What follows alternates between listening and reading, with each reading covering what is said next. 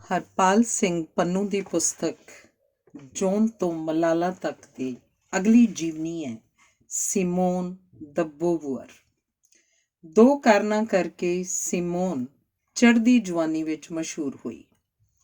ਪਹਿਲਾ, ਫਲਸਫੇ ਦੀ ਗੰਭੀਰ ਵਿਦਿਆਰਥਣ ਜੀਵਨ ਪ੍ਰਤੀ ਲਿਖਤ ਦੀ ਸ਼ੈਲੀ ਪ੍ਰਤੀ ਉੱਕਾ ਗੰਭੀਰ ਨਹੀਂ।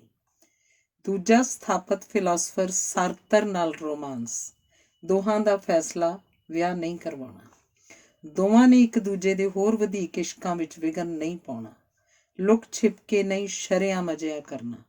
ਮਰਦ ਆਪਣੇ ਇਸ਼ਕਾਂ ਦੇ ਮਸਾਲੇਦਾਰ ਕਿੱਸੇ ਸੁਣਾਉਂਦੇ ਰਹੇ, ਪਰ ਕੁੜੀ ਅਜਿਹਾ ਕਰੇ ਉਸ ਸਮੇਂ ਦੇ ਯੂਰਪ ਵਿੱਚ ਵੀ ਪ੍ਰਵਾਨ ਨਹੀਂ ਸੀ।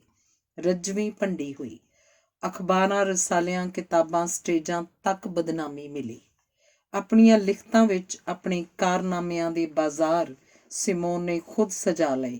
ਇੱਕ ਤਰ੍ਹਾਂ ਦਾ ਐਲਾਨਨਾਮਾ ਜੋ ਆਪਣੇ ਬਾਰੇ ਖੁਦ ਲਿਖ ਰਹੀ ਹਾਂ, ਇਸ ਤੋਂ ਵਧੇਕ ਮੇਰੇ ਖਿਲਾਫ ਕੀ ਲਿਖੋਗੇ। ਜਾਰਜ ਲੂਈ ਬੋਰਖੇਜ਼ ਨੇ ਕਿਹਾ, ਕਿਸੇ ਵੱਲੋਂ ਆਪਣੇ ਖਿਲਾਫ ਲਿਖਤ ਪੜ੍ਹਦਾ ਹਾਂ ਤਾਂ ਮੈਂ ਉਹਦੀ ਭਾਵਨਾ ਸਮਝਦਿਆਂ ਸੋਚਦਾ ਕਿ ਇਸ ਤੋਂ ਵਧੀਆ ਤਾਂ ਮੈਂ ਖੁਦ ਲਿਖ ਸਕਦਾ ਸਾਂ। ਛਪਣ ਤੋਂ ਪਹਿਲਾਂ ਮੇਰੇ ਆਲੋਚਕ ਆਪਣੀ ਲਿਖਤ ਮੈਨੂੰ ਦਿਖਾ ਦਿਆ ਕਰਨ ਤਾਂ ਮੈਂ ਉਸ ਵਿੱਚ ਜਾਨ ਪਾ ਸਕਦਾ ਹਾਂ। ਮੇਰਾ ਕਈ ਵਾਰ ਦਿਲ ਕੀਤਾ ਕਿ ਕਿਸੇ ਫਰਜ਼ੀ ਨਾਮ ਹੇਠ ਲਿਖ ਆਪਣੇ ਬਖੀਏ ਉਧੇੜ ਦਿਆਂ। 18ਵੀਂ ਸਦੀ ਵਿੱਚ ਰੂਸੋ ਨੇ ਕਨਫੈਸ਼ਨਜ਼ ਵਿੱਚ ਆਪਣੇ ਖਿਲਾਫ ਜੋ ਲਿਖਿਆ ਪਾਠਕ ਜਾਣਦੇ ਹਨ। ਰੂਸੋ ਤੇ ਬੋਰਖੇਜ਼ ਦੀਆਂ ਲਿਖਤਾਂ ਪੜ੍ਹਦਿਆਂ ਵਾਰਿਸ ਸ਼ਾਹ ਦਾ ਬੈਂਤ ਯਾਦ ਆ ਜਾਂਦਾ ਹੈ, ਮਾਫ਼ ਕਰਨਾ ਜੀ ਅਸਾਂ ਨਿਮਾਣਿਆਂ ਨੂੰ, ਕੌਣ ਜੰਮਿਆ ਜੋ ਗੁਨਾਹਗਾਰ ਨਹੀਂ। ਸਿਮੋਨ ਦੇ ਕਾਰਨਾਮਿਆਂ ਵਿੱਚੋਂ ਕਚਿਆਣ ਆਈ। ਉਹਦੀ ਲਿਖਤ ਪੜ੍ਹਦਿਆਂ ਈਲੀਅਟ ਦਾ ਬੰਦ ਯਾਦ ਆਇਆ, we are hollow men, we are stuffed men. ਅਸੀਂ ਥੋਥੇ ਬੰਦੇ ਹਾਂ, ਅਸੀਂ ਤੂੜੀ ਤੁੰਨੇ ਪੁਤਲੇ ਹਾਂ। ਤਾਂ ਵੀ ਪਹਿਲੋਂ ਫਰਾਂਸ ਨੇ, ਫਿਰ ਯੂਰਪ ਨੇ ਨਾ ਕੇਵਲ ਉਹਨੂੰ ਸਵੀਕਾਰ ਕੀਤਾ ਸਗੋਂ ਸਤਕਾਰਿਆ। ਅਮਰੀਕਨ ਲੇਖਕ ਅਲਗ੍ਰਿਨ ਨੇ ਖਬਰ ਪੜ੍ਹੀ ਕਿ ਲੱਖਾਂ ਕੁੜੀਆਂ ਲਈ ਉਹ ਪ੍ਰੇਰਨਾ ਸਰੋਤ ਬਣ ਗਈ ਹੈ ਤਾਂ ਉਹਨੇ ਲਿਖਿਆ, ਸਿਮੋਨ ਜਿਨ੍ਹਾਂ ਲਈ ਪ੍ਰੇਰਨਾ ਹੈ ਉਹ ਲੱਖਾਂ ਕੁੜੀਆਂ ਕਿਹੋ ਜਿਹੀਆਂ ਹਨ। ਮਰਦ ਪ੍ਰਧਾਨ ਸਮਾਜ ਵਿਰੁੱਧ ਝੰਡਾ ਚੁੱਕਿਆ, ਔਰਤ ਦੀ ਆਜ਼ਾਦੀ, ਬਰਾਬਰੀ, ਸਵੈਮਾਨ ਦਾ ਨਾਅਰਾ ਦਿੱਤਾ ਤੇ ਮਰਦ ਜ਼ਾਤ ਦੀ ਰੱਜ ਕੇ ਨਿੰਦਿਆ ਕੀਤੀ। ਉਮਰ ਦੇ ਅਖੀਰ ਵਿੱਚ ਉਹੀ ਸਿਮੋਨ ਆਪਣੀ ਸਵੈ ਜੀਵਨੀ 'ਚ ਲਿਖਦੀ ਹੈ, ਮਰਦਾਂ ਦੀ ਮਦਦ ਨਾ ਮਿਲਦੀ ਤਾਂ ਮੇਰਾ ਅੰਦੋਲਨ ਫੇਲ ਹੋ ਜਾਂਦਾ। ਮੇਰਾ ਨਿੱਜੀ ਅਨੁਭਵ ਇਹੋ ਹੈ ਕਿ ਜੀਵਨ ਵਿੱਚ ਜਿੱਥੇ ਮੈਨੂੰ ਲੋੜ ਪਈ, ਮਰਦਾਂ ਨੇ ਮੈਨੂੰ ਮੇਰੇ ਬਣਦੇ ਹੱਕਾਂ ਤੋਂ ਵਧੇਕ ਸਹਾਇਤਾ ਦਿੱਤੀ। ਦੁਸ਼ਮਣ ਨਹੀਂ, ਮਰਦ ਮੇਰੇ ਦੋਸਤ ਬਣੇ। ਉਹਨਾਂ ਨੂੰ ਨਫ਼ਰਤ ਕੀ ਕਰਨੀ, ਕੁੜੀ ਹੋਣ ਕਾਰਨ ਮੈਨੂੰ ਉਹ ਆਪਣੇ ਨਾਲੋਂ ਪਹਿਲ ਦਿਆ ਕਰਦੇ ਸਨ। ਬੱਚੇ ਜੰਮਣ ਦੀ ਥਾਂ ਉਹਨੇ ਫੈਮਿਨਿਨ ਲਹਿਰ ਨੂੰ ਜਨਮ ਦਿੱਤਾ। ਸਿਮੋਨ ਨੇ ਲਿਖਿਆ, ਜਨਮ ਵੇਲੇ ਕੁੜੀ ਮੁੰਡੇ ਵਿੱਚ ਭੇਦ ਨਹੀਂ ਹੁੰਦਾ। ਕੁੜੀ ਨੂੰ ਔਰਤ ਤਾਂ ਮਰਦ ਬਣਾਉਂਦਾ ਹੈ, ਆਪਣੀ ਮਨਪਸੰਦ ਦੀ ਕੱਢਦਾ ਹੈ। ਆਦਰਸ਼ਕ ਧੀ, ਆਦਰਸ਼ਕ ਪ੍ਰੇਮਿਕਾ, ਆਦਰਸ਼ਕ ਪਤਨੀ, ਆਦਰਸ਼ਕ ਮਾਂ ਆਦਿਕ ਗਹਿਣਿਆਂ ਨਾਲ ਲੱਦ ਕੇ ਉਹਨੂੰ ਅਪਾਹਜ ਕਰ ਦਿੰਦਾ ਹੈ। 20ਵੀਂ ਸਦੀ ਦੀਆਂ ਕੁੜੀਆਂ ਉਹ ਕੁਝ ਬਣਾਂਗੀਆਂ ਜੋ ਅਸੀਂ ਬਣਨਾ ਚਾਹਾਂਗੀਆਂ। ਮਰਦਾਂ ਨੂੰ ਚੰਗੀਆਂ ਲੱਗੀਏ ਜਾਂ ਮਾੜੀਆਂ, ਪਰਵਾਹ ਨਹੀਂ। ਅਜਿਹੀਆਂ ਸਤਰਾਂ ਲਿਖਣ ਵਾਲੀ ਇਹ ਔਰਤ ਸਵੀਕਾਰ ਕਰਦੀ ਹੈ ਕਿ ਸਾਰਤਰ ਉਸ ਨਾਲੋਂ ਕਿਤੇ ਵੱਡਾ ਇਨਸਾਨ ਹੈ। ਉਹਦੇ ਇਸ਼ਕਾਂ ਵਿੱਚ ਵਿਘਨ ਨਹੀਂ ਪਾਉਂਦੀ, ਪਰ ਈਰਖਾ ਕਰਦੀ ਹੈ। ਇਸ ਈਰਖਾ ਤੇ ਗੁੱਸੇ ਨੂੰ ਆਪਣੇ ਫਲਸਫੇ ਵਿਚਕਾਰ ਕੰਧ ਨਹੀਂ ਬਣਨ ਦਿੰਦੀ। ਕਈ ਵਾਰ ਸਾਰਤਰ ਤੋਂ ਬਦਲਾ ਲੈਣ ਵਾਸਤੇ ਵੀ ਹੋਰਾਂ ਨਾਲ ਰੋਮਾਂਸ ਕਰਦੀ ਹੈ।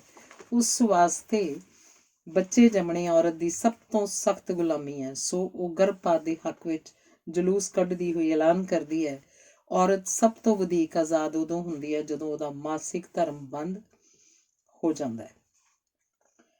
9 ਜਨਵਰੀ 1908 ਨੂੰ ਪੈਰਿਸ ਲਾਗੇ ਨਿੱਕੇ ਜਿਹੇ ਪਿੰਡ ਵਿੱਚ ਉਹਦਾ ਜਨਮ ਹੋਇਆ।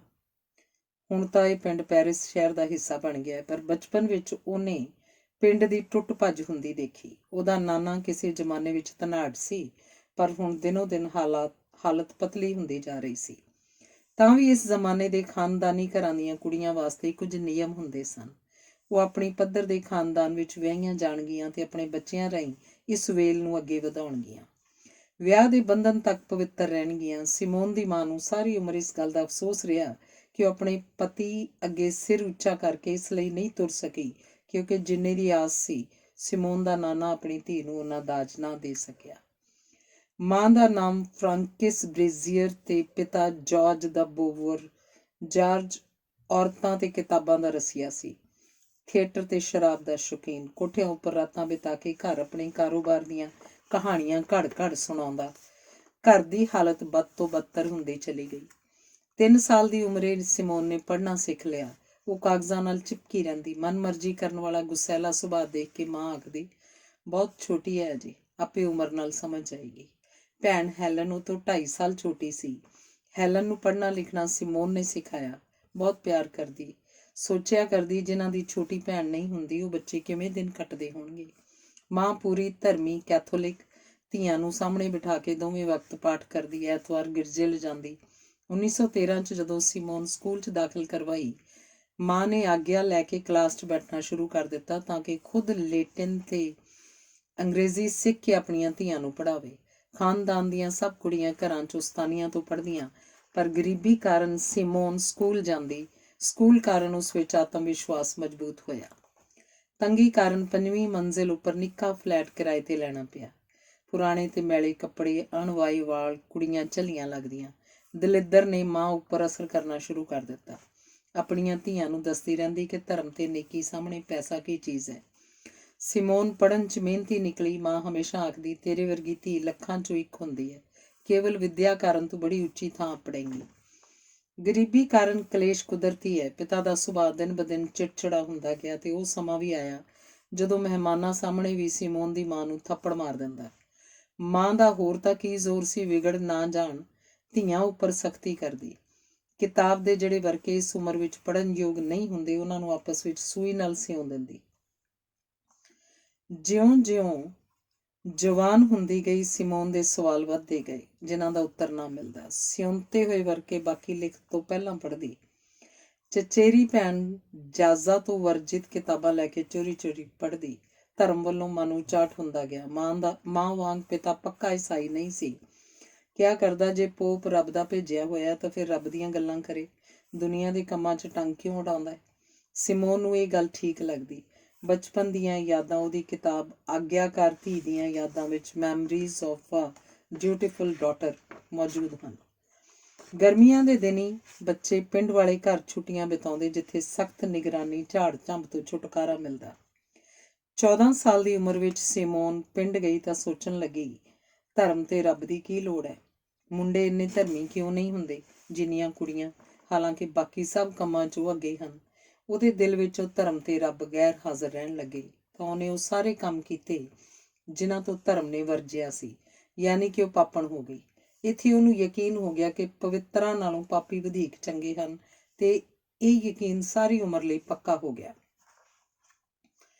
ਪਿੰਡੋਂ ਵਾਪਸ ਆ ਕੇ ਮਾਂ ਸਾਹਮਣੇ ਮੈਂ ਹਰ ਪੱਖੋਂ ਧਰਮੀ ਧੀ ਬਣ ਕੇ ਰਹਿੰਦੀ।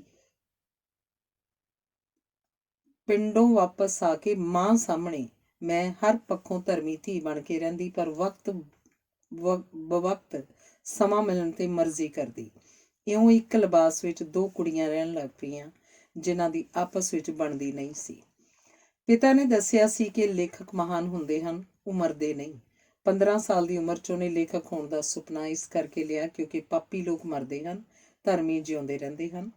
ਮੌਤ ਦੇ ਖੌਫ ਸਦਕਾ ਉਹਨੂੰ ਲੇਖਕ ਬਣਨ ਦੀ ਸੁੱਝੀ। ਉਨੀ ਦਿਨੀ ਕੁੜੀਆਂ ਨੌਕਰੀ ਨਹੀਂ ਕਰਿਆ ਕਰਦੀਆਂ ਸਨ। ਸਿਮੋਨ ਨੇ ਫਿਲਾਸਫੀ ਤੇ ਗਣਿਤ ਦੇ ਵਿਸ਼ਿਆਂ ਨਾਲ ਗ੍ਰੈਜੂਏਸ਼ਨ ਕਰਨ ਦਾ ਫੈਸਲਾ ਕੀਤਾ ਤਾਂ ਪਿਤਾ ਨੇ ਹੌਕਾ ਲੈਂਦਿਆਂ ਕਿਹਾ, ਬਾਕੀ ਕੁੜੀਆਂ ਜਦੋਂ ਵਿਆਹ ਬਾਅਦ ਇੱਜ਼ਤਦਾਰ ਸੁਆਣੀਆਂ ਬਣਨਗੀਆਂ, ਤੁਸੀਂ ਨੌਕਰੀ ਕਰੋਗੀਆਂ ਤੇ ਵਿਆਹ ਨਹੀਂ ਹੋਏਗਾ। ਇਹਦੇ ਉਲਟ ਸਿਮੋਨ ਨੂੰ ਲੱਗਦਾ ਜਿਵੇਂ ਵਿਆਹ ਦਾ ਸੰਸਕਾਰ ਕੁੜੀਆਂ ਵਾਸਤੇ ਇੱਕ ਤਰ੍ਹਾਂ ਦੀ ਬਲੀ ਦੀ ਰਸਮ ਹੈ। ਚਚੇਰੀ ਭੈਣ ਜਾਜ਼ਾ ਨੂੰ ਗੁਆਂਢੀ ਜਵਾਨ ਮਾਰਲੇ ਪੌਂਟੀ ਨਾਲ ਪਿਆਰ ਹੋ ਗਿਆ। ਦੋਵਾਂ ਨੇ ਮਾਪਿਆਂ ਕੋਲ ਗੱਲ ਕੀਤੀ। ਕਿਸੇ ਕਾਰਨ ਜਾਜ਼ਾਂ ਦੇ ਮਾਪੇ ਤਿਆਰ ਨਹੀਂ ਹੋ ਰਹੇ ਸਨ।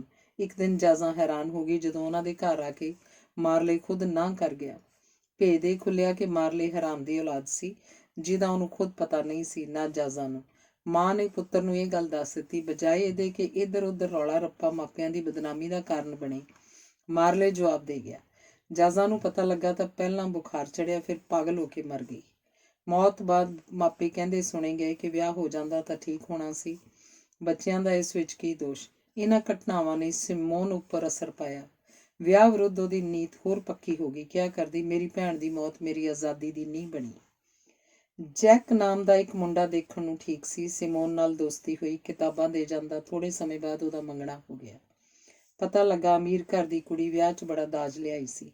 ਮਾਂ ਦਾ ਕਿੱਸਾ ਸਿਮੋਨ ਦੀਆਂ ਅੱਖਾਂ ਅੱਗਿਓਂ ਘੁੰਮ ਗਿਆ। ਜੈਕ ਨੇ ਦੱਸਿਆ ਸੀ ਕਿ ਕੈਫੇ ਵਿੱਚ ਬੈਠੇ ਲੋਕ ਸਾਰਾ ਦਿਨ ਅਕਲ ਦੀਆਂ ਗੱਲਾਂ ਕਰਦੇ ਨੇ। ਕੁੜੀਆਂ ਕੈਫੇ ਨਹੀਂ ਜਾਂਦੀਆਂ ਸਨ। ਸਿਮੋਨ ਮਾਂ ਦੀਆਂ ਨਜ਼ਰਾਂ ਤੋਂ ਪਰੇ ਹੋਣ ਲਈ ਆਪਣੀ ਭੈਣ ਨੂੰ ਨਾਲ ਲੈ ਕੇ ਜਾਂਦੀ ਹੋਈ ਆਖਦੀ, ਸਹੇਲੀ ਨੂੰ ਮਿਲਣ ਚੱਲੀਆਂ। ਕੈਫੇ ਜਾਂਦੀਆਂ।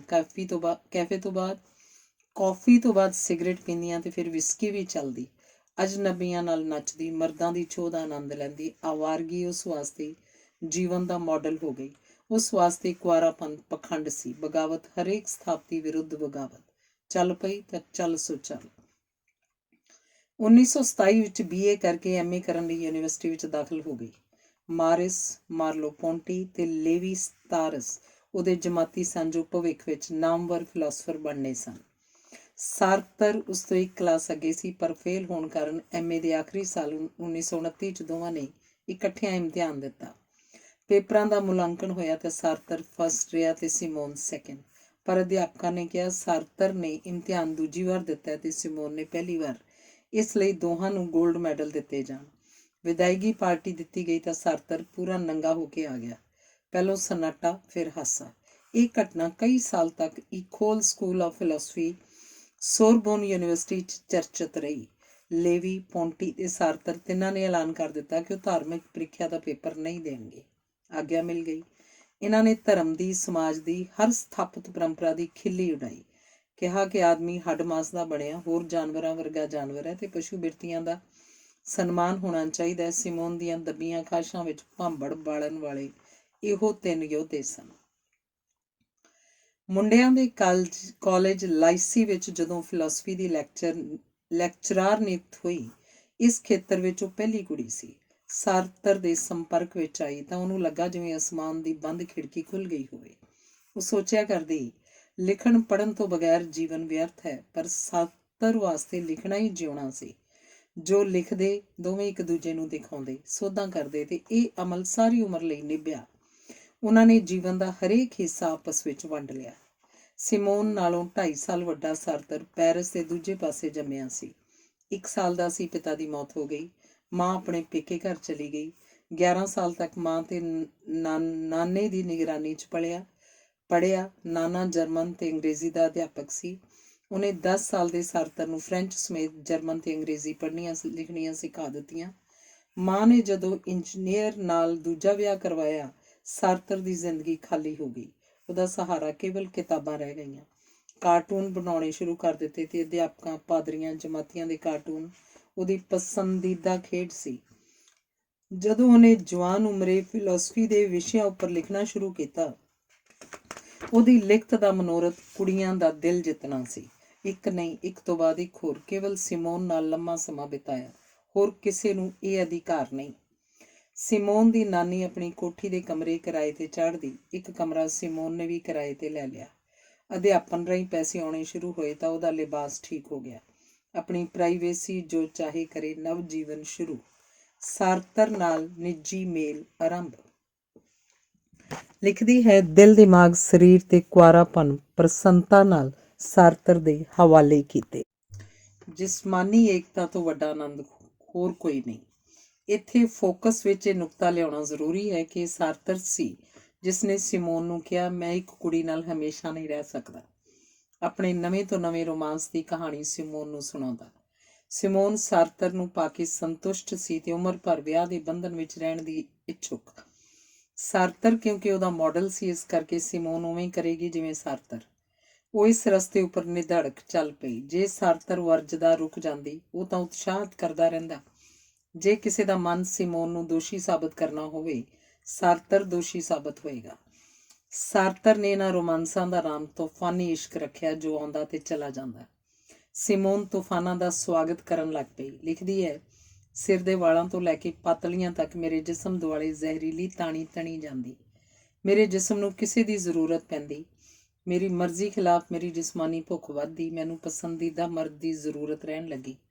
ਮੇਰੀ ਅਕਲ ਮਨਾ ਕਰਦੀ, ਪਰ ਵਾਸਨਾ ਅੱਗੇ ਅਕਲ ਦੀ ਆਵਾਜ਼ ਕੌਣ ਸੁਣਦਾ ਹੈ। ਉਹ ਆਪਣੇ ਉੱਪਰ ਸਵਾਲ ਕਰਦੀ, ਕੋਈ ਵੀ ਮਰਦ ਆ ਜਾਏ ਕਿਤੋਂ ਵੀ, ਕੀ ਇਹ ਰੁਝਾਨ ਸਹੀ ਹੈ? ਕੀ ਇਸ ਬਾਰੇ ਸਾਰਤਰ ਨੂੰ ਦੱਸਿਆ ਜਾ ਸਕਦਾ ਹੈ? ਇਹ ਸੋਚ ਕੇ ਉਸ ਅੰਦਰਲੀ ਔਰਤ ਸ਼ਰਮਾ ਜਾਂਦੀ। ਬੇਸ਼ੱਕ ਅਸੀਂ ਸੱਚ ਬੋਲਣ ਦਾ ਵਾਅਦਾ ਕੀਤਾ ਸੀ, ਮੈਂ ਸਾਰਤਰ ਨੂੰ ਹਰੇਕ ਗੱਲ ਨਾ ਦੱਸ ਸਕਦੀ। ਆਪਣੀ ਕਿਤਾਬ ਦ ਸੈਕਿੰਡ ਸੈਕਸ ਵਿੱਚ ਉਹ ਇਹਨਾਂ ਦਿਨਾਂ ਬਾਰੇ ਵਿਸਥਾਰ ਨਾਲ ਦੱਸਦੀ ਹੈ। ਸਾਰਤਰ ਅਨੁਸਾਰ ਔਰਤ ਦਾ ਸਾਥ ਮੇਰੇ ਲਈ ਆਦਮੀ ਦੇ ਸਾਥ ਤੋਂ ਵਧੇਕ ਸੋਹਣਾ ਹੈ, ਪਰ ਔਰਤ ਮੈਨੂੰ ਨਿਗਲ ਜਾਏ, ਮੈਂ ਰਹਾਂ ਹੀ ਨਾ ਬਾਕੀ, ਇਹ ਮੈਨੂੰ ਮਨਜ਼ੂਰ ਨਹੀਂ। ਔਰਤ ਆਏ, ਰਹਿਣ ਨਾ ਲੱਗ ਪਏ, ਚਲੀ ਜਾਏ, ਇਹ ਮੇਰੀ ਇੱਛਾ ਹੈ। ਜਿਸਮਾਨੀ ਬੁਖਾਰ ਲੱਥ ਜਾਂਦਾ, ਬੌਧਿਕ ਤਪਸ਼ ਕਾਇਮ ਰਹਿੰਦੀ। ਇਸ ਬੌਧਿਕ ਤਪਸ਼ ਵਿੱਚੋਂ ਹੋਂਦਵਾਦ ਦੀ ਸਿਰਜਣਾ ਹੋਈ। ਡਾਕਟਰਾਂ ਨੇ ਦੱਸਿਆ ਹੈ, ਉਮਰ ਦੇ ਅਖੀਰ ਵਿੱਚ ਜਦੋਂ ਉਹਦੇ ਜਿਸਮ ਵਿੱਚ ਬੇਕਾਬੂ ਦਰਦ ਹੁੰਦਾ, ਬਗੈਰ ਦਵਾਈ ਜਾਂ ਟੀਕੇ ਦੇ ਆਰਾਮ ਨਾਲ ਦਰਦ ਉੱਪਰ ਕਾਬੂ ਪਾ ਲੈਂਦਾ। ਸਿਮੋਨ ਔਰਤਾਂ ਨੂੰ ਹਦਾਇਤ ਕਰਦੀ, ਜਿਸਮਾਨੀ ਕਾਮਕ ਇੱਛਾਵਾਂ ਉੱਪਰ ਕੰਟਰੋਲ ਰੱਖੋ, ਇਹ ਤੁਹਾਨੂੰ ਗੁਲਾਮ ਕਰ ਦਿੰਦੀਆਂ ਹਨ। ਆਪ ਇਸ ਗੁਲਾਮੀ ਤੋਂ ਮੁਕਤ ਨਾ ਹੋ ਸਕੀ। ਆਪਣੀ ਸਵੈ ਜੀਵਨੀ ਵਿੱਚ ਉਹ ਆਪਣੀਆਂ ਕੁਝ ਗੱਲਾਂ ਛੁਪਾ ਜਾਂਦੀ ਹੈ, ਬਚ-ਬਚ ਤੁਰਦੀ ਹੈ। ਇਹ ਤੱਥ ਉਹ ਆਪਣੇ ਗਲਪ ਵਿੱਚ ਦਿਖਾ ਦਿੰਦੀ ਹੈ। ਔਰਤਾਂ ਵਿਚਲੀ ਈਰਖਾ ਤੇ ਇਸ਼ਕ ਦੀ ਦੀਵਾਨਗੀ, ਆਵਾਰਗੀ ਦਾ ਵਰਣਨ ਉਹਦੇ ਗਲਪ ਵਿੱਚ ਖੂਬ ਪ੍ਰਗਟ ਹੋਇਆ।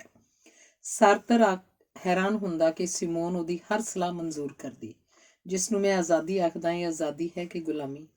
ਆਪਣਾ ਜੀਵਨ ਕਿਵੇਂ ਬਿਤਾਵਾਂ, ਮੈਨੂੰ ਕਦੀ ਸਹੀ ਪਤਾ ਨਾ ਲੱਗਾ। ਮੈਨੂੰ ਲੱਗਦਾ ਅਖੌਤੀ ਕਲਮ ਤਰੀਕ ਦਰਅਸਲ ਮੈਂ ਸਿਰੇ ਦਾ ਹਰਾਮੀ ਹਾਂ, ਜਿਹਨੂੰ ਦੇਖ ਕੇ ਉਲਟੀ ਆ ਜਾਏ। ਸਰਕਾਰੀ ਨੌਕਰੀ ਦੌਰਾਨ ਸਾਰਤਰ ਦੀ ਬਦਲੀ ਦੂਰ ਹੋ ਗਈ। ਉਹਨੇ ਸਿਮੋਨ ਨੂੰ ਸਲਾਹ ਦਿੱਤੀ ਕਿ ਜੇ ਵਿਆਹ ਕਰਵਾ ਲਈਏ ਤਾਂ ਤੇਰੀ ਬਦਲੀ ਮੇਰੇ ਕੋਲ ਹੋ ਜਾਏਗੀ। ਸਿਮੋਨ ਨੇ ਨਾ ਕਰ ਦਿੱਤੀ। ਸਟੇਟ ਦੇ ਬੰਧਨ ਤੋੜਨੇ ਹੋਣ ਤਾਂ ਸਟੇਟ ਤੋਂ ਰਿਆਇਤਾਂ ਖਰਾਇਤਾਂ ਕਿਉਂ ਮੰਗੀਏ? ਆਪਣੇ ਆਪ ਨੂੰ ਜ਼ਮਾਨੇ ਦਾ ਪਿਓ ਸਮਝਣ ਵਾਲਾ ਸਾਰਤਰ ਸਿਮੋਨ ਅੱਗੇ ਬੱਚਾ ਹੋ ਜਾਂਦਾ ਸੀ। ਸਿਮੋਨ ਨੂੰ ਵਿਆਹ ਤੇ ਸੰਤਾਨ ਦੀ ਕੀ ਲੋੜ? ਉਹਨੂੰ ਸਾਰਤਰ ਵਰਗਾ ਬੱਚਾ ਮਿਲ ਗਿਆ ਸੀ। ਲਿਖਦੀ ਹੈ, ਸਾਰਤਰ ਤੇ ਮੇਰੇ ਵਿਚਕਾਰਲਾ ਬੰਧਨ ਇੱਕ ਬੱਚੇ ਸਦਕਾ ਵਧੇਕ ਮਜ਼ਬੂਤ ਨਹੀਂ ਹੋ ਸਕਦਾ। ਮੈਂ ਚਾਹੁੰਦੀ ਵੀ ਨਹੀਂ ਸਾਂ ਸਾਰਤਰ ਦਾ ਵਿਸਥਾਰ ਉਹਦੇ ਬੱਚੇ ਵਿੱਚ ਦੇਖਾਂ, ਜਦੋਂ ਕਿ ਆਪਣੇ ਆਪ ਵਿੱਚ ਇੱਕ ਜੋੜੇ ਵਜੋਂ ਅਸੀਂ ਸੰਪੂਰਨ ਸਾਂ। ਬਤੌਰ ਲੇਖਕ ਤੇ ਚਿੰਤਕ ਮੈਂ ਜਾਣਦੀ ਸੀ, ਸਿਵਾਏ ਕੰਮ ਵਿੱਚ ਵਿਘਨ ਪਾਉਣ ਦੇ ਬੱਚਾ ਹੋਰ ਕੁਝ ਨਹੀਂ ਕਰੇਗਾ।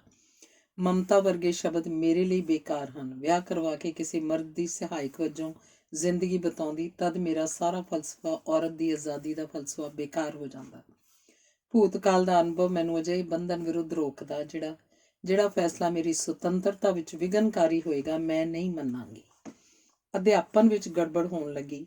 ਕਲਾਸ ਵਿੱਚ ਉਹਨਾਂ ਫਿਲਾਸਫਰਾਂ, ਨਾਵਲਕਾਰਾਂ ਤੇ ਚਿੰਤਕਾਂ ਦੇ ਹਵਾਲੇ ਦਿੰਦੀ ਜਿਹੜੇ ਸੁਸਾਇਟੀ ਵੱਲੋਂ ਵਰਜਿਤ ਸਨ, ਜਿਵੇਂ ਜੀਦੇ, ਪ੍ਰੂਸਤ। ਮਾਪਿਆਂ ਵੱਲੋਂ ਸ਼ਿਕਾਇਤਾਂ ਤੇ ਅਧਿਕਾਰੀਆਂ ਵੱਲੋਂ ਜਵਾਬ ਤਲਬੀਆਂ ਹੁੰਦੀਆਂ। ਕਿਹਾ ਜਾਂਦਾ, ਕੇਵਲ ਅਧਿਆਪਨ ਨਹੀਂ, ਪੜਤਾਲ ਕਰੋ। ਇਹਦਾ ਜੀਵਨ ਵੀ ਦੁਰਾਚਾਰਪੂਰਨ ਹੈ। ਕੁਆਰੀ ਕੁੜੀ ਕਾਫੀ ਹਾਊਸ ਵਿੱਚ, ਸਿਨੇਮਾ, ਬਾਜ਼ਾਰ, ਉਹਨਾਂ ਖੇਤਰਾਂ ਵਿੱਚ ਇਕੱਲੀ ਕਿਉਂ ਘੁੰਮੇ ਜਿੱਥੇ ਰੇਪ ਤੱਕ ਦਾ ਖਤਰਾ ਹੈ। ਇੱਕ ਕੁਲੀਗ ਮੈਡਮ ਨਾਲ ਉਹਦੇ ਹਮਜਿਨਸੀ ਸੰਬੰਧ ਬਣੇ। ਮਰਦ ਨਾਲੋਂ ਇਹ ਸੰਬੰਧ ਉਹਨੂੰ ਠੀਕ ਲੱਗਾ। ਸਿਮੋਨ ਤੇ ਸਾਰਤਰ ਦੋਵਾਂ ਨੂੰ ਰਾਜਨੀਤੀ 'ਚ ਕੋਈ ਦਿਲਚਸਪੀ ਨਹੀਂ ਸੀ। ਧਰਮ ਵਾਂਗ ਰਾਜਨੀਤੀ ਵੀ ਉਹਨਾਂ ਨੂੰ ਵੇਲਾ ਵਿਹਾ ਚੁੱਕੀ ਪਰੰਪਰਾ ਲੱਗੀ। ਅਨਾਰਕਿਸਟ ਹੋਣ ਵਿੱਚ ਫਖਰ ਸੀ, ਹਰੇਕ ਰਸਮ ਵਿਰੁੱਧ ਬਗਾਵਤ, ਪਰ ਬਦਲ ਦੋਵਾਂ ਕੋਲ ਕੋਈ ਬਦਲ ਨਹੀਂ ਸੀ। ਸਾਰਤਰ ਦੀ ਬਰਲਿਨ ਵਿੱਚ ਬਦਲੀ ਹੋ ਗਈ। ਲਿਖਦੀ ਹੈ, ਨਾ ਪਤੀ, ਨਾ ਬੱਚੇ, ਨਾ ਘਰ, ਨਾ ਸਮਾਜ, ਮੇਰਾ ਕੋਈ ਨਹੀਂ ਸੀ। 26 ਸਾਲ ਦੀ ਉਮਰ 'ਚ ਮੈਨੂੰ ਮਾੜੀ ਮੋਟੀ ਸੋਝੀ ਆਉਣ ਲੱਗੀ ਕਿ ਪੈਰਾਂ ਹੇਠ ਜ਼ਮੀਨ ਹੋਣੀ ਜ਼ਰੂਰੀ ਹੈ। ਇੱਥੇ ਉਹਨੂੰ ਪਤਾ ਲੱਗਾ ਕਿ ਇੱਕ ਕੁਲੀਗ ਦੀ ਪਤਨੀ ਉੱਪਰ ਸਾਰਤਰ ਫਿਦਾ ਹੋ ਗਿਆ ਤੇ ਇਹ ਵਕਤੀ ਤੂਫਾਨ ਨਹੀਂ, ਥਿਰ ਪਿਆਰ ਹੈ। ਉਹ ਬਰਲਿਨ ਵੱਲ ਚੱਲ ਪਈ, ਤੂਫਾਨਾਂ 'ਚ ਘਿਰੀ। ਕੀ ਕੋਈ ਹੋਰ ਔਰਤ ਮੈਥੋਂ ਮੇਰਾ ਥਾਂ ਖੋਹ ਲਏਗੀ? ਤਾਂ ਕੀ ਸਾਰਤਰ ਉੱਤੇ ਮੇਰਾ ਸਥਾਈ ਹੱਕ ਕਿਵੇਂ ਹੈ? ਡਿਪਰੈਸ਼ਨ ਨੇ ਉਸ ਉੱਪਰ ਹਮਲਾ ਕੀਤਾ। ਲੱਗਣ ਲੱਗਾ ਕਿ ਉਹ ਬੁੱਢੀ ਹੋ ਗਈ ਹੈ। ਹਮਲੇ ਤੋਂ ਬਚਾਓ ਦਾ ਉਪਾਅ ਦਵਾਈਆਂ ਨਹੀਂ, ਲੇਖਣ ਹੈ। ਲਿਖਣ ਲੱਗੀ। ਸਾਰਤਰ ਨੇ ਦੱਸਿਆ, ਨਾਜ਼ੀਆਂ ਨੇ ਹਿਟਲਰ ਨੂੰ ਲੀਡਰ ਮੰਨ ਲਿਆ। ਭਿਆਨਕ ਤਬਾਹੀ ਹੋਏਗੀ, ਦੂਜਾ ਵਿਸ਼ਵ ਯੁੱਧ ਛਿੜੇਗਾ, ਯਹੂਦੀ ਵੱਢੇ ਜਾਣਗੇ। ਰੱਜ ਕੇ ਸ਼ਰਾਬ ਪੀਂਦੀ, ਰੋਂਦੀ। ਸਾਰਤਰ ਆਖਦਾ, ਫਲਸਫੇ ਕਰਕੇ ਨਹੀਂ, ਤੂੰ ਸ਼ਰਾਬ ਕਾਰਨ ਬਿਮਾਰ ਹੈ। ਸਾਰਤਰ ਖੁਦ ਬਿਮਾਰ ਰਹਿਣ ਲੱਗਾ। ਪਾਗਲਪਨ ਦੇ ਦੌਰੇ ਪੈਂਦੇ। ਨਜ਼ਰ ਤੇ ਕੰਨਾਂ ਉੱਪਰ ਅਸਰ ਹੋਇਆ। ਲੱਗਦਾ ਜਿਵੇਂ ਮਕਾਨਾਂ ਨੇ ਜਬਾੜੇ ਖੋਲ ਲਏ ਤੇ ਬਿੱਛੂ ਉਹਦਾ ਪਿੱਛਾ ਕਰ ਰਹੇ ਹੋਣ। ਸਿਮੋਨ ਆਖਦੀ, ਸਾਰਤਰ ਹੈ ਤਾਂ ਜਹਾਨ ਹੈ। His mere existence justified the world। ਪ੍ਰਕਾਸ਼ਕ ਸਾਰਤਰ ਦੀ ਲਿਖਤ ਪ੍ਰਵਾਨ ਨਾ ਕਰਦੇ ਤਾਂ ਦੁਖੀ ਹੁੰਦਾ। ਸਿਮੋਨ ਨੂੰ ਲੱਗਦਾ ਜਿਵੇਂ ਪਖੰਡ ਕਰ ਰਿਹਾ, ਮੈਥੋਂ ਕੜਾ ਚੁਡਾਉਣ ਦੀ ਸਕੀਮ। ਸਿਮੋਨ 30 ਸਾਲ ਦੀ ਹੋ ਗਈ। ਰੂਸੀ ਕੁੜੀ ਓਲਗਾ, ਜੋ ਸਿਮੋਨ ਦੀ ਵਿਦਿਆਰਥਣ ਰਹੀ, ਸਾਰਤਰ ਦੀ ਦੇਖਭਾਲ ਵਾਸਤੇ ਪੁੱਜੀ। ਚੜ੍ਹਦੀ ਜਵਾਨੀ, ਸੋਹਣੀ ਬਗਾਵਤੀ ਸੁਰਾਂ ਵਾਲੀ, ਸਾਰਤਰ ਨੂੰ ਮੋਹਿਤ ਕਰਨ ਵਾਲਾ ਸਭ ਕੁਝ ਮਾਪਿਆਂ ਨੂੰ ਮਨਾ ਕੇ ਸਾਰਤਰ ਤੇ ਸਿਮੋਨ ਨੇ ਉਹਨੂੰ ਪੜ੍ਹਾਉਣਾ ਸ਼ੁਰੂ ਕਰ ਦਿੱਤਾ। ਉਹ ਪੜ੍ਹਨ ਵਾਲੀ ਕਿੱਥੇ ਸੀ, ਫੇਲ ਹੋ ਗਈ। ਮਾਪੇ ਨਾਰਾਜ਼ ਹੋਏ ਤਾਂ ਦੋਵਾਂ ਨੇ ਮਾਪਿਆਂ ਨੂੰ ਉਲਗਾ ਗੋਦ ਲੈਣ ਲਈ ਮਨਾ ਲਿਆ। ਦੋਹਾਂ ਨੂੰ ਉਲਗਾ ਵਿੱਚ ਆਪਣਾ ਭੂਤਕਾਲ ਦੱਸਿਆ, ਪਰ ਕੋਈ ਸਿਧਾਇਆ ਜਾ ਸਕਣ ਵਾਲਾ ਪਾਲਤੂ ਜੀਵ ਥੋੜਾ ਸੀ। ਉਲਗਾ ਫਰਿਸ਼ਤੇ ਤੇ ਸ਼ੈਤਾਨ ਦਾ ਮਿਸ਼ਰਣ ਸੀ ਇਹ ਕੁੜੀ, ਪਰ ਦੋਵਾਂ ਦੀ ਪ੍ਰਯੋਗਸ਼ਾਲਾ ਵਾਸਤੇ ਠੀਕ ਮਸਾਲਾ ਸੀ। ਸਿਮੋਨ ਨੂੰ ਪਤਾ ਨਹੀਂ ਸੀ ਇਹ ਕੁੜੀ ਉਹਨੂੰ ਡੰਗੇਗੀ। ਸਾਰਤਰ ਨਾਲ ਰੋਮਾਂਸ ਚੱਲ ਪਿਆ। ਉਹਦੀਆਂ ਇੱਛਾਵਾਂ ਅੱਗੇ ਅੰਨਾ ਹੋ ਗਿਆ। ਸਿਮੋਨ ਦੁਰਕਾਰੀ ਗਈ। ਹਰ ਵਕਤ ਅਸੀਂ ਸਾਡਾ ਸ਼ਬਦ ਵਰਤਿਆ ਕਰਦੇ ਸਨ। ਸਾਰਤਰ ਮੈਂ ਮੇਰਾ ਸ਼ਬਦ ਵਰਤਣ ਲੱਗਾ। ਸਿਮੋਨ ਦੁਆਲੇ ਬੇਗਾਨਗੀ ਦਾ ਭੂਤ ਮੰਡਰਾਉਣ ਲੱਗਾ। ਸਾਰਤਰ ਨੇ ਕਿਹਾ, ਆਪਾਂ ਇਉਂ ਕਰਦੇ ਹਾਂ ਸਿਮੋਨ, ਓਲਗਾ ਨੂੰ ਪੁੱਛ ਲੈਂਦੇ ਹਾਂ ਕਿ ਉਹ ਤੇਰੇ ਨਾਲ ਰਹੇਗੀ ਜਾਂ ਮੇਰੇ ਨਾਲ, ਜਾਂ ਫਿਰ ਤਿੰਨੇ ਇਕੱਠੇ ਰਹਾਂਗੇ। ਓਲਗਾ ਦੇ ਹੱਥ ਫੈਸਲਾ ਆ ਜਾਏਗਾ ਤਾਂ ਸਿਮੋਨ ਦੀ ਥਾਂ ਕਿੱਥੇ? ਅਨੰਤ ਸਾਗਰ ਕਿਨਾਰੇ ਉਹ ਇਕੱਲੀ ਰਹਿ ਜਾਏਗੀ। ਇਸ ਛਿਣ ਬਾਰੇ ਲਿਖਦੀ ਹੈ ਕਿ ਮੈਂ ਆਖਰ ਆਪਣੇ ਆਪ ਨੂੰ ਪੁੱਛ ਹੀ ਲਿਆ ਕਿ ਮੇਰੀ ਜ਼ਿੰਦਗੀ ਸੱਚਮੁੱਚ ਵੱਡੇ ਸਾਰੇ ਝੂਠ ਉੱਪਰ ਖਲੋਤੀ ਹੈ। ਓਲਗਾ ਮੇਰੇ ਵੱਲ ਦੇਖਦੀ, ਜਾਂ ਤਾਂ ਉਹਦੀਆਂ ਨਜ਼ਰਾਂ ਖਾਲੀ ਹੁੰਦੀਆਂ, ਜਾਂ ਫਿਰ ਇਉਂ ਦੇਖਦੀ ਜਿਵੇਂ ਮੈਂ ਕੋਈ ਵਸਤੂ ਹੋਵਾਂ, ਕੋਈ ਬੁੱਤ ਜਾਂ ਦੁਸ਼ਮਣ। ਓਲਗਾ ਵੀ ਸੰਕਟ ਮੁਕਤ ਨਹੀਂ ਸੀ। ਸਿਗਰਟ ਸੁਲਗਾਈ ਤੇ ਆਪਣੀ ਹਥੇਲੀ ਉੱਪਰ ਅੱਗ ਰੱਖ ਦਿੱਤੀ। ਮਾਸ ਸੜਨ ਲੱਗਾ, ਕੋਈ ਪਰਵਾਹ ਨਹੀਂ। ਖੋ ਕੇ ਸਿਗਰਟ ਪਰੇ ਸੁੱਟੀ। ਦੋ ਪਾਗਲ ਕਾਫੀ ਸਨ, ਤੀਜੇ ਦੀ ਕੀ ਲੋੜ ਪੈ ਗਈ ਸੀ। ਆਖਰ ਓਲਗਾ ਤਕੜੀ ਨਿਕਲੀ। ਸਾਰਤਰ ਦੇ ਵਿਦਿਆਰਥੀ ਜੈਕ ਬੋਸ ਤੋਂ ਪ੍ਰਮੋਟ ਹੋ ਕੇ ਦੋਵਾਂ ਨੂੰ ਛੱਡ ਗਈ। ਸਿਮੋਨ ਨੂੰ ਨਮੂਨੀਆ ਹੋ ਗਿਆ ਤੇ ਬੇਹੋਸ਼ੀ ਦੇ ਦੌਰੇ ਪੈਣ ਲੱਗੇ। ਸ਼ਾਇਦ ਓਲਗਾ ਤੇ ਸਾਰਤਰ ਤੋਂ ਬਦਲਾ ਲੈਣ ਲਈ ਉਹਨੇ ਬੋਸ ਨਾਲ ਇਸ਼ਕ ਸ਼ੁਰੂ ਕਰ ਦਿੱਤਾ। ਇਸ ਘੁੰਮਣ ਘੇਰੀ ਵਿੱਚੋਂ she came to stay novel ਨਿਕਲ ਆਇਆ। ਨਾਵਲ ਵਿੱਚ ਫਰਜ਼ੀ ਨਾਮ ਦੇ ਕੇ ਸਿਮੋਨ ਓਲਗਾ ਨੂੰ ਦੋਸ਼ੀ ਠਹਿਰਾਉਂਦੀ ਹੈ, ਖੁਦ ਨੂੰ ਤੇ ਸਾਰਤਰ ਨੂੰ ਮੁਕਤ ਕਰਦੀ ਹੈ। ਇਹੋ ਹੋਣਾ ਸੀ। ਖੁਦ ਨੂੰ ਦੋਸ਼ ਦੇਣ ਲਈ ਦਿਲ ਨਹੀਂ ਮੰਨਦਾ। ਸਾਰਤਰ ਨਾਲ ਪਿਆਰ ਹੈ, ਸੋ ਵੀ ਸਿਮੋਨ ਹੀ ਹੈ, ਸੋ ਮੁਕਤ ਹੈ। ਸਾਰਤਰ ਨੇ ਓਲਗਾ ਭੁਲਾ ਦਿੱਤੀ ਤੇ ਸਿਮੋਨ ਨੇ ਬੋਸਤ। ਦੋਵੇਂ ਹੋਟਲ 'ਚ ਰਹਿਣ ਲੱਗੇ। ਸਿਮੋਨ ਉੱਪਰ ਤੇ ਸਾਰਤਰ ਗਰਾਊਂਡ ਫਲੋਰ ਤੇ, ਇਕੱਠੇ ਵੀ ਵੱਖਰੇ ਵੀ। ਇਸ ਘਟਨਾ ਬਾਰੇ ਉਹਦੇ ਸ਼ਬਦ ਹਨ, ਬੇਵਫਾਈ ਤੇ ਗੈਰ ਹਾਜ਼ਰੀ ਇੱਕੋ ਚੀਜ਼ ਦੇ ਦੋ ਨਾਮ ਹਨ। ਔਰਤ ਜਿਸ ਮਰਦ ਨੂੰ ਪਿਆਰ ਕਰਦੀ ਹੈ, ਉਸ ਮਰਦ ਦੀ ਦੂਸਰੀ ਔਰਤ ਵੱਲ ਇੱਕ ਨਜ਼ਰ ਉਸ ਲਈ ਕਿਆਮਤ ਹੈ, ਕਿਉਂਕਿ ਔਰਤ ਪੂਰਨ ਸਮੁੱਚਤਾ ਵਿੱਚ ਪਿਆਰ ਕਰਦੀ ਹੈ। ਆਦਮੀ ਵਾਸਤੇ ਪਿਆਰ ਕਰਨਾ ਆਦਮੀ ਦੀ ਸ਼ਖਸੀਅਤ ਦਾ ਇੱਕ ਹਿੱਸਾ ਹੈ। ਇਸ ਨਾਵਲ ਵਿਚਲੀ ਨਾਇਕਾ ਦਾ ਨਾਮ ਉਹਨੇ ਆਪਣੀ ਮਾਂ ਵਾਲਾ ਰੱਖਿਆ ਹੈ। ਅਸਲ ਵਿੱਚ ਨਾਇਕਾ ਸਿਮੋਨ ਖੁਦ ਹੈ। ਮਾਂ ਦੀ ਥਾਂ ਧੀ ਪਿਤਾ ਉੱਪਰ ਕਾਬਜ਼ ਹੋਣਾ ਚਾਹੁੰਦੀ ਹੈ, ਜਿਸ ਵਿੱਚੋਂ ਸਾਰਤਰ ਦਾ ਕਿਰਦਾਰ ਪਿਤਾ ਵਾਲਾ ਦਿਸਦਾ ਹੈ। ਕਿਤੇ ਸਾਰਤਰ ਪੁੱਤਰ ਲੱਗਦਾ ਸੀ, ਕਿਤੇ ਪਿਤਾ, ਪਰ ਹੈ ਉਹ ਪ੍ਰੇਮੀ। ਪੱਛਮ ਅਨੁਸਾਰ ਸਾਹਿਤ ਅਨੇਕ ਭੇਖ ਧਾਰ ਕੇ ਮੁਕਤੀ ਦੁਆਰ ਤਲਾਸ਼ਦਾ ਹੈ। ਸਿਮੋਨ ਦੇ ਸ਼ਬਦਾਂ ਵਿੱਚ ਸਾਹਿਤ ਉੱਥੇ ਜਨਮ ਲੈਂਦਾ ਜਿੱਥੋਂ ਜੀਵਨ ਕੁਰਾਹੇ ਵੱਲ ਮੁੜ ਜਾਂਦਾ ਹੈ। 1930 'ਚ ਦੂਜੇ ਵਿਸ਼ਵ ਯੁੱਧ ਦੀਆਂ ਕਨਸੂਆਂ ਕੰਨੀ ਪੈਣ ਲੱਗੀਆਂ। ਸਿਮੋਨ ਇਸ ਸਭ ਕੁਝ ਤੋਂ ਪੂਰਾ ਅਣਜਾਣ ਸੀ। ਖਾਣਾ ਪੀਣਾ, ਦੂਰ ਦੁਰਾਡੇ ਦੀਆਂ ਸੈਰਾਂ, ਕਾਫੀ ਹਾਊਸ ਦੀਆਂ ਗੱਲਾਂ ਤੇ ਖੁਸ਼ੀ ਦੀ ਤਲਾਸ਼, ਬਸ ਇਹੋ ਜੀਵਨ ਹੈ। ਯੁੱਧ ਦੇ ਨਗਾਰੇ ਉਸਨੂੰ ਮੌਤ ਯਾਦ ਕਰਾਉਣ ਲੱਗੇ। ਸਭ ਦੀ ਮੌਤ, ਜਿਨ੍ਹਾਂ ਨੂੰ ਪਿਆਰ ਕੀਤਾ, ਜਿਨ੍ਹਾਂ ਨੂੰ ਨਫ਼ਰਤ ਕੀਤੀ, ਸਭ ਦੀ। ਉਸਨੂੰ ਲੱਗਾ ਹੁਣ ਤੱਕ ਦਾ ਜੀਵਨ ਸੁਆਰਥੀ, ਮਨੁੱਖਤਾ ਵਿਰੋਧੀ ਤੇ ਅੰਨਾ ਨਿਜਵਾਦ ਸੀ। ਸਿਆਸਤ ਵੱਲ ਜਾਂਦੇ ਰਾਹ ਤੇ ਤੁਰਨ ਲਈ ਅੱਖਾਂ ਖੋਲ੍ਹਣੀਆਂ ਪੈਣਗੀਆਂ। ਯੁੱਧ ਛਿੜ ਗਿਆ ਤੇ ਜਰਮਨਾਂ ਨੇ ਸਾਰਤਰ ਨੂੰ ਗ੍ਰਿਫਤਾਰ ਕਰ ਲਿਆ। 10 ਮਹੀਨੇ ਦੀ ਕੈਦ ਕੱਟ ਕੇ ਮਾਰਚ 1941 'ਚ ਪਰਤਿਆ। ਇਸ ਸਮੇਂ ਸਿਮੋਨ ਨੇ ਫੈਸਲਾ ਕੀਤਾ ਉਹ ਸਮਾਜ ਅੱਗੇ ਜਵਾਬਦੇਹ ਹੈ, ਸਮਾਜ ਲਈ ਕੁਝ ਕਰੇਗੀ। ਬਲੈਕਆਊਟ ਦੀਆਂ ਲੰਮੀਆਂ ਰਾਤਾਂ ਬਿਤਾਉਣ ਲਈ ਸੰਗੀਤ ਸਿੱਖਣਾ ਸ਼ੁਰੂ ਕੀਤਾ। ਜਰਮਨ ਫਰਾਂਸ ਵੱਲ ਵਧਣ ਲੱਗੇ। ਕਿਤੇ ਖੱਡ ਵਿੱਚ ਫਸੇ ਚੂਹੇ ਵਾਂਗ ਫੜੀ ਨਾ ਜਾਵਾਂ, ਇੱਕ ਅਟੈਚੀ ਚੁੱਕ ਕੇ ਦੱਖਣ ਵੱਲ ਤੁਰ ਪਈ। ਜਰਮਨਾਂ ਦੇ ਦਹਿਲ ਕਾਰਨ ਲੱਖਾਂ ਲੋਕਾਂ ਦੇ ਕਾਰਵਾਂ ਵਿੱਚ ਸ਼ਾਮਲ ਹੋ ਗਈ। ਅਟੈਚੀ ਵਿੱਚ ਸਾਰਤਰ ਵੱਲੋਂ ਲਿਖੇ ਖੱਤ ਸਨ। ਰਸਤੇ 'ਚ ਅਟੈਚੀ ਚੋਰੀ ਹੋ ਗਿਆ। ਇੱਥੋਂ ਵਾਪਸ 110 ਮੀਲ ਦਾ ਪੰਧ ਪੈਦਲ ਚੱਲ ਕੇ ਤੈਅ ਕੀਤਾ, ਪੈਰਿਸ ਆ ਗਈ। ਉਜਾੜ ਪੈਰਿਸ ਪ੍ਰੇਤਾਂ ਦਾ ਅੱਡਾ ਸੀ। ਖਬਰ ਮਿਲੀ ਕਿ ਸਾਰਤਰ ਜਿਉਂਦਾ ਹੈ। ਸਿਮੋਨ ਤੋਂ ਕਾਲਜ ਅਧਿਕਾਰੀਆਂ ਨੇ ਲਿਖਵਾਇਆ, ਮੈਂ ਫਰੀ ਮੇਸਨ ਨਹੀਂ, ਮੈਂ ਯਹੂਦੀ ਨਹੀਂ। ਲਿਖ ਦਿੱਤਾ। ਇੱਕ ਵਿਦਿਆਰਥਣ ਦੇ ਮਾਪਿਆਂ ਨੇ ਸ਼ਿਕਾਇਤ ਕਰ ਦਿੱਤੀ, ਸਾਡੀ ਧੀ ਨਾਲ ਇਸ ਅਧਿਆਪਕਾਂ ਨੇ ਹਮ ਜਿਨਸੀ ਸੰਬੰਧ ਬਣਾ ਲਏ ਹਨ। ਸਾਡਾ ਆਖਾ ਮੰਨ ਕੇ ਕੁੜੀ ਵਿਆਹ ਨਹੀਂ ਕਰਵਾਉਂਦੀ। ਸਿਮੋਨ ਨੂੰ ਨੌਕਰੀ ਤੋਂ ਕੱਢ ਦਿੱਤਾ ਗਿਆ। ਸਾਰਤਰ ਨੂੰ ਮਿਲੇ। ਦੋਵਾਂ ਨੇ ਜਰਮਨ ਕਬਜ਼ੇ ਵਿਰੁੱਧ ਆਵਾਜ਼ ਉਠਾਈ, ਪਰ ਇਹਨਾਂ ਦਾ ਕੋਈ ਸਿਆਸੀ ਆਧਾਰ ਨਹੀਂ ਸੀ। ਕਦੇ ਕਦਾਈ ਕਮਿਊਨਿਸਟਾਂ ਨਾਲ ਸੁਰ ਰਲਿਆ ਕਰਦੀ ਸੀ। ਉਹਨਾਂ ਦਾ ਵੋਟ ਬੈਂਕ ਸੀ। ਕਿਉਂ ਨਾ ਉਹਨਾਂ ਨਾਲ ਰਲ ਕੇ ਅੰਦੋਲਨ ਆਰੰਭੀਏ। ਕਮਿਊਨਿਸਟ ਇਹਨਾਂ ਨੂੰ ਮੂੰਹ ਲਾ ਕੇ ਰਾਜੀ ਨਹੀਂ ਸਨ। ਸਾਰਤਰ ਬਾਰੇ ਅਫਵਾਹ ਸੀ ਕਿ ਜਰਮਨਾਂ ਨੇ ਉਹਨੂੰ ਅੰਦਰ ਖਾਤੇ ਸਮਝੌਤੇ ਅਧੀਨ ਰਿਹਾ ਕੀਤਾ ਹੈ ਤਾਂ ਕਿ ਜਰਮਨੀ ਦੇ ਹਿੱਤਾਂ ਲਈ ਕੰਮ ਕਰੇ। ਉਧਰ ਸਾਰਤਰ ਨੇ ਆਖ ਦਿੱਤਾ ਕਿ ਮੈਂ ਕਾਰਡ ਹੋਲਡਰ ਕਾਮਰੇਡ ਨਹੀਂ, ਅਕਲ ਦੇ ਫੈਸਲੇ ਅਕਲਮੰਦ ਕਰਨਗੇ, ਨਾ ਕਿ ਪਾਰਟੀ ਲਾਈਨ ਉੱਪਰ ਚੱਲਾਂਗੇ। ਦੂਜਾ, ਸਟਾਲਿਨ ਦੀਆਂ ਕਰਤੂਤਾਂ ਨਾਲ ਅਸੀਂ ਸਹਿਮਤ ਨਹੀਂ। ਪਾਰਟੀ ਵਾਸਤੇ ਉਹ ਪੈਟੀ ਬੁਰਜੂਆ ਬੁੱਧੀਜੀਵੀ ਸਨ। ਦੋਸਤਾਂ ਦੀ ਨਿੱਕੀ ਜਿਹੀ ਟੋਲੀ ਸੀ, ਆਪੋ ਵਿੱਚ ਚਾਹ ਪਾਣੀ ਦੇ ਇਕੱਠੇ ਹੋ ਕੇ ਸਲਾਹ ਕਰਦੇ, ਜਿਨ੍ਹਾਂ ਵਿੱਚ ਕਾਮੂ, ਪਿਕਾਸੋ ਤੇ ਲੇਅਰੀ ਆਦਿਕ ਹੁੰਦੇ। ਜਦੋਂ 1945 'ਚ ਉਹਦਾ ਦੂਜਾ ਨਾਵਲ ਦ ਬਲੱਡ ਆਫ ਅਦਰਸ ਛਪਿਆ ਤਾਂ ਧੁੰਮਾਂ ਪੈ ਗਈਆਂ। ਸਮੇਂ ਦਾ ਮਹਾਨ ਹੋਂਦਵਾਦੀ ਨਾਵਲ ਕਿਹਾ ਗਿਆ। ਪਰੰਪਰਾ ਜ਼ਾਬਤਾ ਠੋਸਦੀ ਹੈ। ਕਾਰਜ ਰਾਹੀਂ ਕਰਤਾ ਹੋ ਕੇ ਸਿਰਜਣਾ ਕਰਨੀ ਸੁਤੰਤਰਤਾ ਹੈ। ਇਹ ਵਾਕ ਹੋਂਦਵਾਦ ਦਾ ਧੁਰਾ ਹੈ। ਆਦਮੀ ਆਜ਼ਾਦੀ ਲੋਚਦਾ ਹੈ, ਪਰ ਘਾਹ ਦੀ ਪੱਤੀ ਜੰਗਲ ਤੋਂ ਵੱਖ ਹੋ ਕੇ ਕੀ ਕਰੇਗੀ? ਇਹ ਦੱਸਣ ਲਈ ਕਿ ਮੈਂ ਤਾਕਤਵਰ ਹਾਂ। ਆਦਮੀ ਨੇ ਐਟਮ ਬੰਬ ਬਣਾਇਆ। ਇਹਦਾ ਕੰਮ ਕੀ? ਨੁਕਤਾ ਦਾ ਨਾਸ, ਯਾਨੀ ਕਿ ਆਦਮੀ ਵੱਲੋਂ ਕੀਤੀ ਖੁਦਕੁਸ਼ੀ। ਬਲੱਡ ਆਫ ਅਦਰਸ ਵਿੱਚ ਹੀਰੋ ਦਾ ਕਥਨ ਹੈ, ਜਿਵੇਂ ਜੰਗ ਰਾਹੀਂ ਖੂਨ ਡੋਲਣਾ ਗੁਨਾਹ ਹੈ, ਉਵੇਂ ਜੰਗ ਰੋਕਣ ਲਈ ਆਪਣਾ ਖੂਨ ਵਗਾਉਣ ਦੀ ਥਾਂ ਬਚਾ ਕੇ ਰੱਖਣਾ ਗੁਨਾਹ ਹੈ।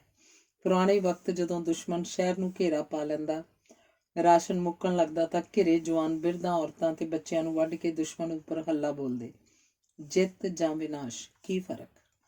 ਕਮਿਊਨਿਸਟਾਂ ਨੇ ਸਾਰਤਰ ਤੇ ਸਿਮੋਨ ਨੂੰ ਮਨਜ਼ੂਰ ਨਹੀਂ ਕੀਤਾ। ਬੇਸ਼ੱਕ ਦੋਹਾਂ ਵਾਸਤੇ ਕੰਮ ਢੰਗ ਇਸੇ ਪਾਰਟੀ ਰਾਹੀਂ ਸਿਰੇ ਚੜ੍ਹਨ ਦੀ ਸੰਭਾਵਨਾ ਸੀ।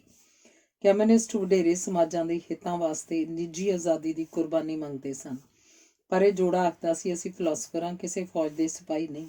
ਸਮਾਜ ਦਾ ਬੰਧਨ ਜਾਂ ਫੌਜ ਦਾ ਬੰਧਨਾਂ ਨੂੰ ਤੋੜ ਕੇ ਇਹਨਾਂ ਦੇ ਦਰਸ਼ਨ ਦੀ ਜੜ ਲੱਗਣੀ ਸੀ। ਫਿਰ ਪ੍ਰਵਾਨਤ ਵਿਚਾਰਧਾਰਾ ਵਿੱਚ ਕਿਵੇਂ ਜਜ਼ਬ ਹੋਣ। ਸਾਰਤਰ ਦਾ ਭਾਸ਼ਣ ਸੁਣਨ ਵਾਸਤੇ ਵੱਡੀ ਗਿਣਤੀ 'ਚ ਲੋਕ ਪੁੱਜਦੇ। ਕਾਲੇ ਸਵੈਟਰ ਪਹਿਨਣੇ, ਪੀਲੇ ਚਿਹਰੇ ਤੇ ਸਿਰ ਦੇ ਵਾਲ ਸਿੱਧੇ ਖੜੇ ਰੱਖਣ ਦਾ ਫੈਸ਼ਨ ਪ੍ਰਚਲਿਤ ਹੋਇਆ। ਤਿੱਖੀਆਂ ਧੁਨਾਂ ਤੇ ਉੱਚੇ ਬੀਟ, ਬੁੱਗੀ ਵੁੱਗੀ, ਬਲੂਜ਼, ਕੈਬਰੇ, ਜਾਜ਼।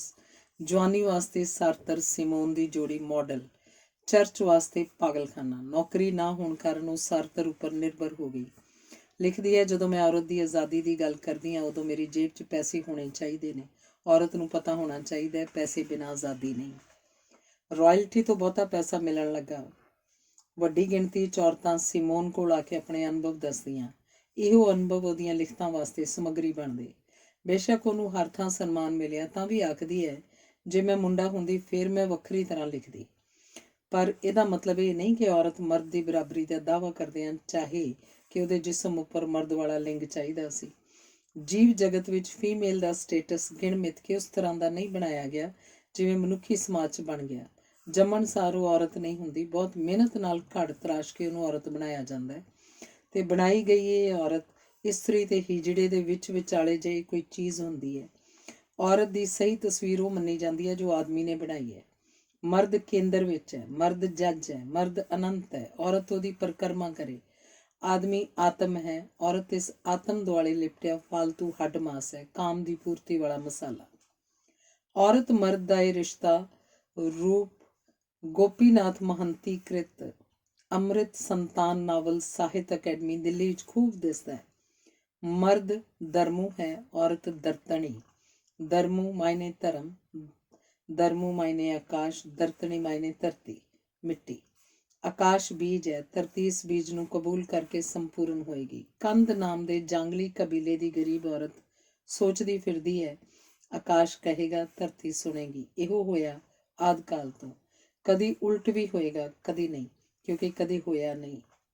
ਇਕੱਲੀ ਘਾਸ ਭਾਤ ਚੁਗਦੀ ਫਿਰਦੀ ਨੂੰ ਪ੍ਰਸੂਤ ਦਰਦ ਹੋਇਆ। ਪੁੱਤਰ ਜੰਮਿਆ, ਨਦੀ ਕਿਨਾਰੇ ਗਈ, ਨੁਹਾਇਆ, ਪੂੰਝਿਆ, ਬਾਹਰ ਆ ਕੇ ਬੈਠੀ। ਗੋਦ 'ਚ ਬੱਚਾ ਰੋ ਰਿਹਾ। ਨਾਇਕਾ ਆਖਦੀ ਹੈ, ਕਰਾਮਾਤ ਹੋ ਗਈ ਅੱਜ। ਟੁੱਟ ਕੇ ਆਕਾਸ਼ ਧਰਤੀ ਦੀ ਝੋਲੀ ਵਿੱਚ ਆ ਡਿੱਗਾ। ਇਹਨੂੰ ਬੋਲਣਾ ਨਹੀਂ ਆਉਂਦਾ। ਫੇਰ ਕੀ? ਉਹ ਨਿੱਕੇ ਆਕਾਸ਼, ਮੈਂ ਤੈਨੂੰ ਬੋਲ ਦਿਆਂਗੀ, ਮਿੱਠੇ ਬੋਲ, ਗੀਤ ਦਿਆਂਗੀ, ਗਰੀਬ ਜਾਂਗਲੀਆਂ ਦੇ ਅਮੀਰ ਗੀਤ। ਰੋਂਦਾ ਹੈ, ਦੁੱਧ ਲਈ, ਭੁੱਖ ਲੱਗੀ ਹੈ, ਦਿਆਂਗੀ ਦੁੱਧ ਤੈਨੂੰ, ਥੋੜਾ ਕੁ ਹੋਰ ਰੋ। ਮੈਨੂੰ ਪਤਾ ਭੁੱਖ ਕੀ ਹੁੰਦੀ ਹੈ, ਤੈਨੂੰ ਵੀ ਪਤਾ ਲੱਗੇ। ਜੰਮਦਿਆਂ ਭੁੱਖ ਦੀ ਥਾਹ ਪਾ ਲਏਗਾ, ਉਮਰ ਭਰ ਰੱਜਿਆ ਰਹੇਗਾ। ਸਿਮੋਨ ਅਨੁਸਾਰ ਗੁਲਾਮਾਂ ਬਗੈਰ ਮਾਲਕੀ ਸੰਭਵ ਨਹੀਂ, ਸੋ ਔਰਤ ਖਤਮ ਨਹੀਂ ਹੋਣੀ ਚਾਹੀਦੀ, ਰਹਿਣੀ ਚਾਹੀਦੀ ਹੈ ਤਾਂ ਕਿ ਮਰਦ ਦੀ ਮਾਲਕੀ ਕਾਇਮ ਰਹੇ। ਸੰਸਾਰ ਵਿੱਚ ਜੇ ਔਰਤ ਨਾ ਹੁੰਦੀ, ਆਦਮ ਨੇ ਇਹਦੀ ਕਾਢ ਕੱਢ ਲੈਣੀ ਸੀ। ਆਦਮੀ ਨੇ ਆਪਣੀਆਂ ਨਲਾਇਕੀਆਂ ਵਾਸਤੇ ਔਰਤ ਨੂੰ ਜ਼ਿੰਮੇਵਾਰ ਠਹਿਰਾ ਕੇ ਮੁਕਤ ਵੀ ਤਾਂ ਹੋਣਾ ਸੀ। ਆਖਰ ਲੌਕਿਕ ਸਾਹਿਤ ਵਿੱਚ ਬਦਨਾਮ ਕਰਕੇ ਤਸੱਲੀ ਨਹੀਂ ਹੋਈ। ਧਰਮ ਗ੍ਰੰਥਾਂ ਵਿੱਚ ਦੁਰਕਾਰ ਕੇ ਔਰਤ ਉੱਪਰ ਦੁਰਾਚਾਰਨ ਹੋਣ ਦੀ ਪਵਿੱਤਰ ਮੋਹਰ ਲਾਈ। ਔਰਤ ਨੂੰ ਸਿਧਾ ਲਿਆ ਗਿਆ, ਪਰ ਹੋਇਆ ਇਹ ਕਿ ਪੂਰੀ ਤਰ੍ਹਾਂ ਸਿਧਾਈ ਜਾਣ ਦੇ ਬਾਵਜੂਦ ਉਸ ਵਿੱਚ ਫਿਰ ਅਜਿਹਾ ਕੁਝ ਨਾ ਕੁਝ ਬਚ ਜਾਂਦਾ ਰਿਹਾ ਜਿਹੜਾ ਸਥਾਈ ਸੀ, ਅਮਰ ਸੀ, ਅਜਿੱਤ ਸੀ। ਆਦਮੀ ਨੇ ਪ੍ਰਤੀਤ ਕੀਤਾ ਕਿ ਜੇ ਔਰਤ ਉਹਦੇ ਸੁਪਨਿਆਂ ਵਿਚਲੀ ਪਰੀ ਹੈ ਤਾਂ ਉਲਝਣਾਂ ਦੀ ਮਾਂ ਵੀ ਤਾਂ ਉਹੀ ਹੈ। ਇਹਦਾ ਕੀ ਕੀਤਾ ਜਾਏ? ਕੋਈ ਇਲਾਜ ਨਹੀਂ। ਉਹਨੂੰ ਬੇਵਫਾ ਕਿਹਾ ਗਿਆ। ਆਦਮੀ ਨੇ ਜੋ ਚਾਹਿਆ ਸੋ ਔਰਤ ਨੇ ਨਾ ਕੀਤਾ ਤਾਂ ਉਛਲਣੀ, ਕਪਟੀ, ਮਾਇਆ ਖਵਾਈ। ਜਵਾਨੀ ਵਕਤ ਸਿਮੋਨ ਦਾ ਖਿਆਲ ਸੀ ਕਿ ਸੰਤਾਨ ਉਤਪਤੀ ਦੀ ਖਾਹਿਸ਼ ਤੇ ਇਸ ਨਾਲ ਜੁੜਿਆ ਸਾਰਾ ਜੰਜਾਲ ਔਰਤ ਦੀ ਗੁਲਾਮੀ ਦਾ ਕਾਰਨ ਹੈ। ਪਰ ਪਿਛਲੀ ਉਮਰ ਤੱਕ ਪੁੱਜਦਿਆਂ ਪਰਿਵਾਰ ਨਿਯੋਜਨ ਦੇ ਤਰੀਕੇ ਇਜਾਦ ਹੋ ਗਏ। ਸਿਮੋਨ ਨੂੰ ਹੁਣ ਹੋਰ ਕਾਰਨ ਲੱਭਣੇ ਪਏ। ਨਿਰੋਧ ਦੀ ਵਰਤੋਂ ਤੇ ਗਰਭਪਾਤ ਦੇ ਹੱਕ ਵਿੱਚ ਜਦੋਂ ਉਹਨੇ ਰੈਲੀਆਂ ਕੀਤੀਆਂ, ਤਦ ਉਹਨਾਂ ਜ਼ਿੰਮੇਵਾਰ ਬੰਦਿਆਂ ਨੂੰ ਵੀ ਸ਼ੁਦੈਣ ਲੱਗਣ ਲੱਗੀ ਜਿਹੜੇ ਉਹਦੇ ਮਦਦਗਾਰ ਸਨ। ਕੁੜੀਆਂ ਦੇ ਫੋਨ ਆਉਂਦੇ, ਮੈਡਮ ਗਰਭਪਾਤ ਕਿੱਥੇ ਕਰਵਾਈਏ? ਖਿੱਚ ਕੇ ਜਵਾਬ ਦਿੰਦੀ, ਮੇਰੇ ਘਰ ਦੇ ਵਿਹੜੇ 'ਚ। ਉਹਨੂੰ ਇਸ ਗੱਲ ਤੇ ਗੁੱਸਾ ਆਉਂਦਾ ਕਿ ਵਧੀਕ ਔਰਤਾਂ ਚਾਹੁੰਦੀਆਂ ਹਨ ਉਹਨਾਂ ਦੇ ਮਰਦ ਕਮਾਈ ਕਰਨ ਤੇ ਆਪ ਉਹ ਬਣ ਸਬਰ ਕੇ ਰਹਿਣ, ਘਰ ਸੰਭਾਲਣ। ਅਜਿਹਾ ਇਸ ਕਰਕੇ ਹੈ ਕਿਉਂਕਿ ਆਜ਼ਾਦ ਹੋਣ ਦਾ ਮਤਲਬ ਹੈ ਜ਼ਿੰਮੇਵਾਰੀ ਸੰਭਾਲਣਾ, ਕੰਮ ਕਰਨਾ। ਜੇ ਗੁਲਾਮੀ ਨਾਲ ਸੌਖ ਮਿਲਦੀ ਹੈ ਤੇ ਗੁਲਾਮੀ ਵਿੱਚ ਕੀ ਹਰਜ਼? ਔਰਤ ਸੌਖੇ ਰਸਤੇ ਨੂੰ ਤਰਜੀਹ ਦਿੰਦੀ ਹੈ, ਸੋ ਇਸ ਦਿਸ਼ਾ ਲਈ ਜ਼ਿੰਮੇਵਾਰ ਹੈ। ਸਿਮੋਨ ਦਾ ਵਾਕ ਪੜ੍ਹਿਆ, ਔਰਤ ਨੂੰ ਆਜ਼ਾਦ ਕਰਨ ਨਾਲ ਹੀ ਮਰਦ ਨੂੰ ਆਜ਼ਾਦੀ ਮਿਲੇਗੀ। ਤਾਂ ਮੈਨੂੰ ਟੈਗੋਰ ਦਾ ਵਾਕ ਯਾਦ ਆਇਆ, ਤਣੇ ਹੋਏ ਧਨੁੱਖ ਨੂੰ ਤੀਰ ਨੇ ਕਿਹਾ, ਮੈਨੂੰ ਆਜ਼ਾਦ ਕਰ ਦਿਓ ਹਜ਼ੂਰ, ਮੇਰੀ ਆਜ਼ਾਦੀ 'ਚ ਤੁਹਾਡੀ ਆਜ਼ਾਦੀ ਵੀ ਹੈ। ਟੈਗੋਰ ਦਾ ਇੱਕ ਹੋਰ ਵਾਕ, ਪਹਾੜ ਨੇ ਪਾਣੀ ਨੂੰ ਆਜ਼ਾਦੀ ਦਿੱਤੀ ਤਾਂ ਨੱਚਣਾ ਗਾਉਣਾ ਝਰਨੇ ਨੂੰ ਆਪੇ ਹੀ ਆ ਗਿਆ। ਰੱਬ ਖਾਵੰਦ ਹੈ, ਬਾਕੀ ਜੀਵ ਉਹਦੀਆਂ ਪਤਨੀਆਂ ਹਨ, ਏਕਾ ਪੁਰਖ ਸਬਾਈ ਨਾਰ। ਕਥਨ ਸਿਮੋਨ ਵਾਸਤੇ ਔਰਤ ਦੇ ਗਲ 'ਚ ਰਹੱਸਮਈ ਫੰਦਾ ਹੈ। ਰੱਬ ਨੂੰ ਮਰਦ ਸਮਝ ਲਿਆ ਤਾਂ ਮਰਦ ਆਪੇ ਰੱਬ ਹੋ ਗਿਆ। ਉਹਦੇ ਕਥਨ ਪੜ੍ਹਦਿਆਂ ਮੈਂ ਸੋਚਦਾ, ਜੇ ਕਿਤੇ ਪੰਜਾਬੀ ਆਉਂਦੀ ਹੁੰਦੀ, ਰਾਂਝਾ ਰਾਂਝਾ ਕਰਦੀ ਨਹੀਂ ਮੈਂ ਆਪੇ ਰਾਂਝਾ ਹੋਈ। ਕਾਫੀ ਸੁਣ ਕੇ ਸਿਮੋਨ ਨੇ ਗਵਈਆਂ ਨੂੰ ਉਹਨਾਂ ਦੇ ਛੈਣਿਆਂ ਨਾਲ ਕੁੱਟ ਧਰਨਾ ਸੀ। ਇੱਕ ਪਾਸੇ ਫਕੀਰ ਵਜਦ ਵਿੱਚ ਆ ਕੇ ਆਪਣੇ ਕੱਪੜੇ ਪਾੜਦੇ ਫਿਰਦੇ, ਦੂਜੇ ਪਾਸੇ ਸਿਮੋਨ ਉਹਨਾਂ ਨੂੰ ਝੰਬਦੀ ਫਿਰਦੀ। ਇਹ ਦ੍ਰਿਸ਼ ਅਲੌਕਿਕ ਹੁੰਦਾ। ਪੰਜਾਬੀ ਜਿਸ ਤੋਂ ਵੰਚਿਤ ਰਹਿ ਗਏ, ਮੈਂ ਉਹ ਅਖਾੜਾ ਕਲਪਨਾ 'ਚ ਦੇਖ ਲਿਆ। ਸਿਮੋਨ ਬਾਣੀ ਦਾ ਮੂਲ ਮੰਤਰ ਹੈ, ਇੱਕ ਔਰਤ ਵੱਲੋਂ ਇੱਕ ਮਰਦ ਪ੍ਰਤੀ ਉਮਰ ਭਰ ਦੀ ਵਫਾ ਤੋਂ ਵੱਡਾ ਸਰਾਪ ਤੇ ਸਜ਼ਾ ਹੋਰ ਕੋਈ ਨਹੀਂ। ਲਿਖਦੀ ਹੈ, ਔਰਤ ਸਭ ਤੋਂ ਵੱਧ ਬੇਵਕੂਫ ਉਦੋਂ ਹੁੰਦੀ ਹੈ ਜਦੋਂ ਮਰਦ ਨੂੰ ਪਿਆਰ ਕਰਨ ਲੱਗਦੀ ਹੈ। ਉਹਨੂੰ ਲੱਗਦਾ ਉਹਨੇ ਅਨੰਤ ਸੰਸਾਰ ਪ੍ਰਾਪਤ ਕਰ ਲਿਆ। ਵਿਸ਼ਵ ਦਾ ਜੱਜ ਉਹਦੇ ਕਦਮਾਂ 'ਚ ਹੈ। ਵਿਆਹ ਤੋਂ ਬਾਅਦ ਪਤਾ ਲੱਗਦਾ ਕਿ ਅਨੰਤ ਦੀ ਪ੍ਰਾਪਤੀ ਦੂਰ, ਮਰਦ ਤਾਂ ਮਰਦ ਵੀ ਨਹੀਂ, ਉਹ ਤਾਂ ਜਾਨਵਰ ਨਿਕਲਿਆ। ਔਰਤਾਂ ਇਸ ਕਾਰਨ ਧਰਮ ਸਥਾਨਾਂ 'ਤੇ ਜਾਂਦੀਆਂ ਹਨ, ਸਾਰਾ ਸਾਰਾ ਦਿਨ ਪਾਠ ਕਰਦੀਆਂ ਰਹਿੰਦੀਆਂ ਹਨ, ਕਿਉਂਕਿ ਉਹ ਮਰਦ ਨਾਮ ਦੇ ਦਰਿੰਦੇ ਤੋਂ ਬਚਣਾ ਚਾਹੁੰਦੀਆਂ ਹਨ। ਧਰਮ ਉਹਨਾਂ ਨੂੰ ਰਾਹਤ ਦਿੰਦਾ ਹੈ। ਮਰਦ ਉਹਨਾਂ ਦਾ ਰੱਬ ਹੋਵੇ ਜਾਂ ਵਾਸਤਵ ਵਿੱਚ ਧਿਆਨ ਅਸਲ ਰੱਬ ਵੱਲ ਹੋਵੇ। ਔਰਤ ਦਾ ਕੰਮ ਹੈ ਗੋਡੇ ਟੇਕਣਾ, ਸਮਰਪਣ ਕਰਨਾ, ਸ਼ਿਕਾਰ ਕਰਨਾ ਤੇ ਸ਼ਿਕਾਰ ਹੋਣਾ ਉਹਦੀ ਯੁੱਧ ਨੀਤੀ ਹੈ। ਯੂਰਪ ਵਿੱਚ ਉਹਦੀਆਂ ਲਿਖਤਾਂ ਸਦਕਾ ਤੂਫਾਨ ਉੱਠਣਾ ਸੁਭਾਵਕ ਸੀ। ਸਿਮੋਨ ਦੇ ਅਖਬਾਰ ਵਾਸਤੇ ਲਿਖਣ ਵਾਲੇ ਇੱਕ ਕਾਲਮ ਨਵੀਸ ਨੂੰ ਨਾਵਲਕਾਰ ਫਰਾਂਸਿਸ ਮਾਰਿਸ ਨੇ ਲਿਖਿਆ, ਮੈਂ ਤੇਰੀ ਸੰਪਾਦਕ ਦੇ ਹਰੇਕ ਅੰਗ ਦੀ ਬਣਤਰ ਜਾਣਦਾ ਹਾਂ, ਹੋਰ ਕੀ ਸਿਖਾਏਂਗਾ। ਕਾਮੂ ਨੇ ਸਖਤ ਲਫ਼ਜ਼ਾਂ ਵਿੱਚ ਸਿਮੋਨ ਦੀ ਆਲੋਚਨਾ ਕੀਤੀ। ਸਾਰਤਰ ਦਾ ਨਵਾਂ ਇਸ਼ਕ ਅਮਰੀਕਨ ਅਦਾਕਾਰਾ ਆਂਦਰੇ ਬ੍ਰਿਟੇਨ ਨਾਲ ਚੱਲ ਪਿਆ। ਸਿਮੋਨ ਨੇ ਪੁੱਛਿਆ, ਉਸ ਵਿੱਚ ਕੀ ਖਾਸ ਹੈ? ਸਾਰਤਰ ਨੇ ਕਿਹਾ, ਉਹ ਮੇਰੇ ਲਈ ਕਾਫੀ ਕੁਝ ਹੈ, ਪਰ ਦਿਲੋਂ ਮੈਂ ਤੇਰੇ ਨਾਲ ਹਾਂ। ਸਿਮੋਨ ਦਾ ਗੁੱਸਾ ਤੇ ਬਦਲੇ ਦੀ ਇੱਛਾ ਪ੍ਰਚੰਡ ਹੋ ਗਏ।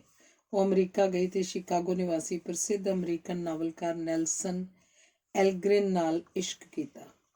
ਸਾਰਤਰ ਤੇ ਸਿਮੋਨ ਨੂੰ ਅਮਰੀਕਾ ਦਾ ਪੂੰਜੀਵਾਦ ਕਦੀ ਸਹੀ ਨਹੀਂ ਲੱਗਿਆ, ਪਰ ਉੱਥੇ ਜਾ ਕੇ ਤਾਜ਼ੀ ਹਵਾ ਮਿਲੀ। ਮਿਜਾਜ਼ ਦੋਸਤਾਨਾ, ਹਿੰਮਤੀ, ਮਿਹਨਤੀ ਲੋਕ। ਪ੍ਰਸਿੱਧ ਅਖਬਾਰ ਪਾਰਟੀਜ਼ਨ ਰਿਵਿਊ ਦੇ ਸਟਾਫ ਨੇ ਸਵਾਗਤ ਕਰਦਿਆਂ ਕਿਹਾ, ਸਿਮੋਨ, ਫਰਾਂਸੀਸੀਆਂ ਉੱਤੇ ਤੂੰ ਉੱਥੇ ਰਹਿੰਦਿਆਂ ਅਨੰਤ ਸਵਾਲ ਕੀਤੇ। ਅਸੀਂ ਸਵਾਲ ਨਹੀਂ ਕਰਦੇ, ਅਸੀਂ ਸਵਾਲਾਂ ਦੇ ਜਵਾਬ ਹਾਂ। ਸਿਮੋਨ ਨੂੰ ਇਹ ਗੱਲ ਬੁਰੀ ਲੱਗੀ ਕਿ ਅਮਰੀਕਨ ਲੇਖਕ ਕਮਿਊਨਿਸਟਾਂ ਦਾ ਮਜ਼ਾਕ ਉਡਾਉਂਦੇ ਹਨ। ਉਹਨੇ ਐਲਗ੍ਰਿਨ ਨੂੰ ਫੋਨ ਕੀਤਾ। ਐਲਗ੍ਰਿਨ ਨੂੰ ਸਿਮੋਨ ਦੀ ਅੰਗਰੇਜ਼ੀ ਸਮਝ ਨਾ ਲੱਗੀ। ਇੰਨਾ ਕੁ ਜਾਣ ਗਿਆ ਕਿ ਮਿਲਣ ਦੀ ਇੱਛੁਕ ਹੈ। ਐਲਗ੍ਰਿਨ ਲੰਮਾ ਸਮਾਂ ਕੋਠਿਆਂ ਵਾਲੀਆਂ ਨਾਲ ਰਿਹਾ, ਨਸ਼ੇੜੀਆਂ, ਡਾਕੂਆਂ ਤੇ ਸਮਗਲਰਾਂ ਵਿੱਚ ਵਿਚਰਿਆ। ਮਿਲਣ ਦਾ ਸਮਾਂ ਤੈਅ ਹੋ ਗਿਆ। ਸਿਮੋਨ ਦੇ ਸ਼ਬਦਾਂ 'ਚ ਮੈਂ ਦਰਵਾਜ਼ਾ ਖੜਕਾਇਆ। ਇੱਕ ਜਵਾਨ ਨੇ ਚਿਟਕਣੀ ਖੋਲ੍ਹੀ। ਕੁਝ ਜ਼ਿਆਦਾ ਹੀ ਲੰਮੇ ਕੱਦ, ਚੌੜੀ ਛਾਤੀ, ਸੁਡੌਲ ਜੈਕਟ ਪਹਿਨੀ ਉਹ ਸਾਹਮਣੇ ਖੜਾ ਸੀ। ਹੈਰਾਨੀ ਨਾਲ ਉਹਨੇ ਮੇਰੇ ਵੱਲ ਦੇਖਿਆ। ਘਰ ਸੌਖਾ ਲੱਭ ਗਿਆ? ਹਾਂ, ਆਰਾਮ ਨਾਲ। ਕਾਗਜ਼, ਅਖਬਾਰ, ਕਚਰਾ ਇੱਧਰ ਉੱਧਰ ਖਿਲ ਰਿਹਾ ਪਿਆ ਦੇਖ ਕੇ ਐਲ ਨੇ ਕਿਹਾ, ਮੈਂ ਸਫਾਈ ਕਰਨ ਵਾਲਾ ਹੀ ਸਾਂ ਕਿ ਤੂੰ ਆ ਗਈ। ਹੱਸ ਪਏ। ਇਸ਼ਕ ਸ਼ੁਰੂ ਹੋ ਗਿਆ। ਐਲ ਨੇ ਸਿਮੋਨ ਅੱਗੇ ਵਿਆਹ ਦੀ ਪੇਸ਼ਕਸ਼ ਕੀਤੀ। ਕਿਹਾ, ਮੈਨੂੰ ਸੰਤਾਨ ਦੀ ਜ਼ਰੂਰਤ ਹੈ। ਸਿਮੋਨ ਨੇ ਕਿਹਾ, ਵਿਆਹ ਤੇ ਸੰਤਾਨ ਮੇਰੇ ਅਸੂਲਾਂ ਖਿਲਾਫ ਹੈ, ਸੋ ਸੰਭਾਵਨਾ ਨਹੀਂ। ਪਹਿਲੀ ਵਾਰ 1947 ਵਿੱਚ, ਫਿਰ 48 ਵਿੱਚ, ਫਿਰ 50 ਵਿੱਚ ਐਲ ਨੂੰ ਮਿਲਣ ਗਈ। ਉਹਨੇ ਐਲ ਨੂੰ ਲੰਮੇ ਖੱਤ ਲਿਖੇ, 1800 ਪੰਨਿਆਂ 'ਚ ਫੈਲੇ ਹੋਏ ਅਹਿਸਾਸ। ਇਹਨਾਂ ਖੱਤਾਂ ਵਿੱਚ ਉਹ ਗੰਭੀਰ ਦਾਰਸ਼ਿਕ ਨਹੀਂ, ਜਵਾਨ ਜਜ਼ਬਾਤੀ ਕੁੜੀ ਲੱਗਦੀ ਹੈ। ਐਲਗ੍ਰਿਨ ਆਪਣੀ ਪਤਨੀ ਨੂੰ ਦੇਰ ਪਹਿਲਾਂ ਤਲਾਕ ਦੇ ਚੁੱਕਾ ਸੀ। ਸਿਮੋਨ ਦਾ ਵਿਹਾਰ ਦੇਖ ਕੇ ਉਹਨੂੰ ਆਪਣੀ ਪਤਨੀ ਚੰਗੀ ਲੱਗਣ ਲੱਗੀ ਤੇ ਦੁਬਾਰਾ ਘਰ ਵਸ ਗਿਆ। ਸਿਮੋਨ ਬਾਰੇ ਲਿਖਦਾ ਹੈ ਕਿ ਮਨੁੱਖੀ ਨਿਆਂ ਬਾਰੇ ਉਹ ਇੰਨਾ ਬੋਰ ਲਿਖਦੀ ਹੈ ਕਿ ਦਮ ਘੁੱਟਦਾ ਹੈ। ਪਾਠਕ ਨੂੰ ਧੌਣੋਂ ਫੜ ਕੇ ਉਹਦਾ ਮੱਥਾ ਬਲੈਕਬੋਰਡ ਨਾਲ ਪਟਕਦੀ ਹੈ। ਉਨੀ ਦੇਰ ਤੱਕ ਨਹੀਂ ਛੱਡਦੀ ਜਦ ਤੱਕ ਕਾਬੂ ਆਇਆ ਪਾਠਕ ਐਲਾਨ ਨਹੀਂ ਕਰਦਾ ਕਿ ਮੈਡਮ, ਮੈਂ ਗੱਲ ਸਮਝ ਗਿਆ। ਆਪਣੇ ਆਪ ਨੂੰ ਮਾਨਵਵਾਦੀ ਦੱਸਦੀ ਹੈ, ਪਰ ਮਰਦ ਜ਼ਾਤ ਦੀ ਦੁਸ਼ਮਣ ਹੈ। ਉਹਦੀ ਲਿਖਤ ਕੁਝ ਅਜਿਹਾ ਪਖੰਡ ਹੈ ਜਿਵੇਂ ਕਹਿੰਦੀ ਹੋਵੇ, ਮੈਂ ਮਰਦ ਜ਼ਾਤ ਦੇ ਖਿਲਾਫ ਨਹੀਂ, ਪਰ ਚਿਲਾ ਕੇ ਡੰਡਾ ਹਵਾ 'ਚ ਲਹਿਰਾ ਕੇ ਕੁੜੀਆਂ ਨੂੰ ਕਹੇ, ਜੁਰਾਬਾਂ ਪਹਿਨੋ, ਜੁਰਾਬਾਂ, ਸਦਾਚਾਰ ਦੀਆਂ ਜੁਰਾਬਾਂ ਪਹਿਨੋ, ਨਹੀਂ ਮਾਰ ਪਏਗੀ। ਬਾਕੀ ਲਿਬਾਸ ਪਹਿਨ ਲਿਆ ਜਾਂ ਨਹੀਂ, ਕੋਈ ਗੱਲ ਨਹੀਂ, ਜੁਰਾਬਾਂ ਪਾਓ। ਇਹ ਜਿਹੜੇ ਤੂਫਾਨੀ ਇਸ਼ਕ ਦੀ ਕਾਢ ਸਾਰਤਰ ਨਾਲ ਰਲ ਕੇ ਉਹਨੇ ਕੱਢੀ ਹੈ, ਇਹ ਹੈ ਕੀ? ਅਨੇਕ ਮਰਦਾਂ ਨਾਲ ਸੌਣ ਪਿੱਛੋਂ ਕਹੇਗੀ, ਪਰ ਹਾਂ ਮੈਂ ਸਾਰਤਰ ਦੀ, ਯਾਨੀ ਕਿ ਥੋੜ੍ਹੀ ਬਹੁਤ ਵਫਾ ਵੀ ਚਿਪਕਾ ਲੈਣੀ ਚਾਹੀਦੀ ਹੈ। ਇਹੋ ਜਿਹੇ ਫਿਲਾਸਫਰਾਂ ਨਾਲੋਂ ਤਾਂ ਦੱਲੇ ਚੰਗੇ ਜੋ ਪਖੰਡ ਤਾਂ ਨਹੀਂ ਕਰਦੇ। ਗ੍ਰਸਤੀ ਹੋਣ ਜਾਂ ਕੋਠੇ ਵਾਲੀਆਂ, ਦੋਵਾਂ ਸ਼੍ਰੇਣੀਆਂ ਦੀਆਂ ਔਰਤਾਂ ਵਾਸਤੇ ਤੂਫਾਨੀ ਇਸ਼ਕ ਨੁਕਸਾਨਦਾਇਕ ਹੁੰਦੇ ਹਨ। ਸਿਮੋਨ ਨੇ ਲਿਖਿਆ, ਮੈਂ ਤੈਨੂੰ ਮਿਲਣ ਆ ਰਹੀ ਹਾਂ ਐਲਗ੍ਰਿਨ। ਐਲ ਨੇ ਜਵਾਬ ਦਿੱਤਾ, ਮਿਲਣ ਦੀ ਇੱਛਾ ਨਹੀਂ। ਬਿਮਾਰ ਹੋ ਗਈ। ਡਾਕਟਰਾਂ ਦਾ ਖਿਆਲ ਸੀ ਕਿ ਛਾਤੀ ਕੱਟਣੀ ਪਏਗੀ, ਪਰ ਬਚਾਓ ਹੋ ਗਿਆ। ਇਸ ਬਿਮਾਰੀ ਦੀ ਵਜ੍ਹਾ ਐਲਗ੍ਰਿਨ ਵੱਲੋਂ ਉਹਨੂੰ ਰੱਦ ਕਰਨਾ ਸੀ। ਮਾਨਸਿਕ ਸੱਟ। ਕੀ ਮੈਂ ਬੁੱਢੀ ਹੋ ਗਈ ਹਾਂ? ਕੀ ਹੁਣ ਕਦੀ ਅਜਿਹਾ ਮਰਦ ਨਹੀਂ ਮਿਲੇਗਾ ਜਿਹਦੇ ਜਿਸਮ ਦਾ ਨਿੱਘ ਮਿਲ ਸਕੇ? ਲਿਖਿਆ, ਮੇਰੀ ਜ਼ਿੰਦਗੀ 'ਚ ਪਹਿਲੀ ਵਾਰ ਮੈਂ ਇੱਕ ਖਾਈ ਦੇਖੀ, ਖਾਈ ਜਿਹਦੇ ਪਰਲੇ ਪਾਰ ਬੁਢਾਪਾ ਤੇ ਮੌਤ ਸੀ। ਮੈਂ ਇਹ ਖਾਈ ਪਾਰ ਨਹੀਂ ਕੀਤੀ, ਪਰ ਦਿਸਣ ਲੱਗੀ ਹੀ ਦੁਖਦਾਈ ਸੀ। ਮਾਨਸਿਕ ਤੇ ਸਰੀਰਕ ਕਸ਼ਟ ਜਿਉਂ ਹੀ ਘਟੇ, ਉਹਨੇ ਆਪਣੇ ਤੋਂ 17 ਸਾਲ ਛੋਟੇ ਲਾਜ਼ਮੈਨ ਜਵਾਨ ਨਾਲ ਤੂਫਾਨੀ ਇਸ਼ਕ ਸ਼ੁਰੂ ਕਰ ਦਿੱਤਾ। ਜਦੋਂ ਸਿਮੇਨ ਨੇ ਪੁੱਛਿਆ ਕਿ ਮੇਰੇ ਬਾਰੇ ਪਹਿਲਾ ਪ੍ਰਤੀਕਰਮ ਕੀ ਸੀ ਤੇ ਦੋਵਾਂ ਦਾ ਵਾਰਤਾਲਾਪ ਦੇਖੋ। ਲਾਜ਼ਮੈਨ, ਤੂੰ ਸੋਹਣੀ ਲੱਗੀ, ਤੇਰਾ ਚਿਹਰਾ ਬੇਰੰਗ ਸੀ, ਮੈਂ ਦੇਖਣਾ ਚਾਹਿਆ ਇਸ ਚਿਹਰੇ ਪਿੱਛੇ ਕੀ ਛੁਪਿਆ। ਸਿਮੋਨ, ਕੀ ਲੱਗਾ? ਮੇਰੇ ਬੇਨੂਰ ਚਿਹਰੇ ਪਿੱਛੇ ਲੱਭਾ ਕੁਝ?